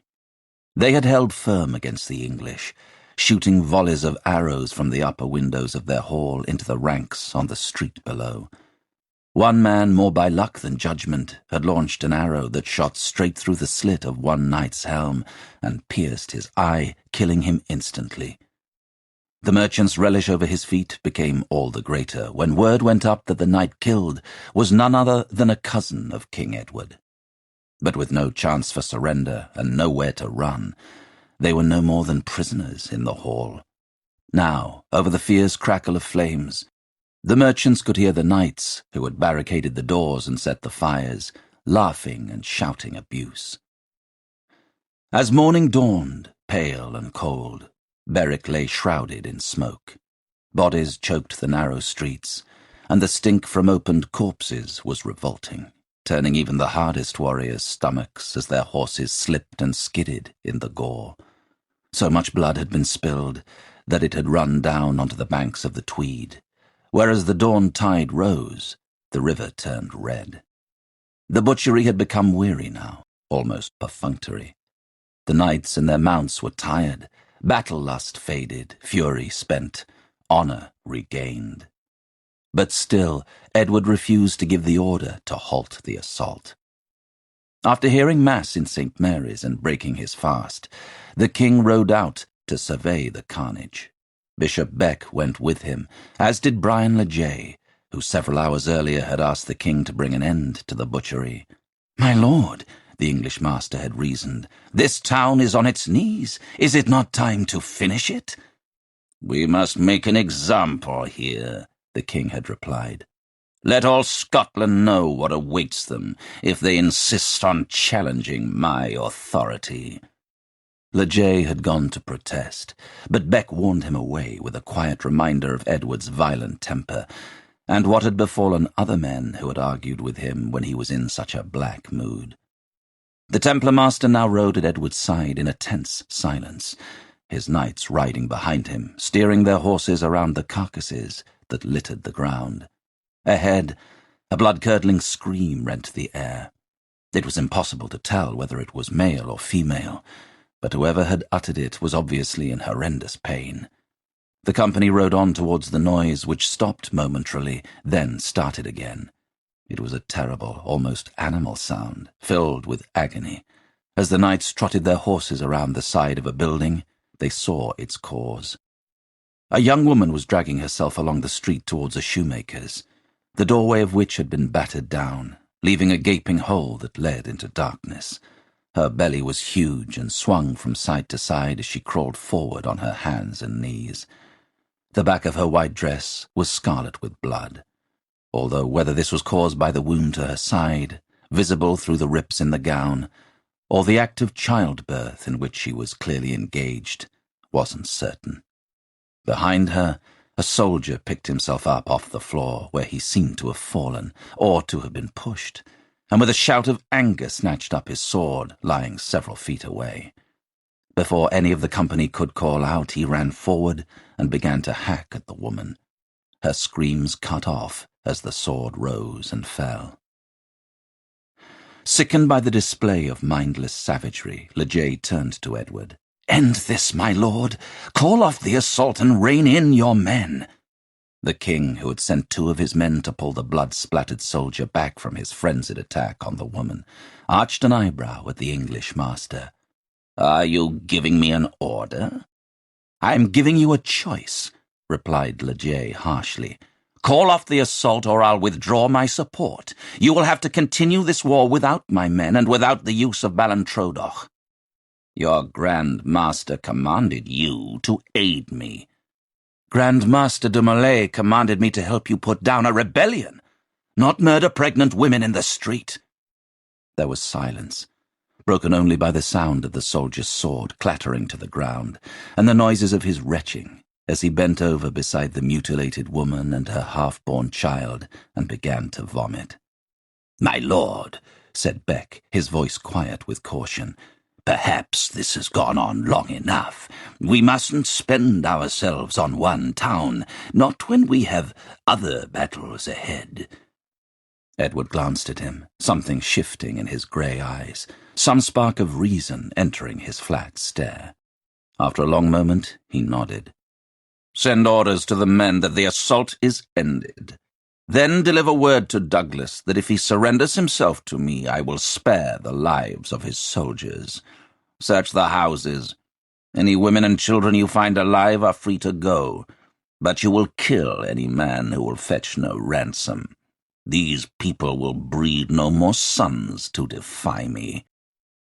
Turning his horse, he paused beside Brian Leger.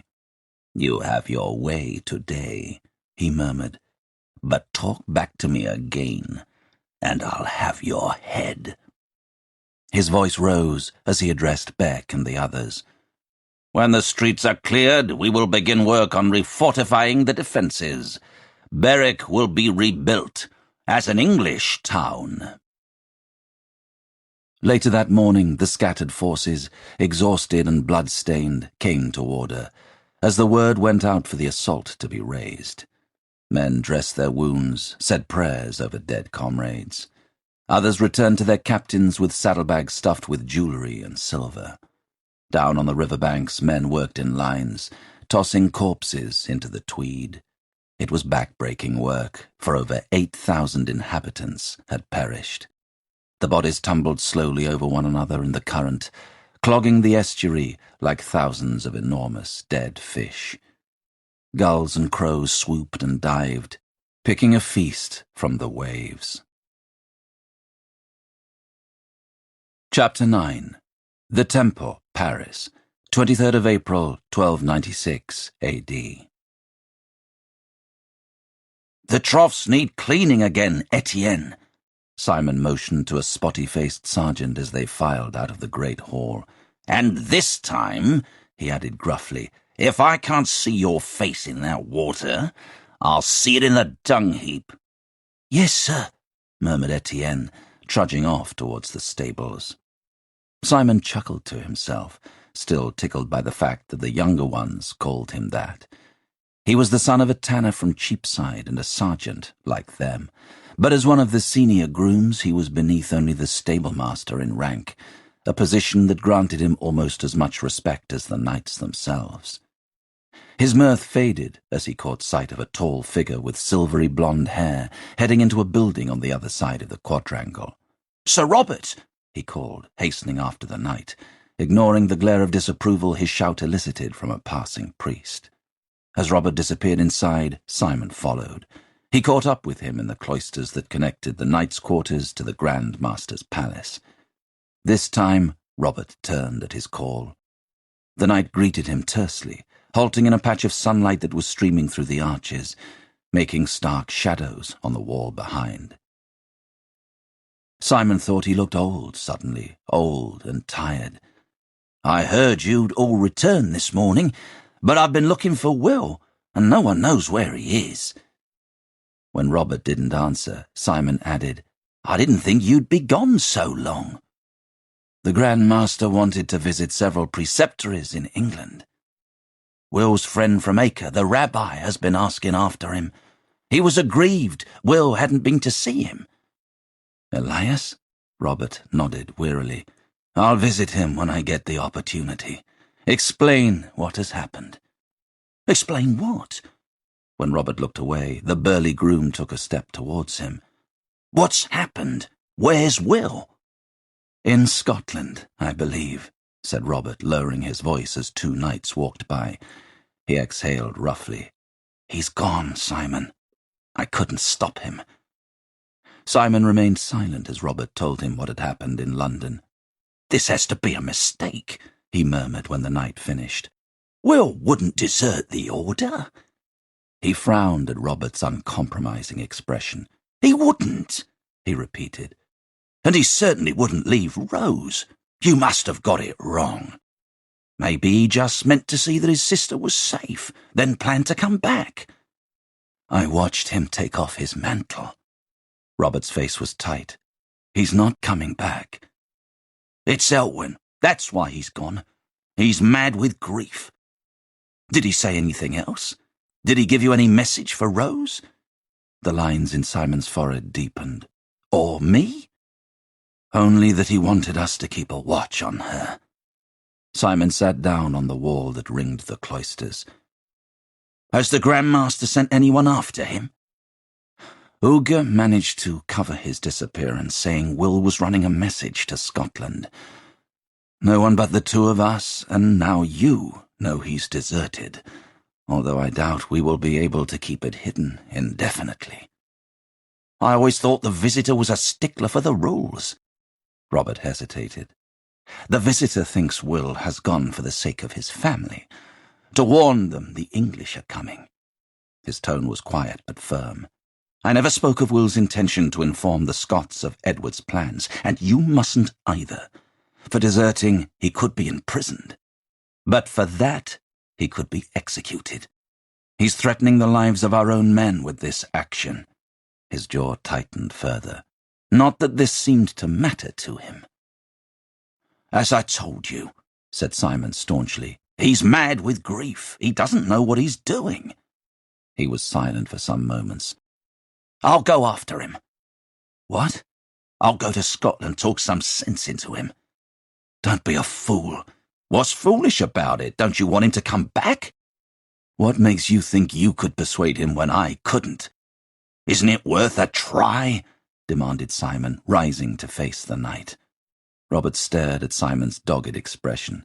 He smiled slightly, but it faded quickly. "How can you leave without arousing anyone's suspicions?" "You can get me posted to Ballintrodoch. I don't even have to go to the preceptory. Just send me with the papers. I'll find Will and convince him to come back with me, and you can make sure I'm transferred back here." "You can do this, Robert," pressed Simon when the knight didn't answer. "I know it." "Oh, yes, very easily," retorted Robert, but he saw the look of determination in Simon's face. "It would be dangerous. The war." "He'd do the same for us." "And if he doesn't want to come back?" "He will, if I tell him Rose needs him." After a long pause, the knight exhaled. I'll think on it. Leaving Simon to head to the stables, Robert continued towards the officials' buildings. His mood, which had lifted briefly with the groom's stubborn optimism, dampened again. For the past few months, he had gone over and over that conversation in New Temple, wondering if he could have done more, said something that would have made Will change his mind. He had come to the conclusion that he couldn't have, but he still blamed himself for not acting more decisively as he watched Will's descent into darkness after Acre. Had he said or done something earlier, then perhaps Will would never have gone this far. Will wasn't just a comrade, a brother-in-arms. He was responsible for the Anima Templi. His desertion from that cause rendered Robert's own pledge and sacrifices for the brethren somehow meaningless. But Will and Simon had been close since they were boys in New Temple, and he knew the depth of the groom's feelings. If there was a chance Simon could succeed where he had failed, shouldn't he let him take it? "You're late," said Uga, as Robert entered the solar. He rose from behind his desk, briskly rolling up a scroll. "Shut the door." Robert pushed down an urge to retort. He didn't think Uga would take kindly to his mocking these days. "I had an audience with the Grand Master this morning," said Uga. "He intends to leave for Cyprus in the next few weeks to begin planning his crusade. He hopes the support the leaders of the West have promised him will materialize in time for a move east by the spring of next year. You don't sound convinced. You've seen how entangled in their own conflicts they are. Once King Edward has subdued Scotland, he'll lock horns with Philippe over Gascony again, no doubt using the support he's managed to obtain from the Count of Flanders, who is desperate to stop Philippe attempting to annex his territory. King Philippe, meanwhile, seems intent on making an enemy of the Church with these new taxes he has been demanding from the clergy. I hear a priest was killed in a skirmish with royal guards. Apparently they tried to take his collection box, and he refused to allow them. The royal household has sent out criers to dispel the rumours, saying the priest attacked one of the guards, but only the most gullible Parisians will be convinced by that. Uga set the scroll on the desk and moved over to him. "Which is why I have asked the Grand Master to allow you to stay here with me when he returns to Cyprus." He placed a hand on Robert's shoulder. "These are troubled times." "The Grand Master agreed to this?" "I was persuasive. I need someone I can trust to help me in my capacity as head of the Anima Templi, as well as in the day-to-day running of the Order." "You've made yourself head?" murmured Robert, staring at his old comrade, who seemed more and more changed from the man he thought he knew. Someone needed to fill the position. It was vacant, after all. "What if Will returns?" ventured Robert. Uga scowled. "Campbell gave up any right to hold that position when he deserted. He chose his family over the brethren." He hesitated. "But if he returns and makes amends for his disobedience, he may assume a position under me." As Uga turned away, Robert saw the look on his face and wasn't so sure Will would be welcomed. He thought of Simon's comments about the visitor being a stickler for the rules. He hadn't spoken his mind to the groom, who was unaware of the Anima Templi, but privately thought he knew why Uga had agreed to let Will's desertion go unchallenged. The visitor wasn't used to sharing power, and it was clear that he had his own vision for the future of the Brethren and the Order, a vision that ran counter to Will's. Robert's fears were compounded as he recalled Will's belief that Edward had played them for fools all these years, and his concern over how easily Uga had fallen into bed with the king. "I have need of good men with me here, Robert. Together we must do everything possible to ensure that the Order retains its authority." Uga returned to his desk. "When Jacques has gone, we can begin looking to a new future, one in which the Temple can survive beyond his outdated war." The Lateran Palace, Rome, 14th of May, 1296 A.D. Bertrand de Gaulle had to hurry to keep up as the cleric marched through the square towards the main palace building, past the entrance to the Lateran church. It was a dazzlingly bright day, and to the west of the palace the city of Rome sparkled like a gem, elegant towers and voluptuous domes of churches thrusting above the rooftops.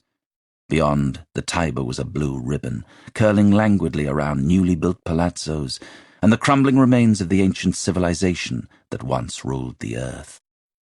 Bertrand found himself short of breath and sweaty inside his travelling cloak, as the cleric escorted him up the wide marble steps into the cool shade of the palace's interior, bustling with officials from the papal curia. "I have to warn you, Bishop, you may find His Holiness to be troubled of spirit," the cleric exhaled sharply. "The death of Celestin has caused him some unexpected difficulties." "Celestin is dead?" The cleric frowned at Bertrand's expression. "You had not heard?" "I have only just arrived." The cleric halted, glancing around. Bertrand was relieved at the chance to catch his breath. "Celestin died in his prison cell a fortnight ago," continued the cleric in a quiet voice.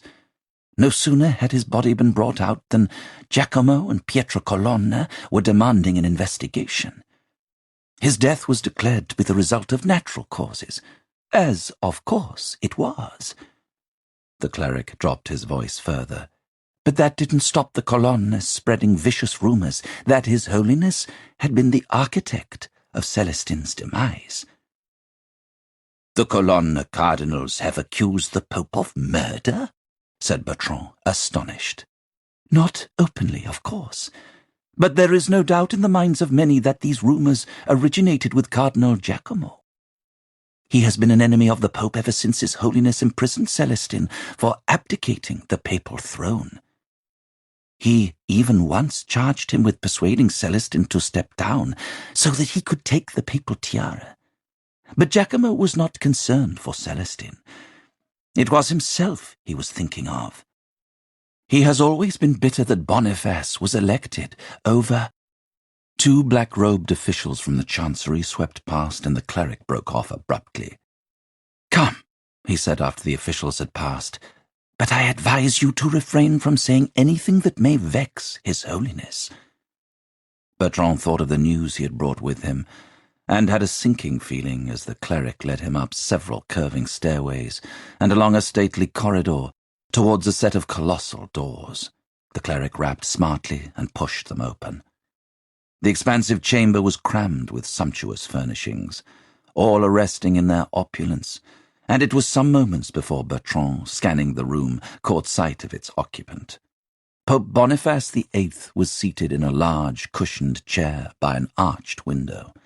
Behind him, a barber worked an ivory comb through his hair.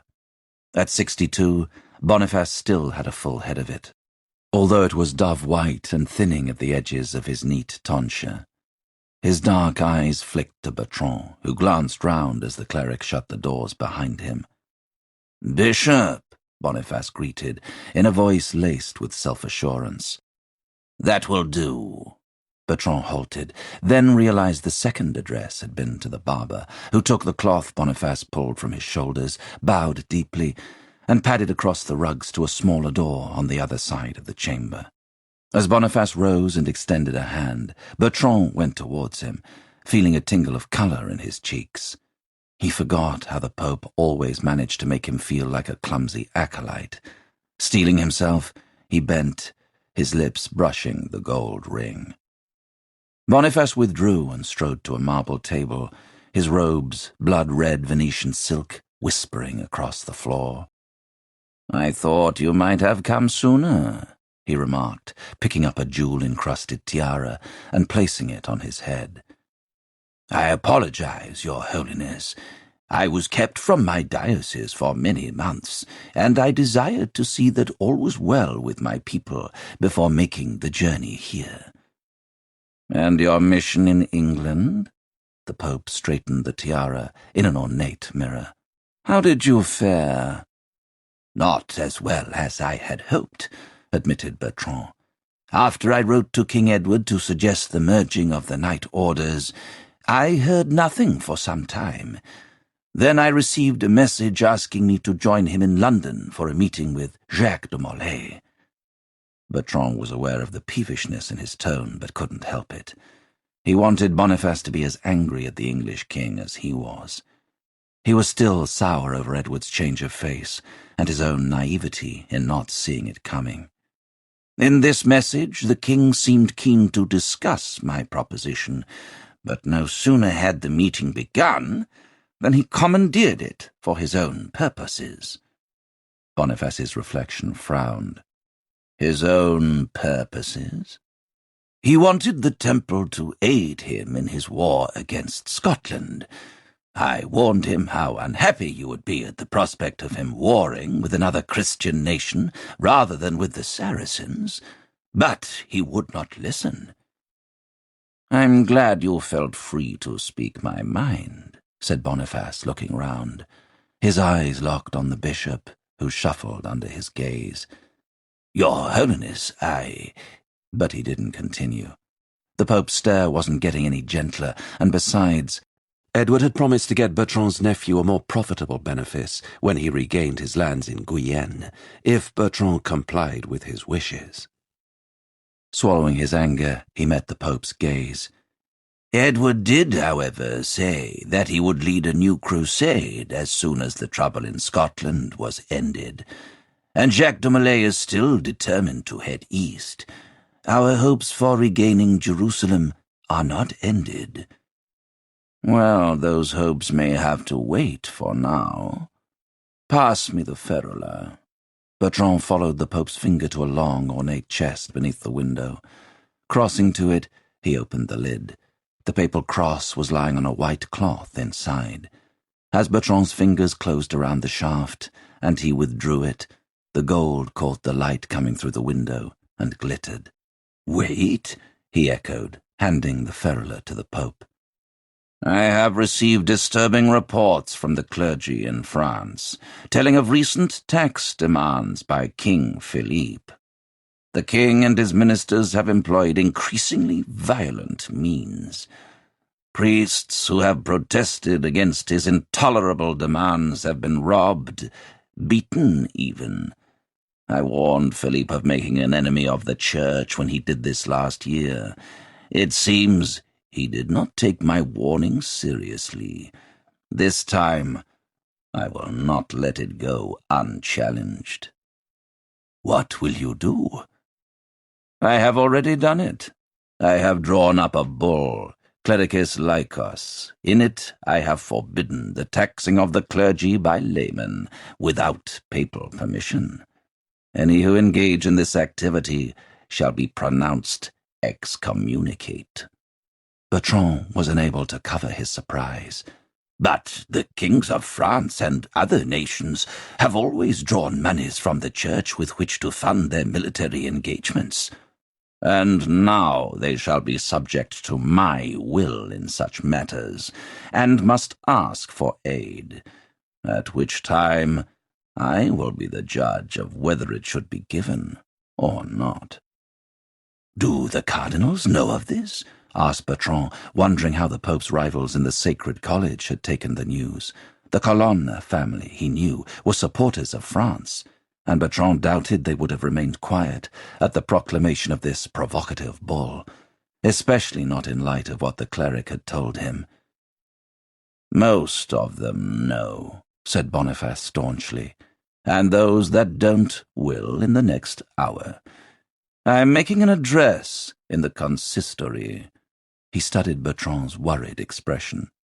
"Do not fear, Bishop de Gaulle," he said coolly. "My will shall prevail. I am the successor of St. Peter, acting under the direct authority of God. Philippe will learn this soon enough." Wielding the papal cross in both hands, Boniface appraised his imposing reflection. "As shall all who oppose me." Chapter 10. The Royal Castle, Edinburgh, 15th of May, 1296 A.D. Will came awake with a start to see his nephew looming over him. "What is it?" he groaned, pushing the youth away.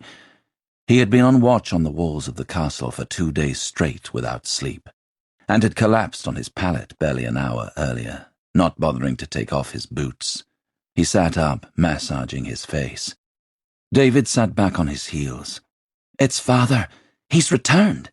Will's tiredness faded at David's expression. Kicking off the rough blanket, he stood.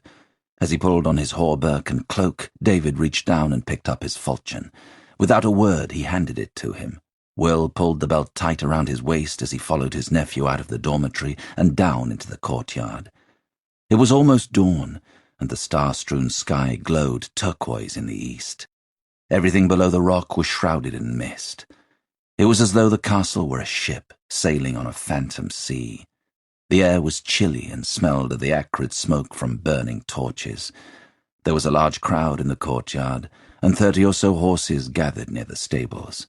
Squires were removing saddles and hastening to fetch water. Will saw several stretchers laid out on the ground, 2 of which were occupied by injured men. One had lost a leg. The injury didn't look particularly fresh. The wound was bound tightly, and dried blood and dirt had stained the binding black. In the light of the torch frames, the soldier's face was slick and had an ill-looking greenish tint to it. Will recognized the signs of infection and guessed he didn't have long. He spotted Duncan talking with the sheriff of Edinburgh. As he pushed through the agitated crowd, he caught snatches of conversation. "Fallen? Don't know how many we lost. We were scattered. Most of them dead." Approaching, Will saw that Duncan was also wounded, a nasty gash running down the side of his face. The split skin had been crudely sewn back together with thread, between which beads of blood had welled and scabbed over. It looked absurdly like a large black caterpillar had crawled up his cheek with stitches for legs. His cloak and mail were covered with blood and reeked of it.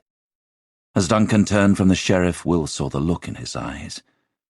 His brother-in-law wasn't the stalwart, unshakable man he had last seen, leaving the town with Patrick Graham and the feudal host of Scotland over 2 months ago. He was haggard, haunted. David went silently to his side, eyes lingering on his father's scarred face. Duncan glanced at Will, then spoke to his son. "Did you wake your mother?" David shook his head. "Good lad." Duncan looked down at his clothes. "I want to get this red off me before I see her." He attempted a smile, which was more of a grimace. "What happened?" Will had to raise his voice over the men around him. More people were hurrying into the courtyard, woken by the commotion. The injured men were being hefted up and carried towards the infirmary. Duncan faltered, as if uncertain where to begin. "We were at Dunbar," he said eventually, "almost 3 weeks ago. Our forces were unable to take Carlisle. The Bruces held firm against us, so we pushed on into northern England." Duncan lowered his voice, glancing around him. "Our men contented themselves with burning villages and monasteries, pillaging estates, destroying crops and livestock.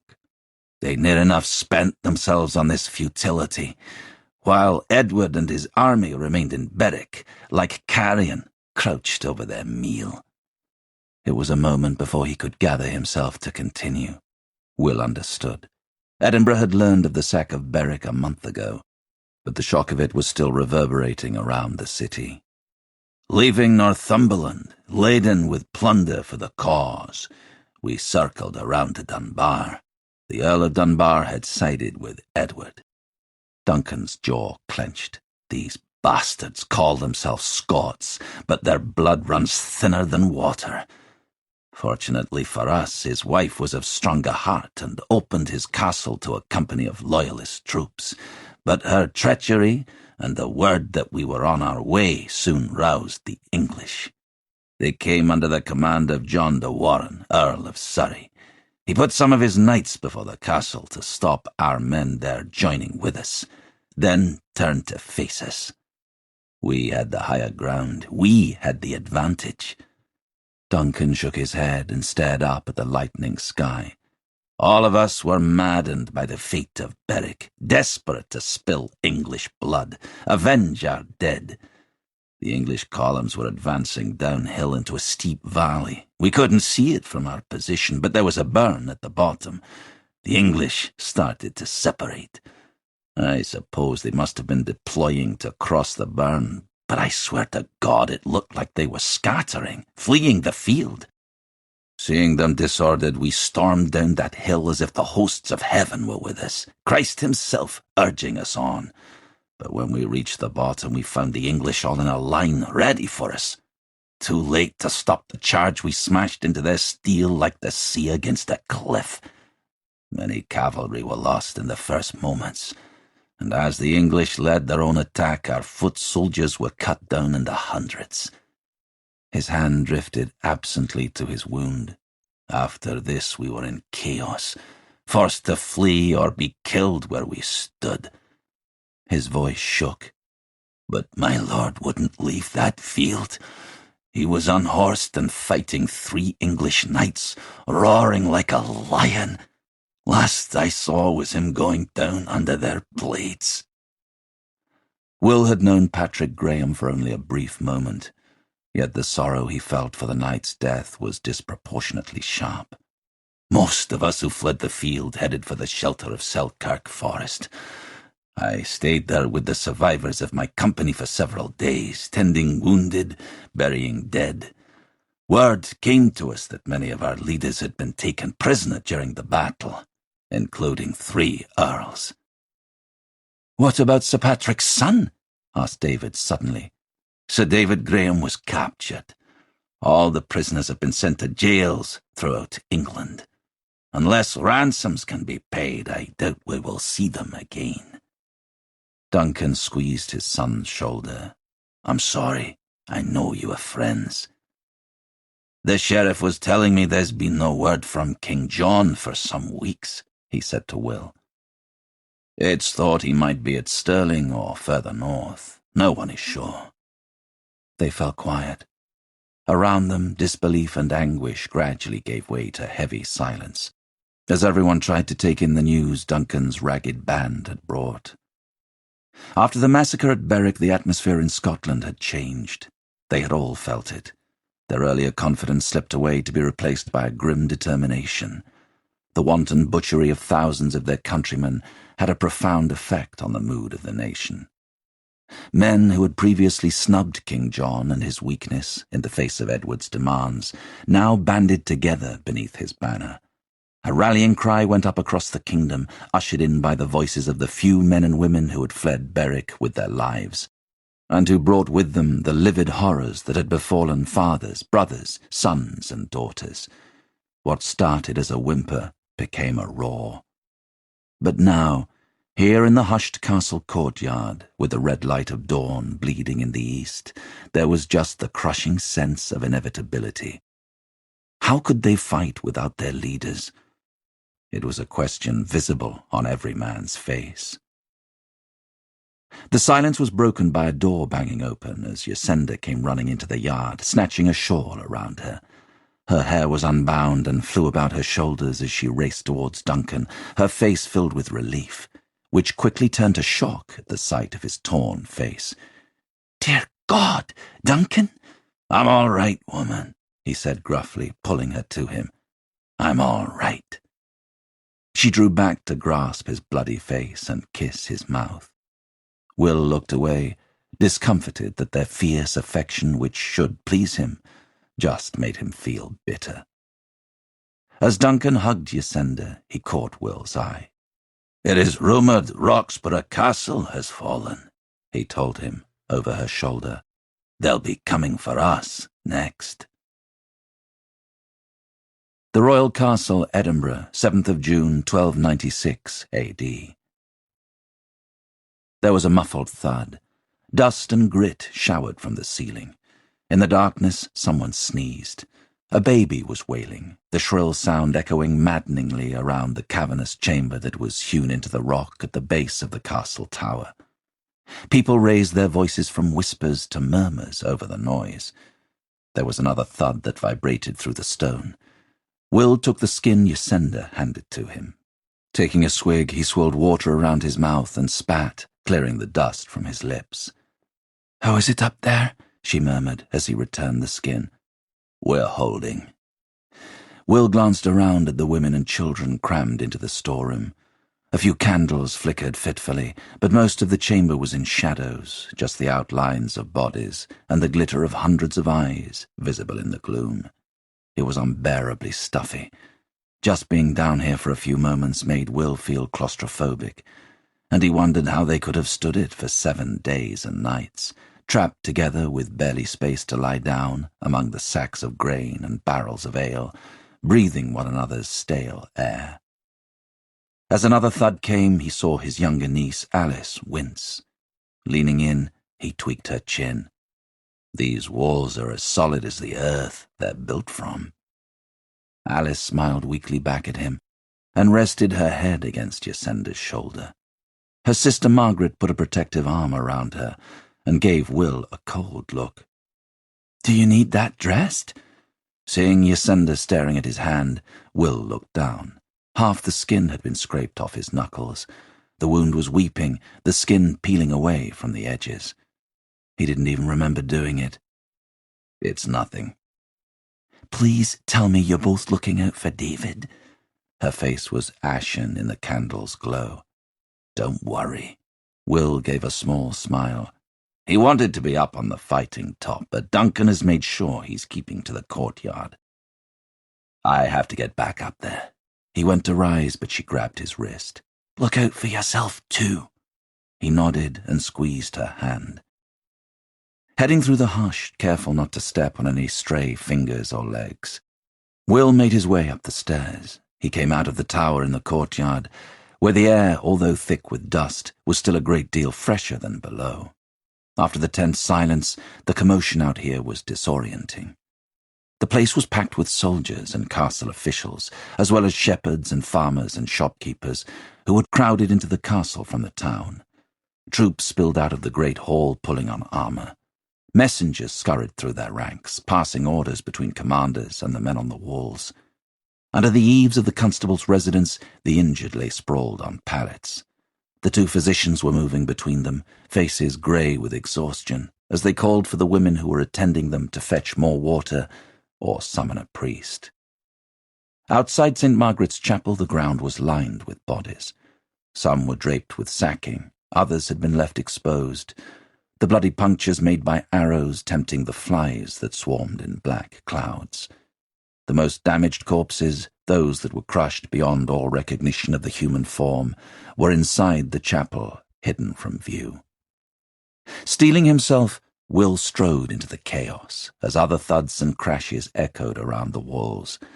Out here they were louder, occasionally followed by the hammering rain of falling masonry and the cries of men. The ground below the ramparts was strewn with rubble. Boys raced between the legs of the soldiers, snatching fallen arrows to take up to the archers. There were a few fresh bodies scattered here and there, which no one had had time to move. Swerving right as a huge boulder came smashing down, sending splinters of stone flying out, Will sprinted to the steps that led up to the ramparts.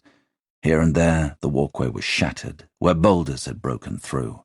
Above there was a groan of timbers, followed by a crack, as one of the mangonels on the fighting top let fire its load.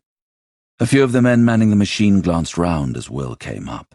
At the start of the siege they had all looked quite different, but now faces and features were indistinct, each of them covered in stone dust, their hair and beards powdered with it. Will moved in to help 2 of the men heft a stone from the pile beside the mangonel and drop it into the cup that was hollowed out of the engine's pivoted beam. The pile was getting smaller. This stone was badly chipped, and of a different colour to the ones they had been using at the beginning of the week. Will guessed it was one of the stones that had landed in the enceinte. Now they would send it back.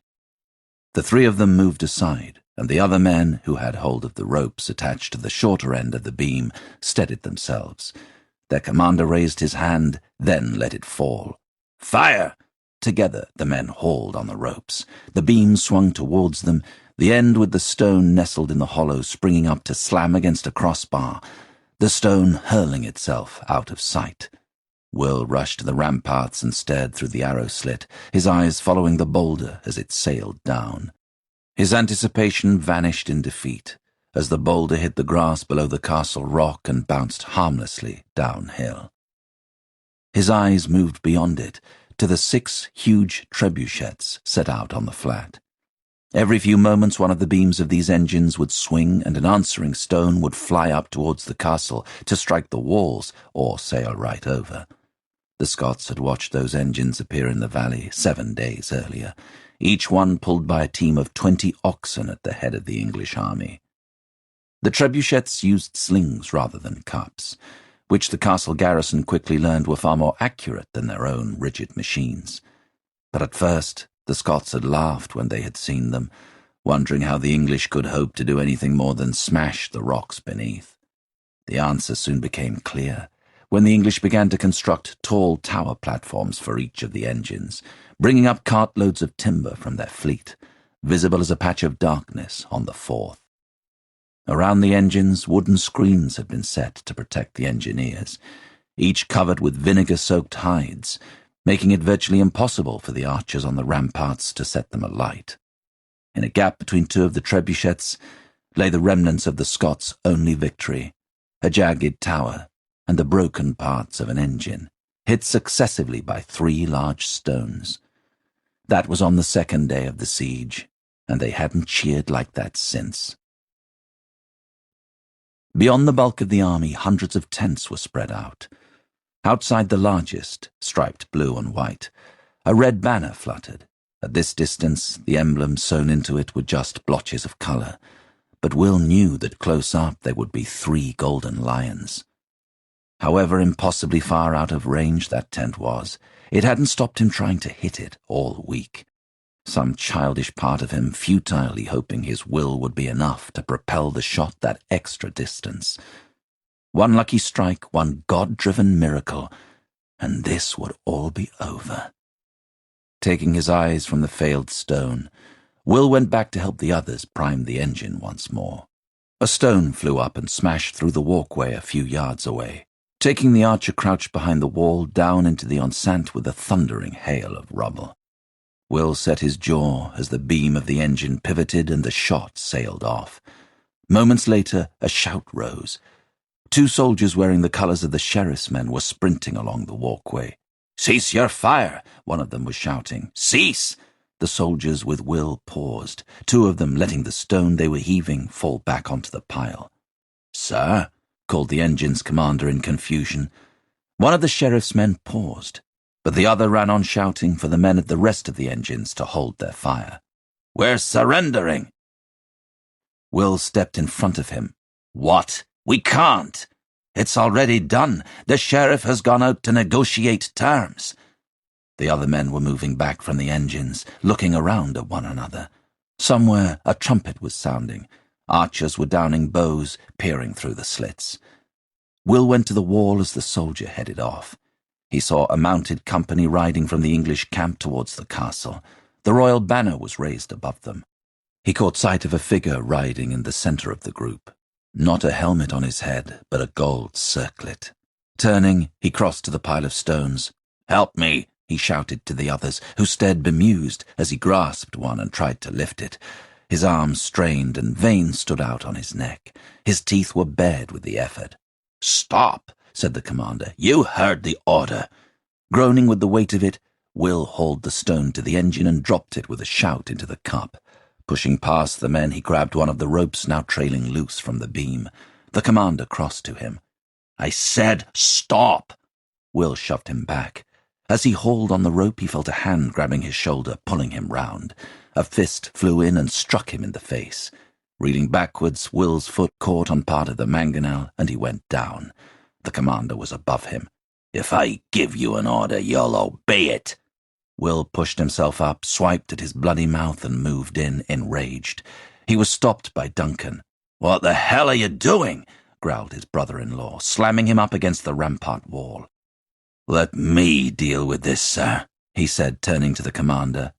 "We can't surrender," Will seethed. "Not to him." "The sheriff and constable are in agreement," We've lost over 100 men. If we surrender, then he has won. But we can keep our lives and maybe our lands too. Father?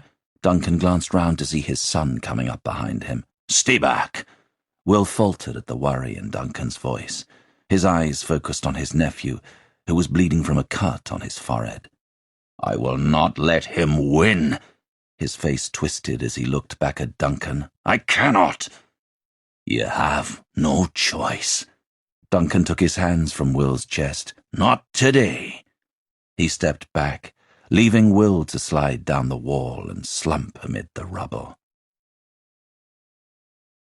Outside the castle walls, Edinburgh, 8th of June, 1296 A.D. As Edward looked into the water, his reflection stared back. Truly, he was a man in the winter of his life.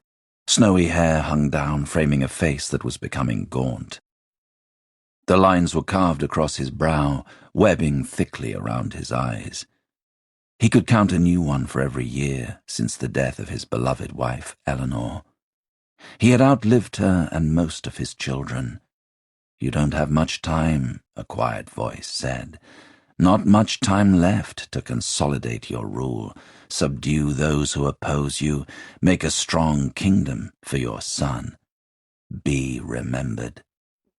His reflection distorted into ripples as the page holding the silver basin shifted on his knees.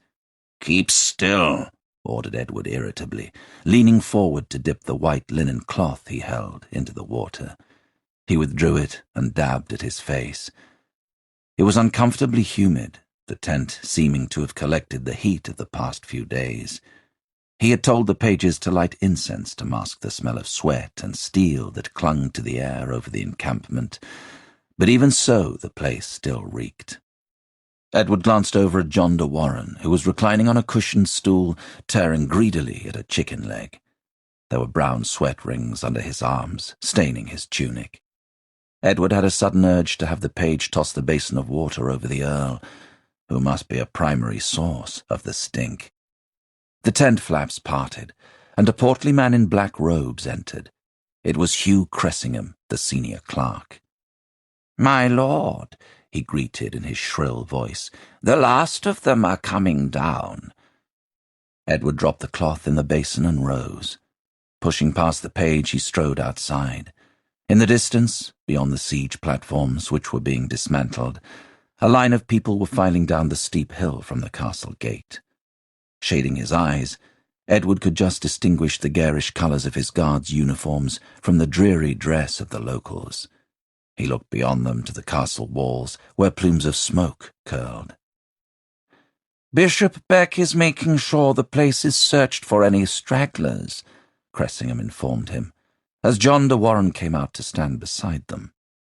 Tossing the gnawed chicken leg to a hound sprawled in the sun, the Earl wiped his greasy fingers on his robe. "Beck is becoming quite the little emperor," he remarked, belching. Cressingham, who always kept himself impeccably neat, frowned disdainfully, his chubby chin dimpling as his lips pursed.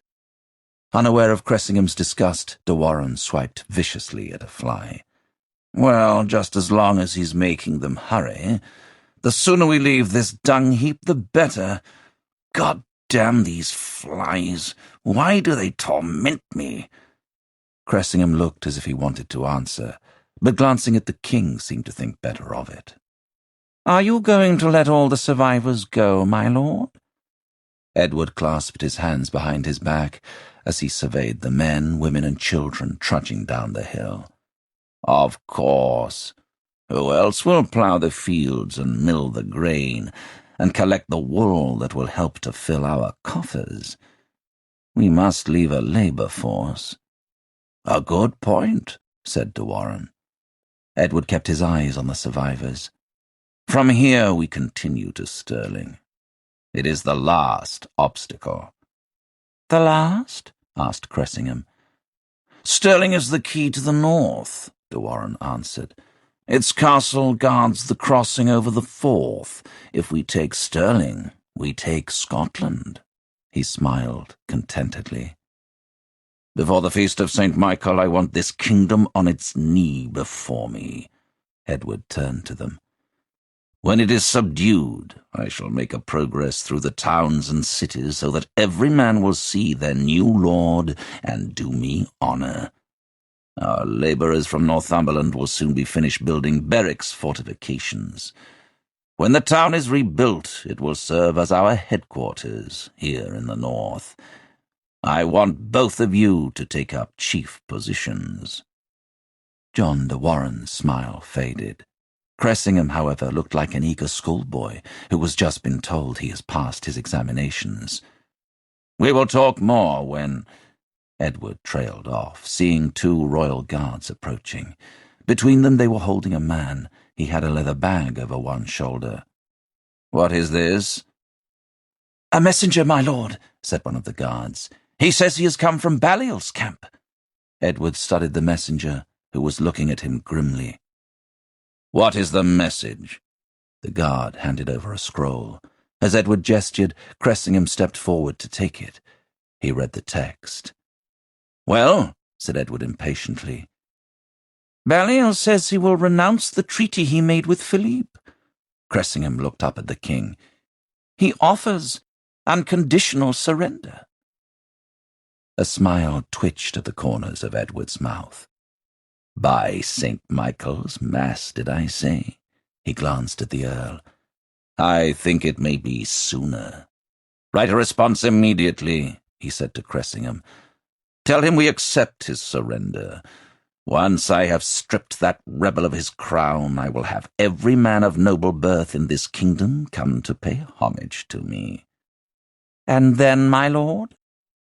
"Then I will return to England," replied Edward with a frown, as if the answer was obvious. His gaze moved back to the grim-faced messenger, and now the smile spread full across his face. "Truly, a man does good business when he relieves himself of shit." Chapter 11. Midlothian, Scotland, 5th of July, 1297 A.D.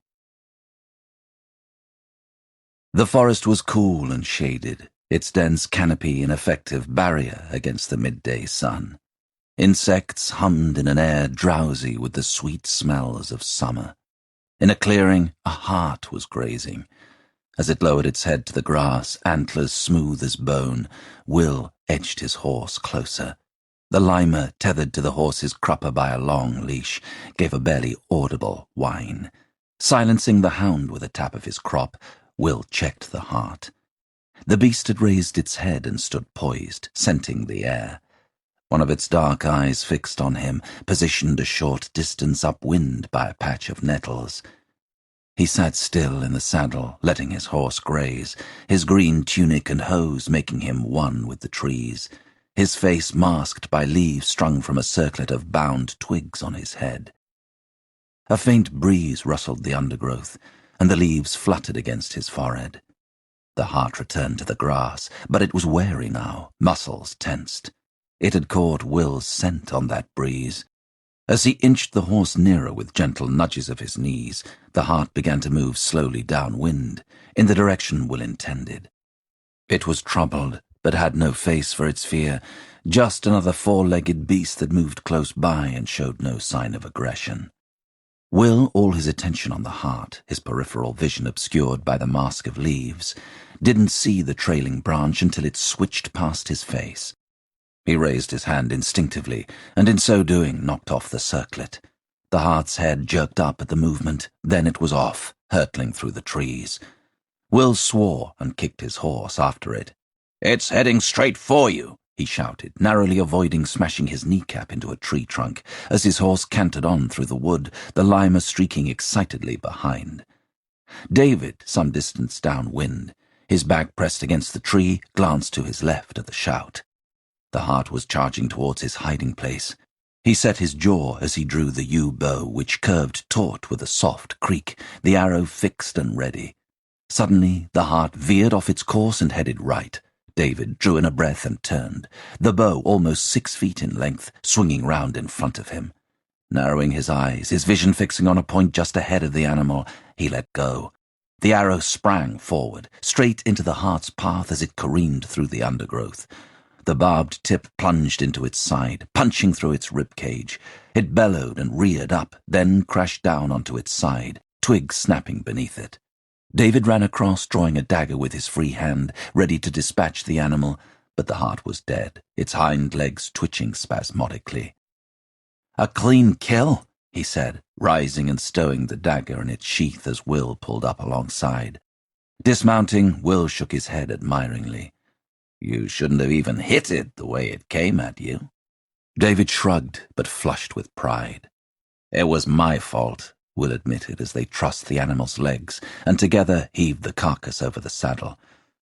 "I'm afraid I'm still more of a hindrance than a help." David reached into a leather bag strung from his belt and brought out a piece of soft yellow cheese, which he fed to the llama, ruffling its long ears. "It just takes a while."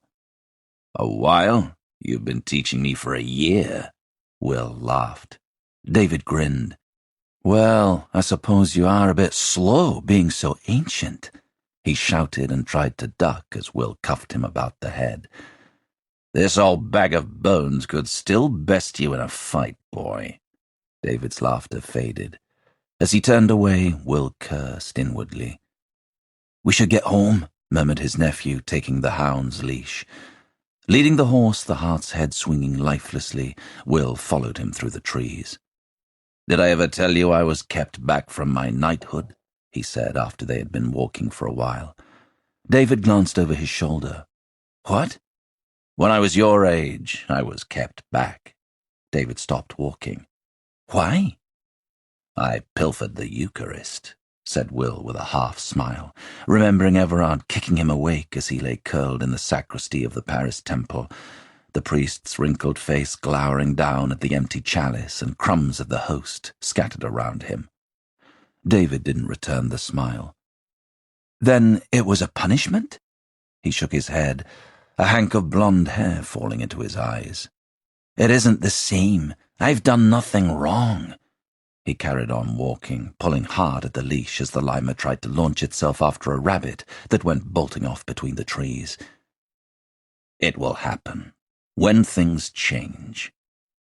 "When will that be?" David demanded. "When are things going to change? How?" Will didn't have an answer for him. They lapsed into a taut silence, broken only by twigs splintering under their feet and the startled chirping of birds. As they made their way out of the forest into the languid heat of the afternoon, Will was struck again by how strange it was that everything around them seemed so peaceful. The hills bathed in golden light, tall grasses swaying, flowers dusting their clothes with pollen. It was all so markedly at odds with the events of the past year that it felt almost offensive for the landscape to be carrying on as if nothing had altered. Yet the seasons still turned, and the days flowed by, and it was only in Scotland's people where the changes were etched. For some it was true life went on mostly as it had, except now it was just that little bit tougher. For others it was harder by far. But for everyone there was a sense of things having paused, as if they were all waiting for something, refusing to believe what had happened, unable to move forward, even though it was now a year since Edinburgh had fallen to Edward's army. A year since Scotland had become an English fief. While Will had left Edinburgh with his sister's family, heading for the Midlothian estate, the English army moved on to Stirling. They later learned the castle had been abandoned by everyone but the gatekeeper, who handed over the keys to an undoubtedly triumphant Edward. With the crossing over the Forth secured and the last of Scottish resistance broken, the king advanced north as far as Elgin on a royal progress, making sure that at each town and castle he rested at, every prominent landlord in the area came to pay him homage. They heard that Edward received Balliol at Montrose, where the Scottish king gave his formal surrender and was stripped of his royal arms. The man Edward chose to be his puppet king, who had rebelled and cut free of his master's strings, was sent, subdued and humiliated, to the Tower in London. With him went the seal of Scotland, broken in 4. In one final, devastating act, Edward had the Stone of Destiny removed from Scone Abbey and conveyed to Westminster. This ancient rock, the seat of crowning for the kings of Scotland for over 400 years, was more than just a relic. It was the symbol of a nation, and with its removal and interment in England, Edward thus sealed his conquest. By the autumn, Berwick's fortifications were complete, and the town, rebuilt over the mass graves of its people, became the new centre of government. Leaving John de Warenne as lieutenant of the realm and Hugh Cressingham as treasurer, along with a vast number of English bureaucrats and officials to run the country, Edward returned to England. One saving grace that came later was the release of a number of the Scottish magnates imprisoned in England, David Graham, Sir Patrick's heir, among them. These men, along with 1,500 of their countrymen, had been forced to do fealty to Edward, and now owned their estates in his name. But minor landowners such as Duncan had been allowed to keep their holdings running much as they had before. For most of the time, Ysenda and the children remained at the Midlothian estate, rather than in Kincardine with Duncan, having found that it was far enough away from the main centres not to be taken much notice of by the English justices under the hated Cressingham. Approaching the house up the steep track, sweating with the climb, Will and David saw a plume of smoke rising into the haze. "Looks like our supper's on," said Will, feeling his stomach growl at the promise of food. "Go on in," said David, taking the horse's reins. "I'll see to the unmaking." Sensing his nephew, who had been quiet since leaving the forest, needed to be on his own, Will let him lead the horse with its burden to the barn, the Lima barking exuberantly at his heels. In the paddock, Tom, their manservant, who had remained at the estate all through the war, was feeding their 2 goats. They had lost 3 during the winter and hadn't yet been able to replace them. Food had been scarce, most of the harvests either having been destroyed or else having withered in the fields, while the men were away at war. Heading round to the back of the main house, through the herb garden his mother had planted, Will pushed open the door. Ysenda was chopping sage at the kitchen table. She looked up as he entered. "Did you catch anything?" "Your son did. A heart," she smiled. "That should last us a good long while." Will kicked off his boots. Pulling up a stool, he sat at the table, rubbing the sweat out of his eyes. His skin felt tight. "Duncan's not back?" Ysenda shook her head as she scraped the sage into an iron pot where a broth was bubbling away. Her sandy hair curled around her forehead in the heat. The herb smell reminded Will of his mother, and for a moment he closed his eyes, listening to the knife grate against the wood, held within the memory. Everyone else here had their tasks that kept them busy, kept them from thinking about the past or the future. David had his hunting, Ysenda the running of the estate, Duncan his work under Sir David Graham in Kincardine, Tom and the girls their allotted duties. They all had a place, something to do. He was the only one who didn't fit, who flitted from task to task, helping each of them in turn, but ultimately aimless. He felt suspended, hanging frozen like the rest of Scotland, waiting for something to change, for the string to snap. "Is the food ready?" Will raised his head from his hands at the sing-song voice to see Alice come skipping into the kitchen. He smiled at his niece, then went still, his gaze locking on a tiny silver pendant that swung to and fro from her neck. He stood, the stool tipping to clatter back behind him. Alice halted at the sight of his rigid face, her own smile fading. Ysenda looked round. "Brother," she started to say, but the rest of her words were cut off as Will strode to Alice. "Where did you get that?" he demanded. "What?" Alice's eyes grew wide. "The pendant. Where did you get it? Have you been looking through my things, girl?" "Will!" exclaimed Ysenda, setting down the stack of bowls she was carrying. "It was Margaret's," said Alice, clearly terrified as Will loomed over her and snatched up the pendant from where it hung against her chest. "She gave it to me last month when I turned 13. Father gave it to her when she was my age." Alice looked round as Margaret came into the kitchen. "It was yours," Wasn't it?" she blurted. Even as she was speaking, Will turned the pendant over in his hands and realized his mistake. Instead of a man with his foot on a serpent, there was the delicate outline of a woman crowned by a cross. St. Margaret of Scotland. He remembered now, her sister presenting it to her with much ceremony, and a rare smile from Duncan. Margaret plucked the pendant from his palm. Holding her sister's shoulders protectively, she glared at him. "What is wrong with you?" said Ysenda in a low, fierce voice, coming up alongside him. "I'm sorry," Will murmured. "I thought it was... I'm sorry." Returning to the table, he righted the stool.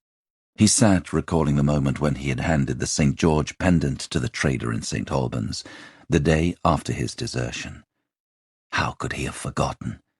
Ysenda returned to the broth, but her eyes kept flicking to Will as she stirred it. Margaret took up the bowls and began to set them around the table, as Alice slid onto a stool, fiddling self-consciously with the pendant. Margaret slammed Will's bowl down in front of him, making him wince. He had only just started to form a bond with his elder niece, and now he had gone and ruined it. The door opened and David entered, his earlier despondency replaced by a broad grin. "Look who I found." "Father," said Alice as Duncan headed in behind his son. She threw herself into his arms and he staggered back with a grunt of surprise. "Anyone would think I'd been gone for a month." "It feels like it," said Ysenda, kissing his cheek. The tension in the room dispersed gradually, Duncan shrugging off his travelling cloak, and David standing his bow up by the back door, while Ysenda spooned broth into the bowls. "Venison soon," she said with a smile towards David as she sat. "We'll feast like kings." "We're the lucky ones," said Duncan wearily. "God be thanked." They all bowed their heads as he murmured a prayer. Will raised his spoon, then let it fall, finding his hunger had gone. "It must be better now the harvests are coming in," asked Ysenda, watching her husband eat. "It would be, if the treacherer let people keep enough to feed themselves." David smiled coldly as his father used the nickname most Scots were calling the treasurer, Hugh Cressingham. "But no sooner has the grain come in than most of it goes out again, all going south, along with our rents and our wool. I've seen families' blood dry in Kincardine, unable to feed their children, and it's getting worse since the fighting broke out. The English sheriffs are coming down harder and harder on all of us because of these rebels." Duncan glowered into his broth. "They should be out in the fields bringing home what they can like the rest of us, not disrupting what little peace we still have." David's smile vanished. "We have no peace, father. Not under the English." He set down his spoon. "We should be joining the rebels, not criticizing them." Ysenda shot him a warning look. "Don't talk to your father like that." "But it's true." David glanced at Will. "You agree with me, Uncle. I know you do. You don't want to be sitting here doing nothing, pretending everything is fine, do you?" He looked back at his father, who had gone silent. "When Tom was in Edinburgh, he heard Wallace killed the Sheriff of Lanark and overthrew the Justiciar at Scone. Sir William Douglas is said to have joined with him, others too. Don't you want to do something? Don't you have any pride?" Duncan jerked to his feet, his face scarlet. He raised his hand to strike David, but faltered at a shocked cry from Alice. The back door opened and Tom entered. He frowned at the frozen tableau, then nodded tentatively to Duncan. "There are men coming up the track, sir. 5 of them." "I'll come out in a moment," murmured Duncan, staring at his defiant son. "Go and greet them." "Who would it be?" asked Ysenda as Tom headed out. Duncan picked up a cloth and wiped his hands. "I don't know," he said, crossing to the door. "I'll go alone," he added sharply when Will rose. "I'm still lord of this estate." Duncan headed into the oppressive afternoon, anger hot in his veins. But beneath that was an uncomfortable sense of shame. His son was right. He shouldn't be out with Sir David Graham each week, travelling the length and breadth of his young lord's lands, both of them under the yoke of the English, draining the people of Kincardine of their food and their money. He should be standing firm with his countrymen against this tyranny. His pride, however, was fighting a more powerful urge to protect his family. Coming around the house, he saw Tom greeting the riders. Duncan's heart sank as he saw their mail armour. English soldiers. One of the 5 was dressed differently in a fine cloak of green and gold brocade. He remained on his horse while the soldiers dismounted. "Good day to you," called Duncan, bracing himself as he approached. "Who is the lord here?" asked the man in the cloak, staring imperiously down. His accent was thick and treacly, the words seeming to stick together as he spoke. The horse tried to toss its head, but he jerked hard on the reins. Duncan's eyes moved to the sword that was hanging from the man's hip beside a large leather pouch. "I am. I've come to collect this quarter's rents." Duncan shook his head. "There must be a mistake. I've already paid. A collector came last month." "Unfortunately, the rents have risen since then." "By how much?" asked Duncan, straining to keep his voice calm. "Father?" Duncan glanced round as David came out of the house. "How much?" he said incredulously, turning back as the collector answered him. "That's out of the question. I cannot pay that." "We can take other forms of payment," responded the collector. He nodded to the paddock where Duncan's horse, a silky-coated piebald, was tethered. "That's a fine beast." Duncan clenched his teeth. "I need a horse in order to travel to my lord's lands, so I can help seize his tenants' assets for your lord." The collector's brow furrowed. "Is King Edward not our lord?" Duncan glanced at the soldiers, who were surveying the house in an appraising way that made him feel uneasy. He wished suddenly that he'd brought his sword out with him. "Go back inside, David," he called, hearing footsteps coming up behind him. "Is this your son?" asked the collector. "A healthy-looking lad, well-fed, too." "Wouldn't you say so?" he commented to one of the soldiers. The man smiled unpleasantly. "Yes, sir." Glaring at the collector, Tom stepped in front of the soldier who had answered. "Times are hard," continued the collector, shrugging at Duncan. "If you want to blame anyone, blame your countrymen. If they weren't rebelling against Lord Edward, we wouldn't have to raise the rents. The funds to crush their little mutiny have to come from somewhere. They fight, and you and yours pay for it." "Sounds like they have enough to win that little mutiny, what with the plunder Wallace and his men took from your justiciar at Scone." Duncan whipped round as David's voice rang out. "Go back inside, will you?" The collector's eyes narrowed. "I would keep your son on a shorter leash if I were you.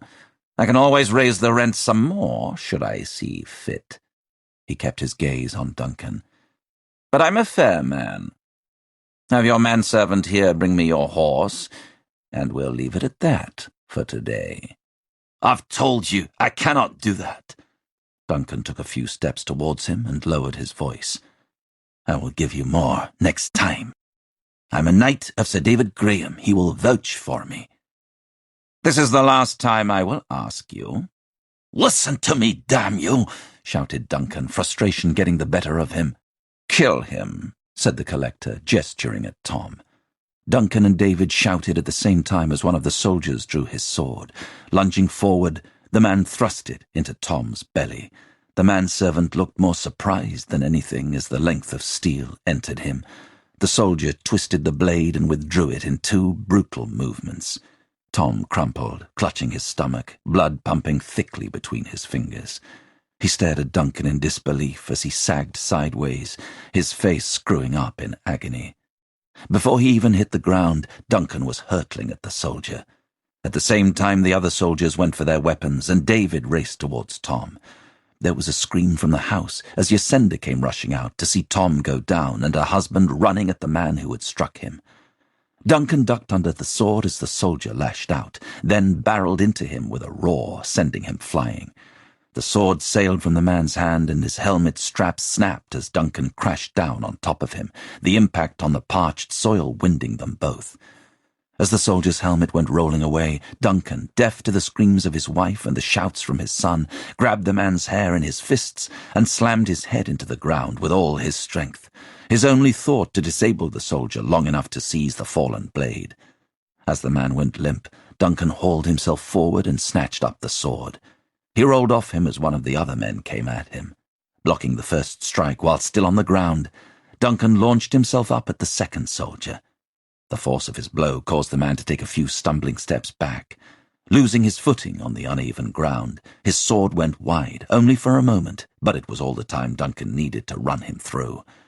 He pulled the sword free, hearing hoofbeats behind him and a harsh shout from his son, then felt something punch into his back between his shoulder blades. His fingers went dead, the weapon slipping from them to thump on the ground. Duncan saw his wife freeze, her arms rising into the air, as if she were about to dance or pray. Then he felt pain like he'd never imagined driving through him, propelling him to his knees, down into the earth. The tax collector, towering above Duncan on the horse, withdrew his sword, streaked red. "Kill them!" he was yelling. "Kill them!" David fell back in terror as one of the soldiers came at him, but as he turned to run, his feet caught in the legs of the man his father had felled, and he went down hard. The other soldier made for Yasenda, who was sprinting towards her son. A shout tore through the air. Will was coming around the house, David's bow in his hands. The arrow was aimed at the tax collector, who had turned in his saddle at the shout. His sword was aloft, Duncan's blood running down to the hilt, and his horse was stamping, agitated. Beneath the hooves, Duncan lay prone, sprawled on top of the man he'd knocked unconscious. The two remaining soldiers paused, eyes flicking from Will to their master. Snarling, the collector kicked the horse at Will, who let the arrow spring free. The collector threw himself sideways in the saddle to avoid it, but Will wasn't aiming for him. He caught the horse in the neck, the tip ripping through the soft tissue. The horse reared up, then fell, taking the collector down with it. The beast landed on top of him, crushing his leg, still caught in the stirrup. He let out a scream. The soldier going after Yasenda checked himself and raced back to help him. Will yanked another arrow from the quiver on his back, fitted it, and fired at the man who now turned on David, still sprawled on the ground. It missed, driving into the soil a few feet away. Will cursed and dropped the bow. Wrenching his falchion from its scabbard, he began to run. David twisted away as the soldier's sword hacked down at him. Scrabbling onto his hands and knees, he threw himself forward and snatched at the arrow embedded in the ground. The soldier lunged in. Yasenda screamed. Turning, seeing the sword come stabbing towards him, David curved his body and thrust the arrow up into the man's groin, above the padding protecting his thighs. He shouted in rage, feeling the barb slice through flesh, going deeper as he pushed. The soldier howled and dropped to his knees. Will came charging up behind. As the soldier tried to lift his sword, he rammed the point of his falchion through the man's neck, sunburned and dirty beneath the lip of the helmet. David recoiled as the tip punched out of the soldier's throat, and he coughed a spray of blood. Will kicked the soldier in the back, yanking his sword free as the man fell forward, then went for the soldier who was trying to haul the tax collector out from under the horse. Wrapping his arm around the man's head, pulling it back, he ripped the short blade across his neck. "No!" the collector shouted as Will loomed over him. "Please, But his words cut off as Will stabbed him through the throat, the blade plunging into the earth beneath him. Afterwards, he strode to the unconscious soldier lying under Duncan, and carefully rolling his brother-in-law off him, ran the man through. Lastly, he dispatched the horse, still thrashing and snorting in pain. It was the only kill he felt any remorse for. Yasenda, who had run to David and was hugging him to her, turned as Will wiped his blade on the soldier's tunic. Her face crumpled as she saw Duncan on his back, arms splayed on the dry grass. She crossed to him and crouched, clutching his face in her hands, crying his name. When he didn't move, her cries became louder. An incoherent torrent she let loose at the sky. David, white-faced and blood-splattered, went to her and grabbed hold of her. Will sheathed his sword and pushed his hands through his hair, slick with sweat. It dripped from his nose into his beard. "Sweet Jesus," he murmured between breaths. "Sweet Jesus." It was all he allowed himself. He crossed to the house. Margaret was hunkered down in the doorway, her palms pushed against the frame to either side of her. Her lips were moving, but no sound was coming out. Will coaxed her up, gently but firmly. She didn't resist, but her eyes remained staring past him at her mother and brother draped over her father's body. "Margaret, listen to me. You have to fetch whatever money Duncan has here. Also, blankets, food, and water skins. Get Alice to help you. Don't let her come out here." She wasn't listening. Gritting his teeth, Will shook her. "Margaret!" She focused on him. "Do it," he ordered, turning her forcibly and marching her into the hall. As she stumbled away from him, he headed back outside and went to Yasenda and David. He took hold of his nephew. David lashed out and struck him on the chin. Will rolled with the punch. "I need you to be a knight now, David. Do you understand?" David was panting hard, but he had stopped struggling. "You're going to saddle both the horses and get your bow and your father's sword and shield. Then you're going to help me get these bodies into the trees." Will nodded down the hill to the copse. "Can you do that?" David pulled roughly away. "Yes." Will waited until his nephew began to walk to the house, then knelt by Yasenda, still crouched over Duncan. His sister's cries were ragged, unbearable. He knew that grief all too well. It pierced him as he pulled her to him, wrapping his arms around her. "We have to leave," he murmured. "Those men will be missed and others will come looking. There will be no fair trial for this. They'll come down hard." "I cannot leave my husband," wept Yasenda, her words muffled against his chest. "I cannot." "For the sake of your children, you have to." "Where will we go?" she sobbed. "Oh, dear God, where will we go?" "We'll go into Selkirk," said Will after a pause. "It's not far. We can find shelter there until the dust settles. With any luck, the English will have more than enough to worry about than the death of some bureaucrat." She looked up at him, her eyes swollen. "Kincardine! Sir David Graham! I want to go to him." "They can track us too easily there. It's the most likely place we would go." Will rose and looked south across the hills, which faded into a green haze. "We go into the forest." The Tower, London, 6th of July, 1297 A.D. "Send word to Earl de Warenne immediately." "Certainly, my Lord King," said the clerk, struggling to keep up as Edward strode along the passage. "He'll be at his Yorkshire estate?" "No doubt," said Edward sourly. "If he imagines he can play at lieutenant from the comfort of his manor, he has another think coming. Order him to meet Cressingham at Berwick. They will lead a force from there." The king's face was taut. "If these rebels want a war, by God, I will send one their way. Tell the Earl I want their uprising crushed and the ringleaders' heads on London Bridge by the time I return." Dismissing the clerk who scurried off, Edward continued along the passage and down a long set of steps, wincing as his joints creaked.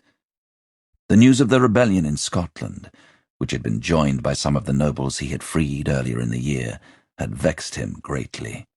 But he had more pressing matters to concern himself with. While he had been preoccupied north of the border, Philippe had strengthened his hold on Guyenne. Some of the barons were growing restless with the flagging war in France, and had refused to fight in his service. They were gaining support within the royal court, and he knew how dangerous mutinous barons could be. Simon de Montfort had taught him that. Heading into the stifling heat of the afternoon, Edward was met in the courtyard by two of his advisers. "Your ship is ready, my lord," said one as they fell into step beside him. "We can leave when you wish." I want to be in Flanders by the end of the week." Edward looked back at the tower rising above him, white and imperious. "Let us see what my dear cousin's enemies are willing to do to end France's dominion over them." Chapter 12. Selkirk Forest, Scotland, 20th of July, 1297 A.D. Will brushed the sweat from his face with the crook of his arm as he reached the top of the incline. He turned, offering a hand to David, who was scrabbling up behind him. His nephew paused, looking at his outstretched hand, then grasped it, allowing Will to haul him the last few feet. The swollen water-skins sloshing against their legs, they made their way back through the trees, the bubbling of the stream at the bottom of the gully fading behind them. As they approached the clearing, Will felt his spirits, lifted by the practical task of fetching water, begin to sink again. They had been camped there for only 3 days, but already he had come to loathe the stuffy space, enclosed by pines and thorny bushes. Yasenda was fussing over Alice, who had been crotchety following a fall several days earlier. It was a shock more than anything. Her ankle had been sore and inflamed, but although it soon went down, Will using his spare undershirt to make a compress, she complained about it more and more bitterly, until finally she sat down in tears, refusing to walk another step.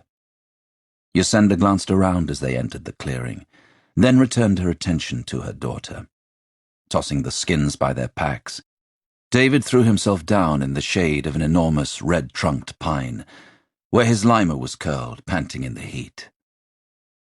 Close by, the horses switched their tails at the flies that plagued the air, sticky with the pine smell. Margaret was hunched on a log by the dying fire, jabbing at the embers with a stick. She had lost her coif, and her hair hung loose and ratty around her shoulders. Will noticed, with a stab of annoyance, that she hadn't fetched the wood he'd asked her to. "I need some water," Yasenda called. When David didn't stir, Will gritted his teeth and crossed to her. Alice was sitting with her back against a tree, her face screwed up. Yasenda had removed the compress and was holding her foot carefully. Handing his sister the water skin, Will saw that his niece's ankle was unblemished. As Yasenda poured some of the icy water from the skin onto it, the girl gasped. "Does that hurt?" Yasenda asked worriedly. "It's just cold," said Will, harder than he meant to. Alice looked up at him, and her pained expression, which turned instantly to one of petulant dislike, told him all he needed to know. "How would you know?" the girl challenged. "It isn't your foot that's hurt." "Neither is yours, Alice." He tried to keep his voice gentle, though irritation made him want to shout. "Not any more. It wasn't even a sprain." Alice's hot little face flushed a brighter shade of red. She went to speak, then burst into tears. "How dare you!" Yasenda rose to face him, her cheeks streaked with sweat and grime. Will noticed a line of bites running under her collarbones like a necklace. Some of them were weeping where she had scratched them. Since entering Selkirk Forest, they had all suffered with the midges and ticks, but Yasenda had fared the worst.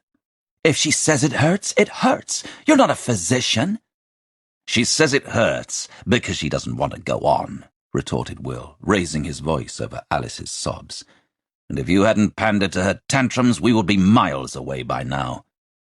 He had wanted to say this for days, but they had hardly spoken since leaving the estate, and he hadn't wanted to break the leaden silence with argument. It was too late for that now. "Miles away?" Her voice became a yell. "Miles away where?" She flung a hand at the dense trees that hemmed them in on all sides. "You've been leading us blind for 2 weeks. Where are we supposed to be going, exactly?" Will went to speak, but she drove on, not wanting to hear an answer. "I said we should go to Sir David Graham for help, but you forced me to leave everything I owned and flee into the forest like some outlaw." She whirled away from him and began stomping around the camp. Margaret had dropped the stick and was holding her head in her hands. David was whistling a loud, jaunty tune. The limmer had sat bolt upright and was barking. "You let me think this was our only choice, but it wasn't." Yasenda crouched and began stuffing blankets into one of the horse panniers. "I told you, Yasenda, if the English want justice, Sir David Graham's lands are the first place they'll seek us." We'll go north to Elgin then. Eid will shelter us gladly. By God, you turn up out of nowhere after all these years and I'm fool enough to listen to you. You don't even know if Ida's still there, said Will sharply. There's been no word from her. Stop it, Margaret yelled, leaping to her feet. Stop it, both of you. I cannot bear this. Yasenda rounded on Will. You made me take my children away from their home, from their father. As her voice cracked and broke on that last word, Margaret dashed off into the trees. No! Shouted Alice, who had risen and was standing with her back pressed against the tree, staring terrified at her wild-faced mother. Let her go, said David suddenly. There'll be more food for the rest of us. Yasenda stormed over to him. David shouted and tried to fend her off as she slapped him. The sound of her open palm striking his face ricocheted. The lima's barking rose to a frantic pitch, and it thrashed against its leash. David grabbed hold of his mother's wrists. They were both yelling. As Will went to pull them apart, he was halted by a scream echoing through the woods a short distance away. Yasenda froze. Her eyes flicked to Will, but he was already running for his sword, lying on his blanket in its scabbard. Unsheathing it, he set off through the trees in the direction of the scream. As he fought his way through the undergrowth, twigs and branches scratching at his face and clothes, he wasn't certain he was going the right way. Then the scream came again, this time closer. Up ahead rose a steep bank, carpeted with pine cones and spiny needles.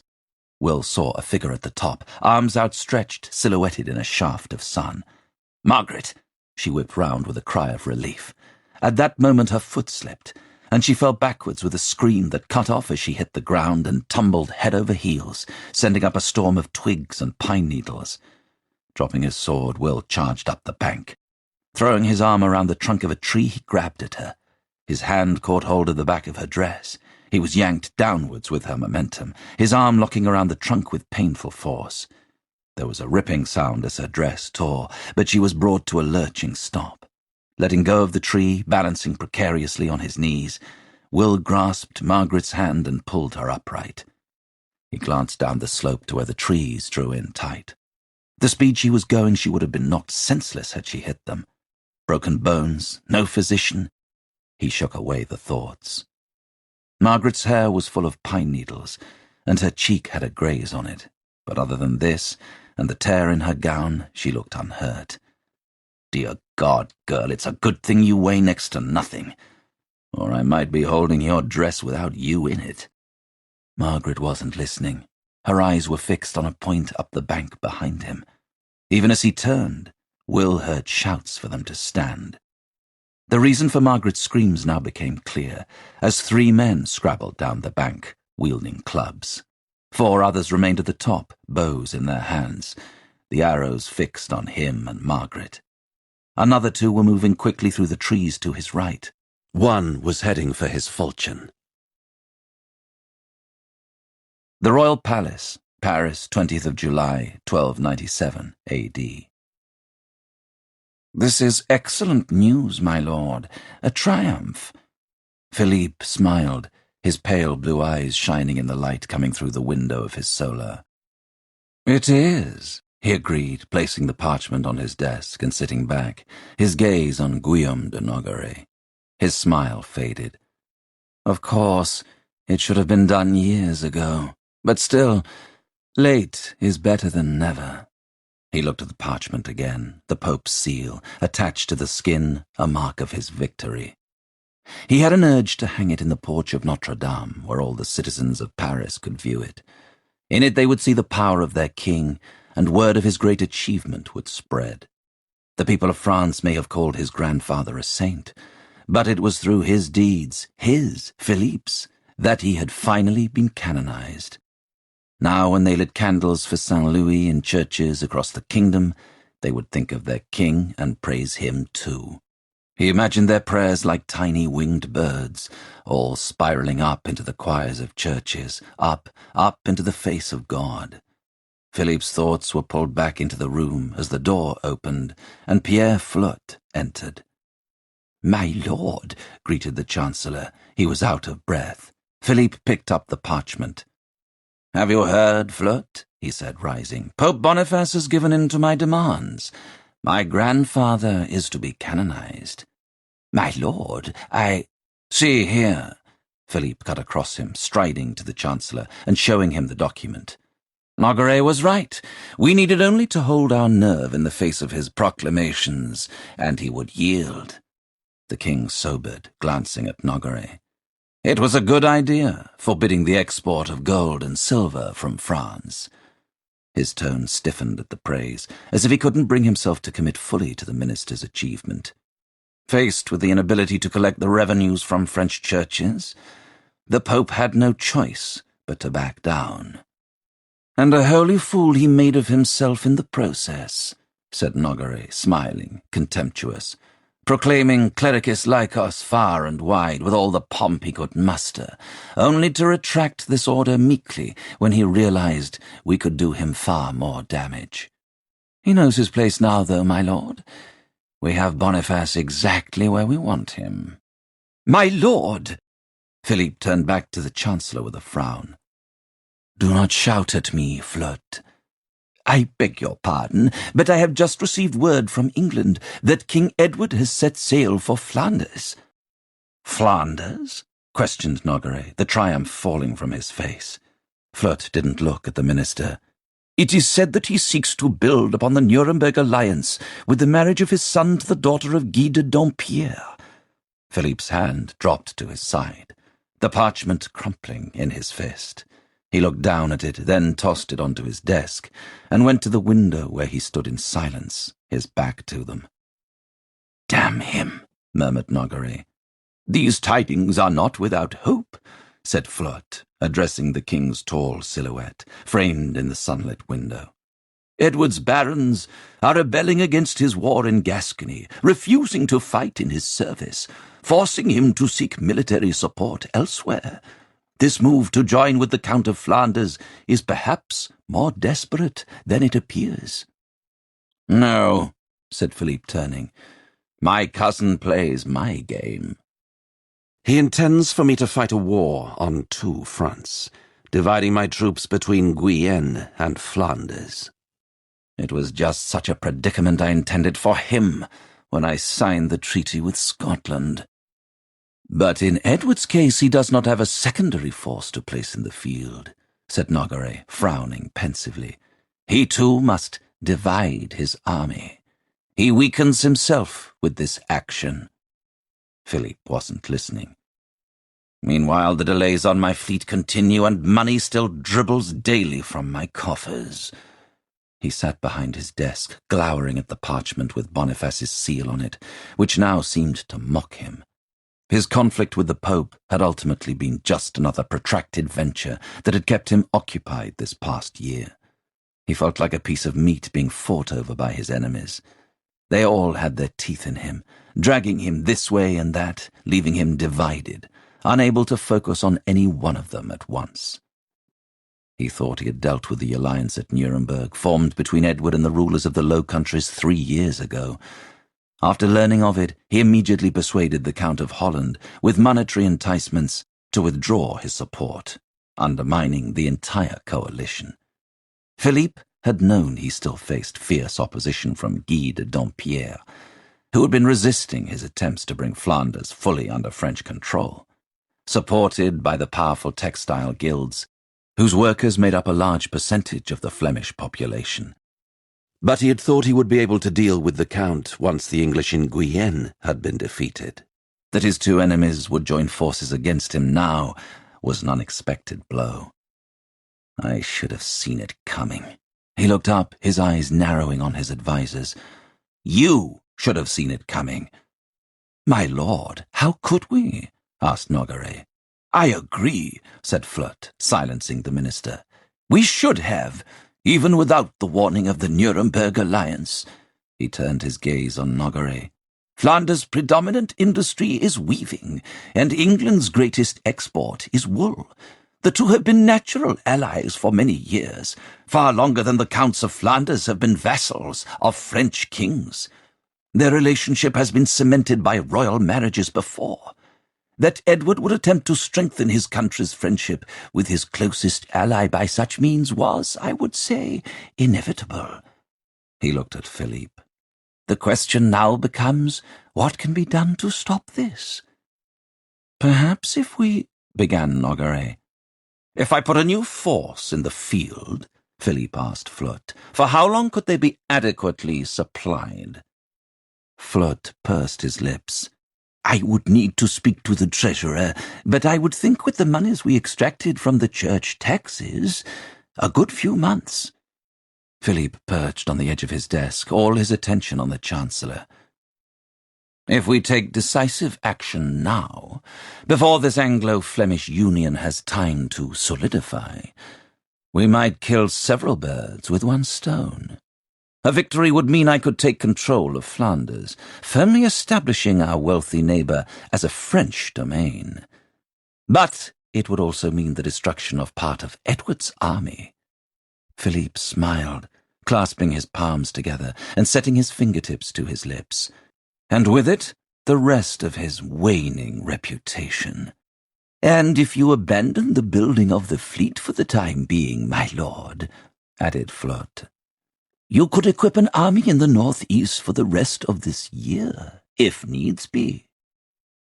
We do it, said Philippe. We send an army as soon as it can be raised, forcing the English and Flemish to counter before they can consummate the marriage.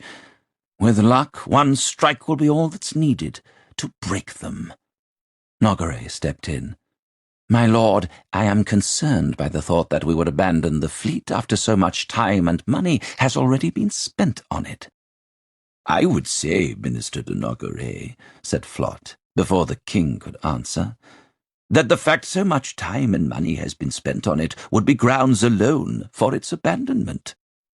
Nogaret's dark eyes glittered, colour blooming in his waxy cheeks. In the pause, the king moved past them to the door. Flotte, arrange a meeting with my staff for tomorrow after nones. I will set these plans in motion. Yes, my lord. Nogaret stared after Flotte, who followed the king out of the solar. A breeze drifted through the window, ruffling the parchment proclaiming the canonization of King Louis, forgotten on the desk. Philippe remained deep in thought as he headed for his bedchamber. Even through his fury at Edward forcing him into this corner from where he could only fight, he felt oddly jubilant. If the English king thought he could rattle his nerve by this endeavour, he was wrong. Hadn't he, Philippe, just defeated the Pope? A ripple of unease passed through him at this thought, or more precisely, at the satisfaction he felt.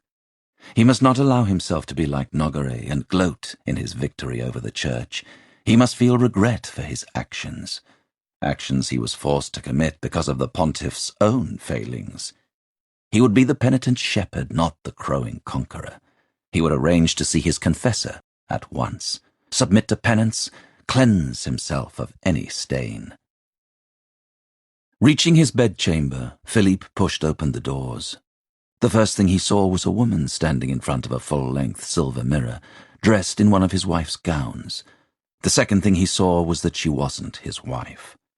Rose gave a cry and whirled to face him, her arms flying up to cover her chest as if she were naked and trying to hide herself, as well she might, for the laces that crisscrossed the back of the crimson gown were wide open, revealing a triangle of flesh all the way to the cleft of her buttocks, plainly visible in the mirror behind her.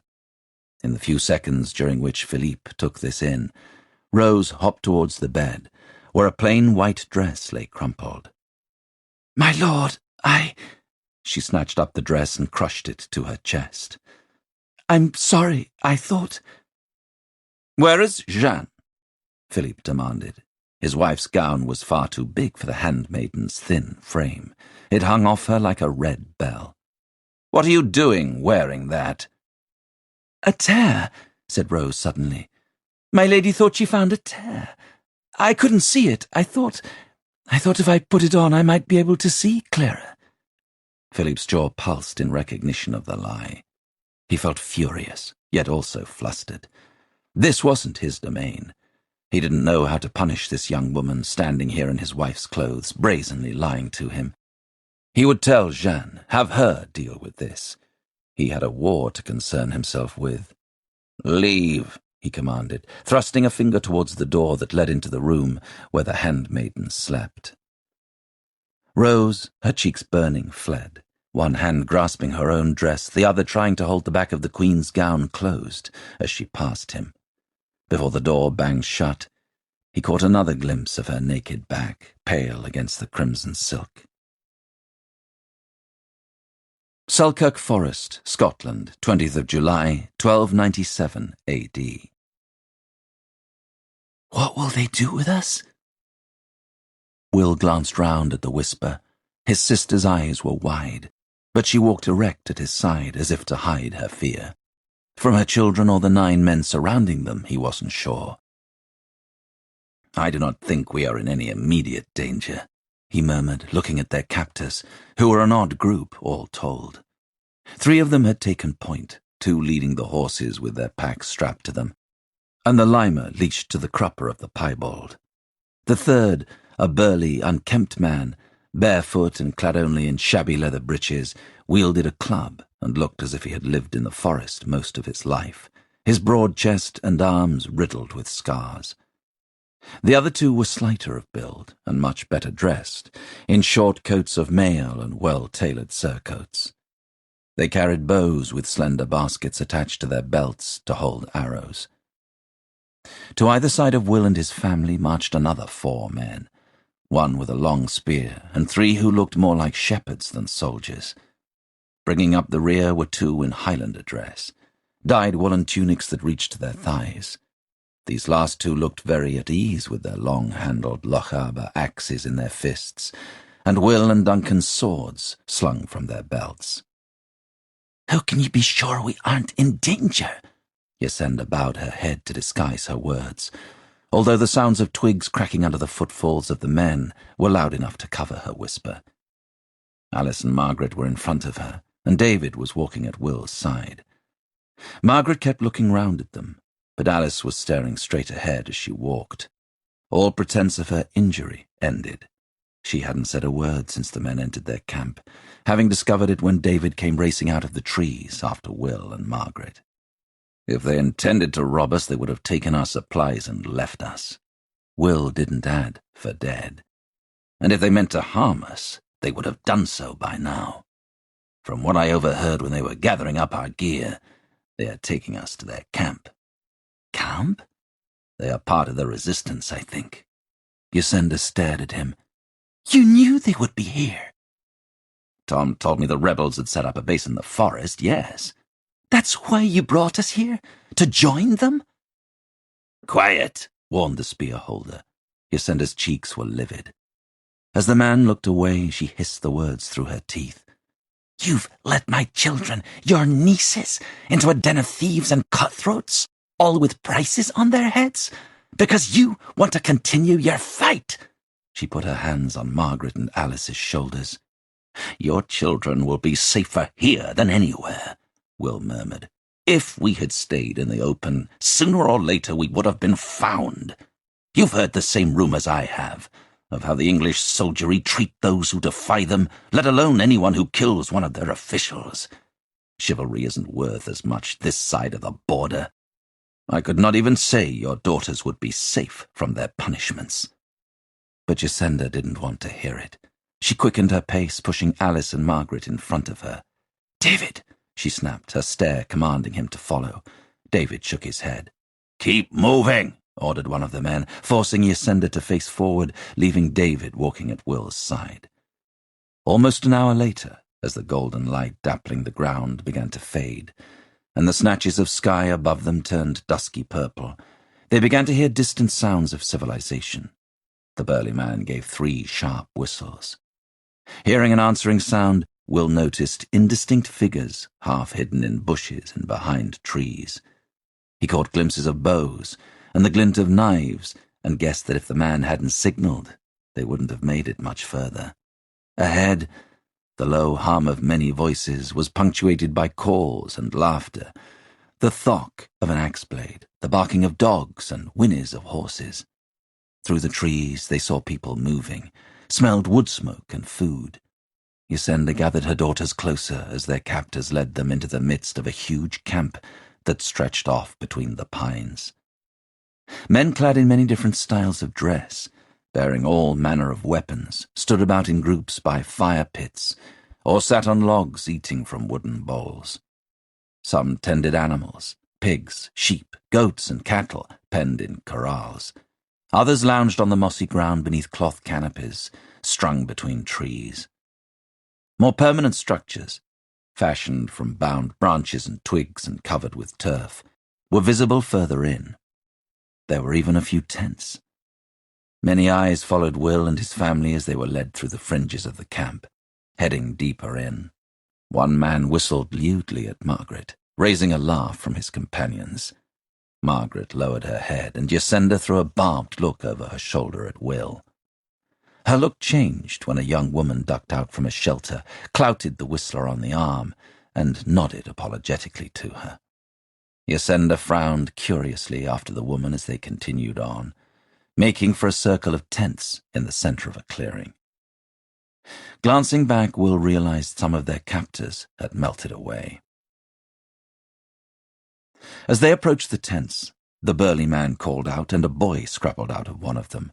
The archers handed the boy the reins of the horses, then moved off as the burly man pushed his way into a large green and white striped tent, leaving Will and the others guarded by the two Highlanders.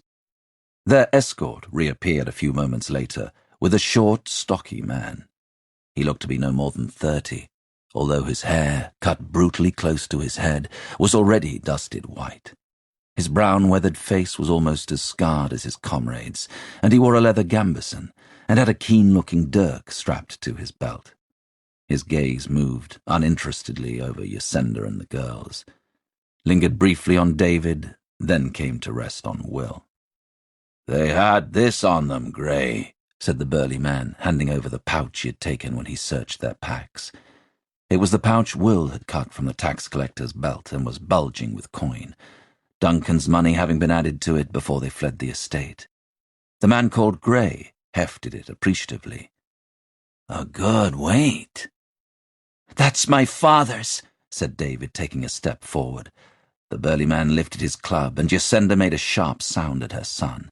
"Your father should tell you to mind your mouth," said Grey, his gaze moving back to Will. David scowled. "He's my uncle." "What brings such an unlikely company into the wilds of Selkirk, with bags stuffed with gold, 2 horses, and a knight's armour? These are dangerous times to be moving abroad without protection." Grey glanced at his companion with a crooked grin. "Never know who you might run into, Adam?" "We have protection," retorted David, before Will could answer. "Who?" Grey laughed, as David's eyes darted towards Will. "Him? Looks like he's 3 winters short of a graveyard. Of course, it's hard to tell under all that beard. Lost your razor, old man." "We mean no trouble here," said Will, placing a warning hand on David's shoulder. He could feel the tension coiled in his nephew's body. "We were forced to seek shelter in the forest after an altercation with an English tax collector." "Must have been some altercation to bring you in here with your women." "The collector was killed, along with his men." The man smiled, but caution showed in his eyes. "By you?" When Will inclined his head, Adam gave a snort. "And what army?" "He doesn't need one," said David roughly. "He's a Templar." Grey's smile vanished. He stared at Will, then motioned to his comrade. "Guard them." Turning, he strode into the gloom. "I'm sorry," murmured David in response to Will's black expression. He lifted his shoulders stubbornly. "But they would have found out." They waited in silence for what seemed like a long time, but was probably only minutes, until out of the trees came 2 figures. One was Grey, his expression now wary. The other was one of the largest men Will had ever seen. Not only was the man of exceptional height, but he was also broad, his arms and legs roped with muscle, his neck thick, his head square and rather brutish. Despite his great size, however, he had an agile stride and moved with an almost languid confidence. He wore a plain, dark blue tunic, under which Will picked out the bulk of armour, and his brown hair hung loose, curling with sweat around his temples. He looked to be in his mid-20s. "I think it's him," David said under his breath at Will's side, eyes wide with a mixture of respect and apprehension. The giant came to a halt before them. He appraised Will for an uncomfortable length of time before speaking. "What is your name?" "Campbell?" questioned the stocky man when Will answered. "From where?" "Quiet Grey," said the giant. "My grandfather left his family's lands in Argyll a long time ago," replied Will. "And I left Scotland as a boy." "Grey tells me you're a Templar." The giant glanced at Yasenda, who was hugging Alice to her and biting her lip. "Where is your mantle?" Will didn't want to tell this stranger anything about himself. He felt weary, hungry, and mistrustful, but he had little choice. Besides, wasn't this what he had come here for? Yasenda was right. He had wanted to meet these men. Slowly he began to speak, telling them of his service in the Holy Land as a Templar commander, his return to the West, and his desertion. It was odd talking to these outlaws of such things, here in the depths of the forest with dusk gathering around them. Now and then the giant would interrupt, and his probing questions reminded Will of the examination during his inception 27 years earlier. This was an altogether cruder, more simplistic interrogation, but the outlaws took it as seriously as if they were knights of an order, checking his worthiness for admission. By the time he had spoken of his part in the siege of Edinburgh and the death of Duncan, the shadows were solid around them, and the flickering points of light from torches hovered like fireflies between the trees. "Why did you come here?" The giant's voice hadn't changed in its gruffness, but Will noticed something new in the young man's eyes, a spark of recognition, or understanding, perhaps. "I cannot shelter you." The man spread a large hand at the camp. "Everyone works here. Even those who do not fight have tasks." "Does this force not continue to grow as more men join the resistance? You must welcome them, surely." "I welcome able soldiers," said the giant, nodding at David. He looked to Yasenda and the girls. "But I cannot carry dead weight." There was nothing malicious in his tone, only frankness. All the same, Yasenda looked wrathful. Whether that was because he had just recruited her son, or abandoned her daughters, Will wasn't sure. "My sister and nieces aren't without skills. They are well educated. They can cook and sew, read and write." The giant didn't answer. Grey spoke up in the silence. "We could use a few more to help with the food. Adam's wife would burn snow if she were cooking it." The burly man gave him a bored look. After another lengthy pause, the giant nodded. "Very well, but you'll pull your weight. All of you," he added with a meaningful glance at Alice, who hid her face in Yasenda's shoulder. "Grey, show them somewhere they can sleep. Not you," he said to Will. "You can help me with something first. Come." He strode off in the opposite direction, ducking his head under the lower branches of the trees. Giving David an assured nod, Will followed, noticing that Adam fell into step behind him. "When Grey told me you were a Templar, I thought you might have come for him. We have one from your order here," the giant explained. Will halted. "Then it would be best I do not meet him. As I told you, I am a deserter. He is a captive, not a guest. We were planning to ransom him, but I'd like to know how much he would fetch." The giant plucked a torch from the ground and headed for an area away from the main encampment. They passed a few men who stood to attention at their approach, adding to Will's speculation that David might be right.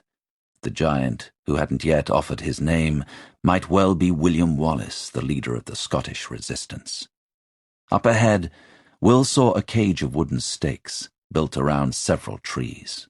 Inside, visible as the pool of yellow light from the torch spilled towards them, were about a dozen figures, some slumped on the ground, others sitting with their backs against the trees, to which Will saw they had been roped. One of them tried to stand, but the tether around his leg was too short, and he could only get to his knees. I demand to speak to your leader. Do you have any idea who I am? Shut your hole, English dog, growled Adam, coming up behind Will. Wake him, said the giant, motioning to a figure curled on the ground a little way from the others.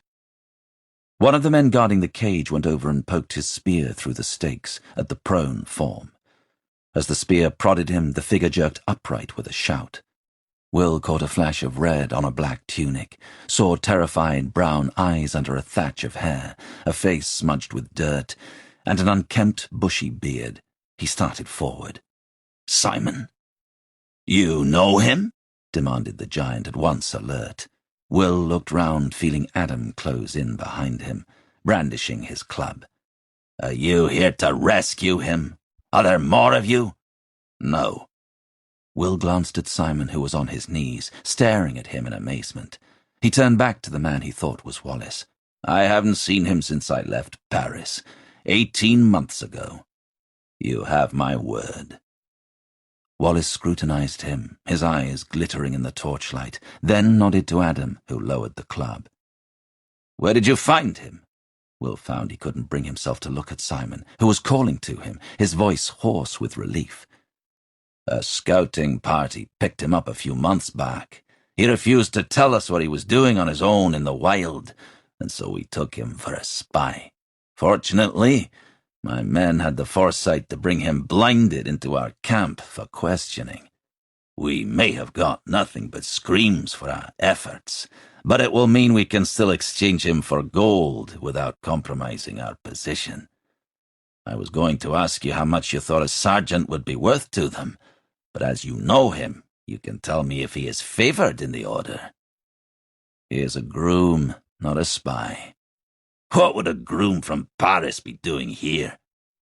Now Will did look at Simon, his face hard. I expect he was looking for me. Simon was too far to hear what they were saying, but he strained forward as Will turned to him. Will, tell them to release me. The other prisoners were stirring now, some adding their pleas to Simon's. I can vouch for him, Will told Wallace. He'll cause you no trouble. He's English, growled Adam. He can cause nothing else. Wallace said nothing. You have the money I brought, along with my brother-in-law's horse and armor, continued Will. That's worth 10 sergeants at least. Like you see, we have that, responded Adam. And with him we can get more. You said he was a groom. That must make him valuable. Exactly. Will thrust a hand at Simon but kept his eyes on Wallace. No one knows horse law like he does. You said you've had him for a few months, so you cannot be that desperate to ransom him. At least let him prove his worth. He would be an asset. If not, you can keep my gold and sell us both back to the temple with nothing lost. Unchain the prisoner, said Wallace, gesturing to one of the guards by the cage. William, no, protested Adam. I've been around English soldiers long enough to know something of deception, cousin, Wallace said. I believe he is telling the truth. The other prisoners began to complain as Simon was released, but were soon silenced by the guards' spears. Simon limped out of the cage. Faded bruises on his face were visible as darker patches beneath the dirt as he entered the sphere of torchlight.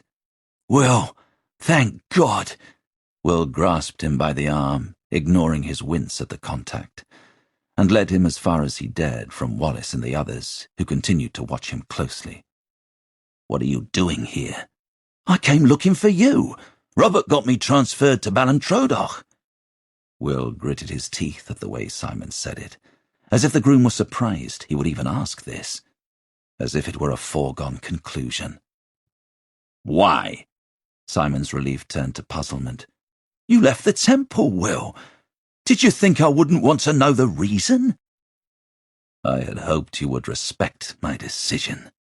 Respect? Demanded Simon, puzzlement giving way to anger. What was there to respect? You abandoned the order, your brothers, your friends, your daughter. I know you are grieving for Elwyn, but that's no cause for you to desert your duties like a coward and— Simon's words were cut off as Will struck him in the face. He reeled back into a tree which he clung to for support. Will went still as Simon clutched his face. Blood trickled onto his tunic, loose on a frame wasted by ill treatment and lack of food.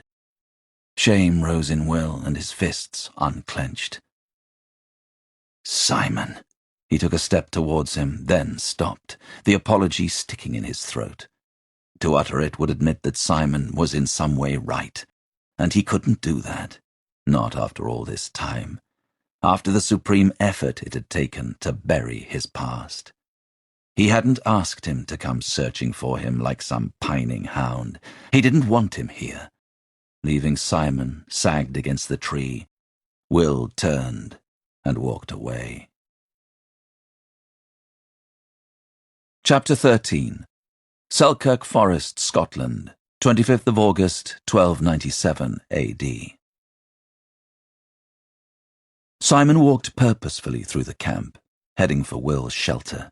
Even before he reached it, he could see that it was empty, a coarse blanket lying crumpled under the screen of twigs and leaves. He halted outside and stared around. Here and there men sat in groups, tending fires, or else moved between the rows of shelters carrying wood or pails of water. There was no sign of Will. After a moment, Simon sat down on a patch of dewy grass and slumped against a tree. He had been awake for hours going over what he would say, and he had been ready, eager even, to talk. Now all the words were gumming up inside him. It was over a month since Will had entered the rebels' camp and secured his release from Wallace's prison. In the weeks that followed, his friend had hardly said 2 words to him, avoiding his gaze at meal times, sitting on the opposite side of the fire. Secretly, Simon had taken this for guilt. The bruise on his face took some weeks to heal, and he had hoped that when it faded, so too would Will's detachment. But if anything, Will just avoided him more, until Simon began to realize his hope had been unfounded. Will truly did not want him here, and that punch had been intentional. Last night, going over what he should do, he had pondered briefly the idea of returning to Paris. But however much he would rather be back in the stables, in comfort and safety, he knew he couldn't make that choice. If he left now, he doubted he would ever see Will again, and that wasn't something he wanted to live with. He loved Will as a brother, and in other ways he had never fully understood, and a life without him in it seemed unthinkable. The only thing he could do was to persuade Will to return with him to Paris, and the only way to do that was to gain his trust again. In the early hours it had dawned on Simon that to do this, he would have to submit to Will's choices. He would have to go where he went and do what he did, even if that meant fighting in the battle everyone said was coming. He had followed Will into a war before and survived.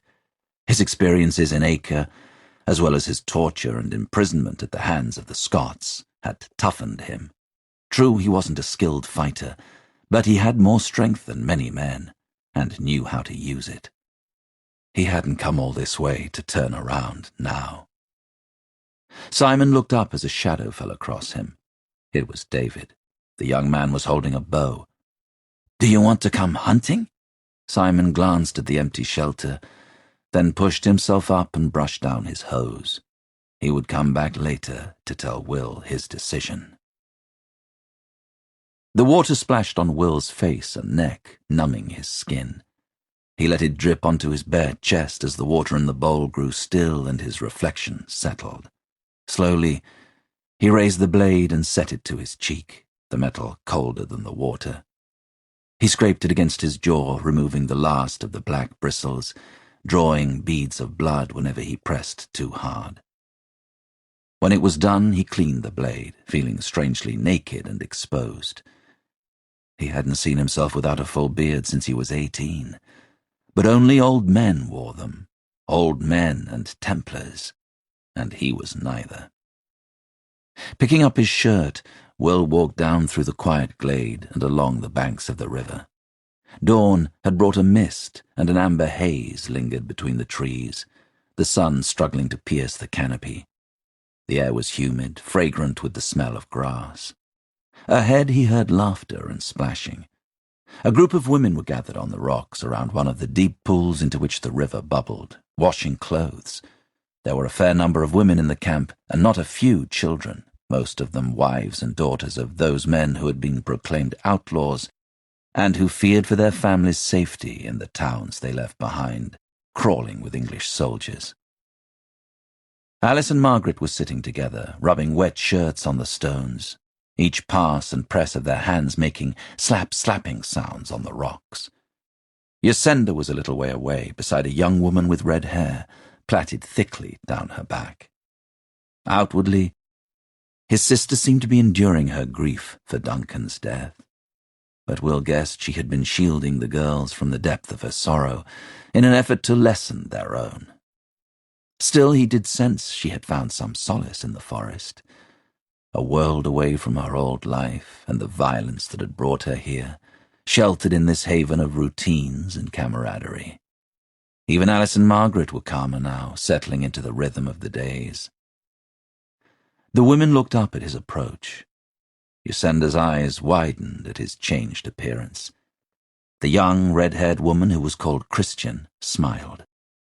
Nodding to them, Will headed away from the river towards an area cleared of trees, where sounds of sawing and hammering grated on the stillness. In the clearing, huge shapes reared out of the mists, outlines of half-built siege engines. The air was green with pine resin. There was a shout and a creaking groan as a tree toppled and crashed into the undergrowth. He moved on, passing a line of men with short bows shooting targets pinned to distant trees, and a knot of youths being instructed in the use of the long spear by a thick-set Highlander. Reaching his area of the camp, Will threw his undershirt over a branch.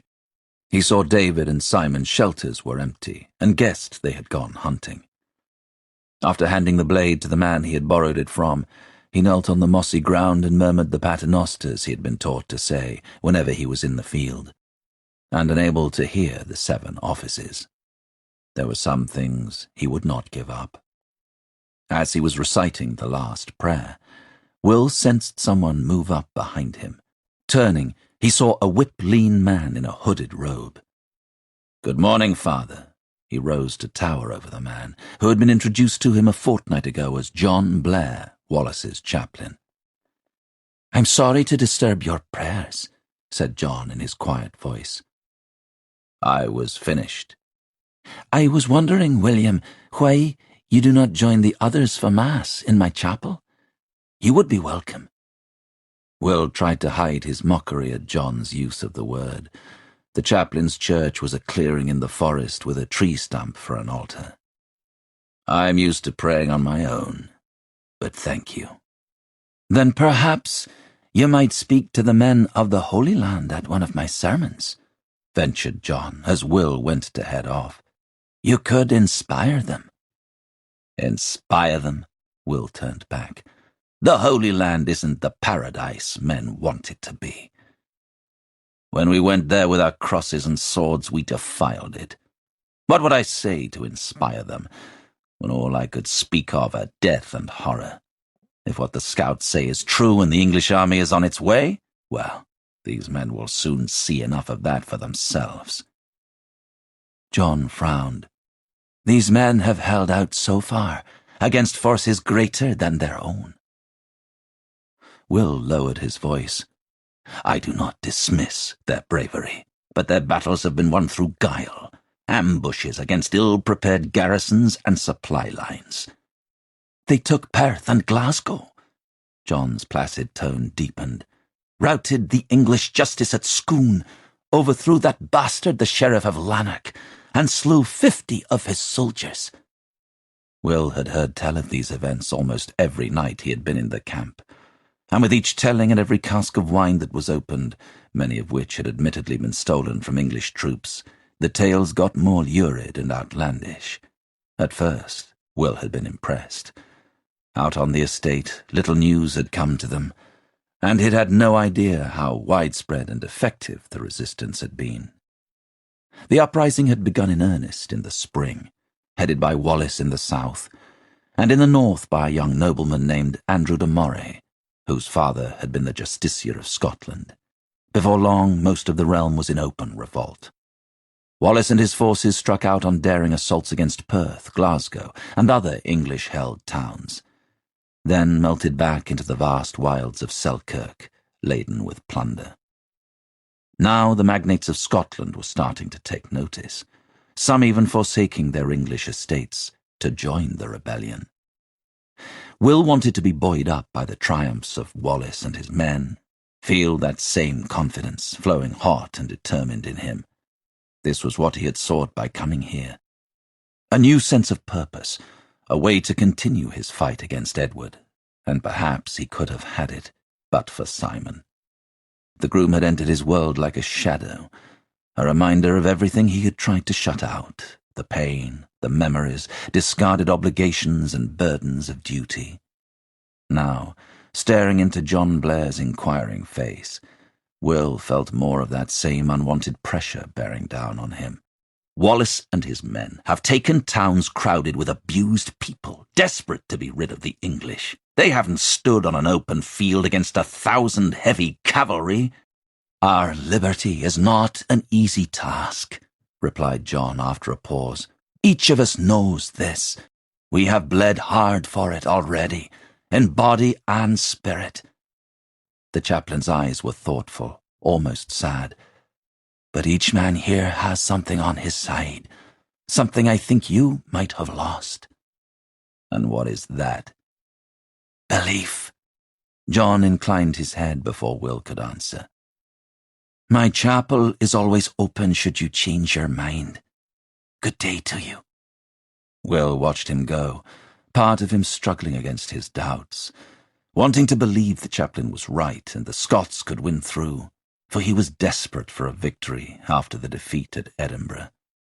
But ever since word had come that the English army under Cressingham and De Warenne had set out from Berwick, he had felt only a creeping unease. He had seen that force. Unlike Wallace and his close comrades, sons of knights trained to fight, most of the men were shepherds and farmers, blacksmiths, merchants. However valiant their leaders, this ragged band could not match the English might. Pulling a dry shirt over his breeches, Will headed for the circle of tents near the centre of the camp, resolved to speak to Wallace. He found the young giant with his generals. They were a motley crew, all battle-scarred and dirty, but laughing, relaxed, seated together around a spitting fire, over which an iron pot was suspended. Will smelled venison and herbs, and his stomach groaned. David had killed the hart the week before. Wallace, his nephew told him elatedly, had said it was one of the best shots he had ever seen. "No," Adam was saying, shaking his head. "It was that time in Ayr, that wrestler." Gray chuckled. Wallace smiled but said nothing. Will paused a short distance away, reluctant to talk while the others were there. "What happened?" The rasping voice belonged to a man called Stephen, a warrior from Ireland. "There was an English soldier in the town, a wrestler, who wagered he could beat any opponent," said Adam. "You had to pay to fight him." "What was it, cousin?" he asked, looking over at Wallace. "3 pennies?" "4, answered Gray before Wallace could speak. "Well, William paid 8, Adam went on, smirking, "and broke the idiot's back." "Jesus," muttered Stephen. "The man's comrades then set upon him, and William killed 7. "I killed 3, said Wallace, his deep voice silencing them. "And you left out the part where they threw me in jail. They tortured me for 5 weeks, starved and beat me. I felt my life draining with every day that passed, until finally," he shrugged, "I slipped away." The men were hushed. "It is said you died?" ventured a comrade of Stephen's. "It's true," responded Adam soberly. "Whether I did or not, the English thought I had," said Wallace. Taking a water skin, one of the men passed to him. "They tossed me in a dung heap." "Bastards," growled one soldier. "As fortune would have it," said Adam, picking up the story, "an old woman who was a friend of William's mother heard of his death, for the English were crowing about it. She found his body and had her sons put him on a cart to take him for burial. But as she was laying William out in his shroud, she saw his eyes moving. She took him into her house and nursed him back to health, her and her young daughter. He grinned at Wallace. Tell them, cousin. Wallace took a swig from the skin. The old woman tried to feed me, but I was too weak to take a spoon, so she had her daughter do it. His own mouth began to twitch. She'd just had a baby and was still suckling. Gray roared with laughter, and some of the others joined in, guessing what was coming. Let us say I woke up with a mouthful, finished Wallace. What did she do? She gave a start, then smiled down at me, told me she was almost drained, and popped the other one in. God, but you're a hawk for the women, Wallace, complained Stephen. How is it they all love such a brute? It's the size of his sword, said Adam, nodding to the enormous claymore propped against the tree beside Wallace. The blade, almost 6 feet from pommel to tip, was taller than most of the men in the camp. There were more roars, but Wallace had gone silent at Stephen's comment. His fading smile was like the sun going in behind a cloud, his face drawing in on itself. He got to his feet, took up a couple of skins, and moved off, leaving the men to continue the conversation. After a pause, Will followed, heading in a wide circle around the tents so as to avoid the notice of the others. Quickening his pace, he caught up with Wallace, who was headed for the river. Wallace turned swiftly, reaching for his dirk, then relaxed. What do you want? To talk. When Wallace kept on walking, Will went after him. You have a lot of stories, you and your men, tales of courage and skill. They aren't stories. Oh, I believe they happened. But perhaps you have all come to rely on your past accomplishments too much. You should get back to your training, Campbell. The English army won't be long in coming, and you've been out of the field for some time, so your nephew tells me. Listen to me, said Will, moving round in front of Wallace, forcing him to stop. Beating guards in a street brawl is not the same as commanding an army on a field. I do not think your men fully understand what they will be asked to face in this war, or the sacrifices they might have to make. Sacrifices? Demanded Wallace, anger leaping into his eyes. It is you who does not understand. We tell the stories that hearten us, sustain us. You have not heard the others, the ones that wake us in the night, clawing at our souls. I had a wife once. I used to visit her in Lanark in disguise after I was outlawed for killing an Englishman who tried to take my uncle's horse. Marion understood. Her brother had been killed by English soldiers, as had my father.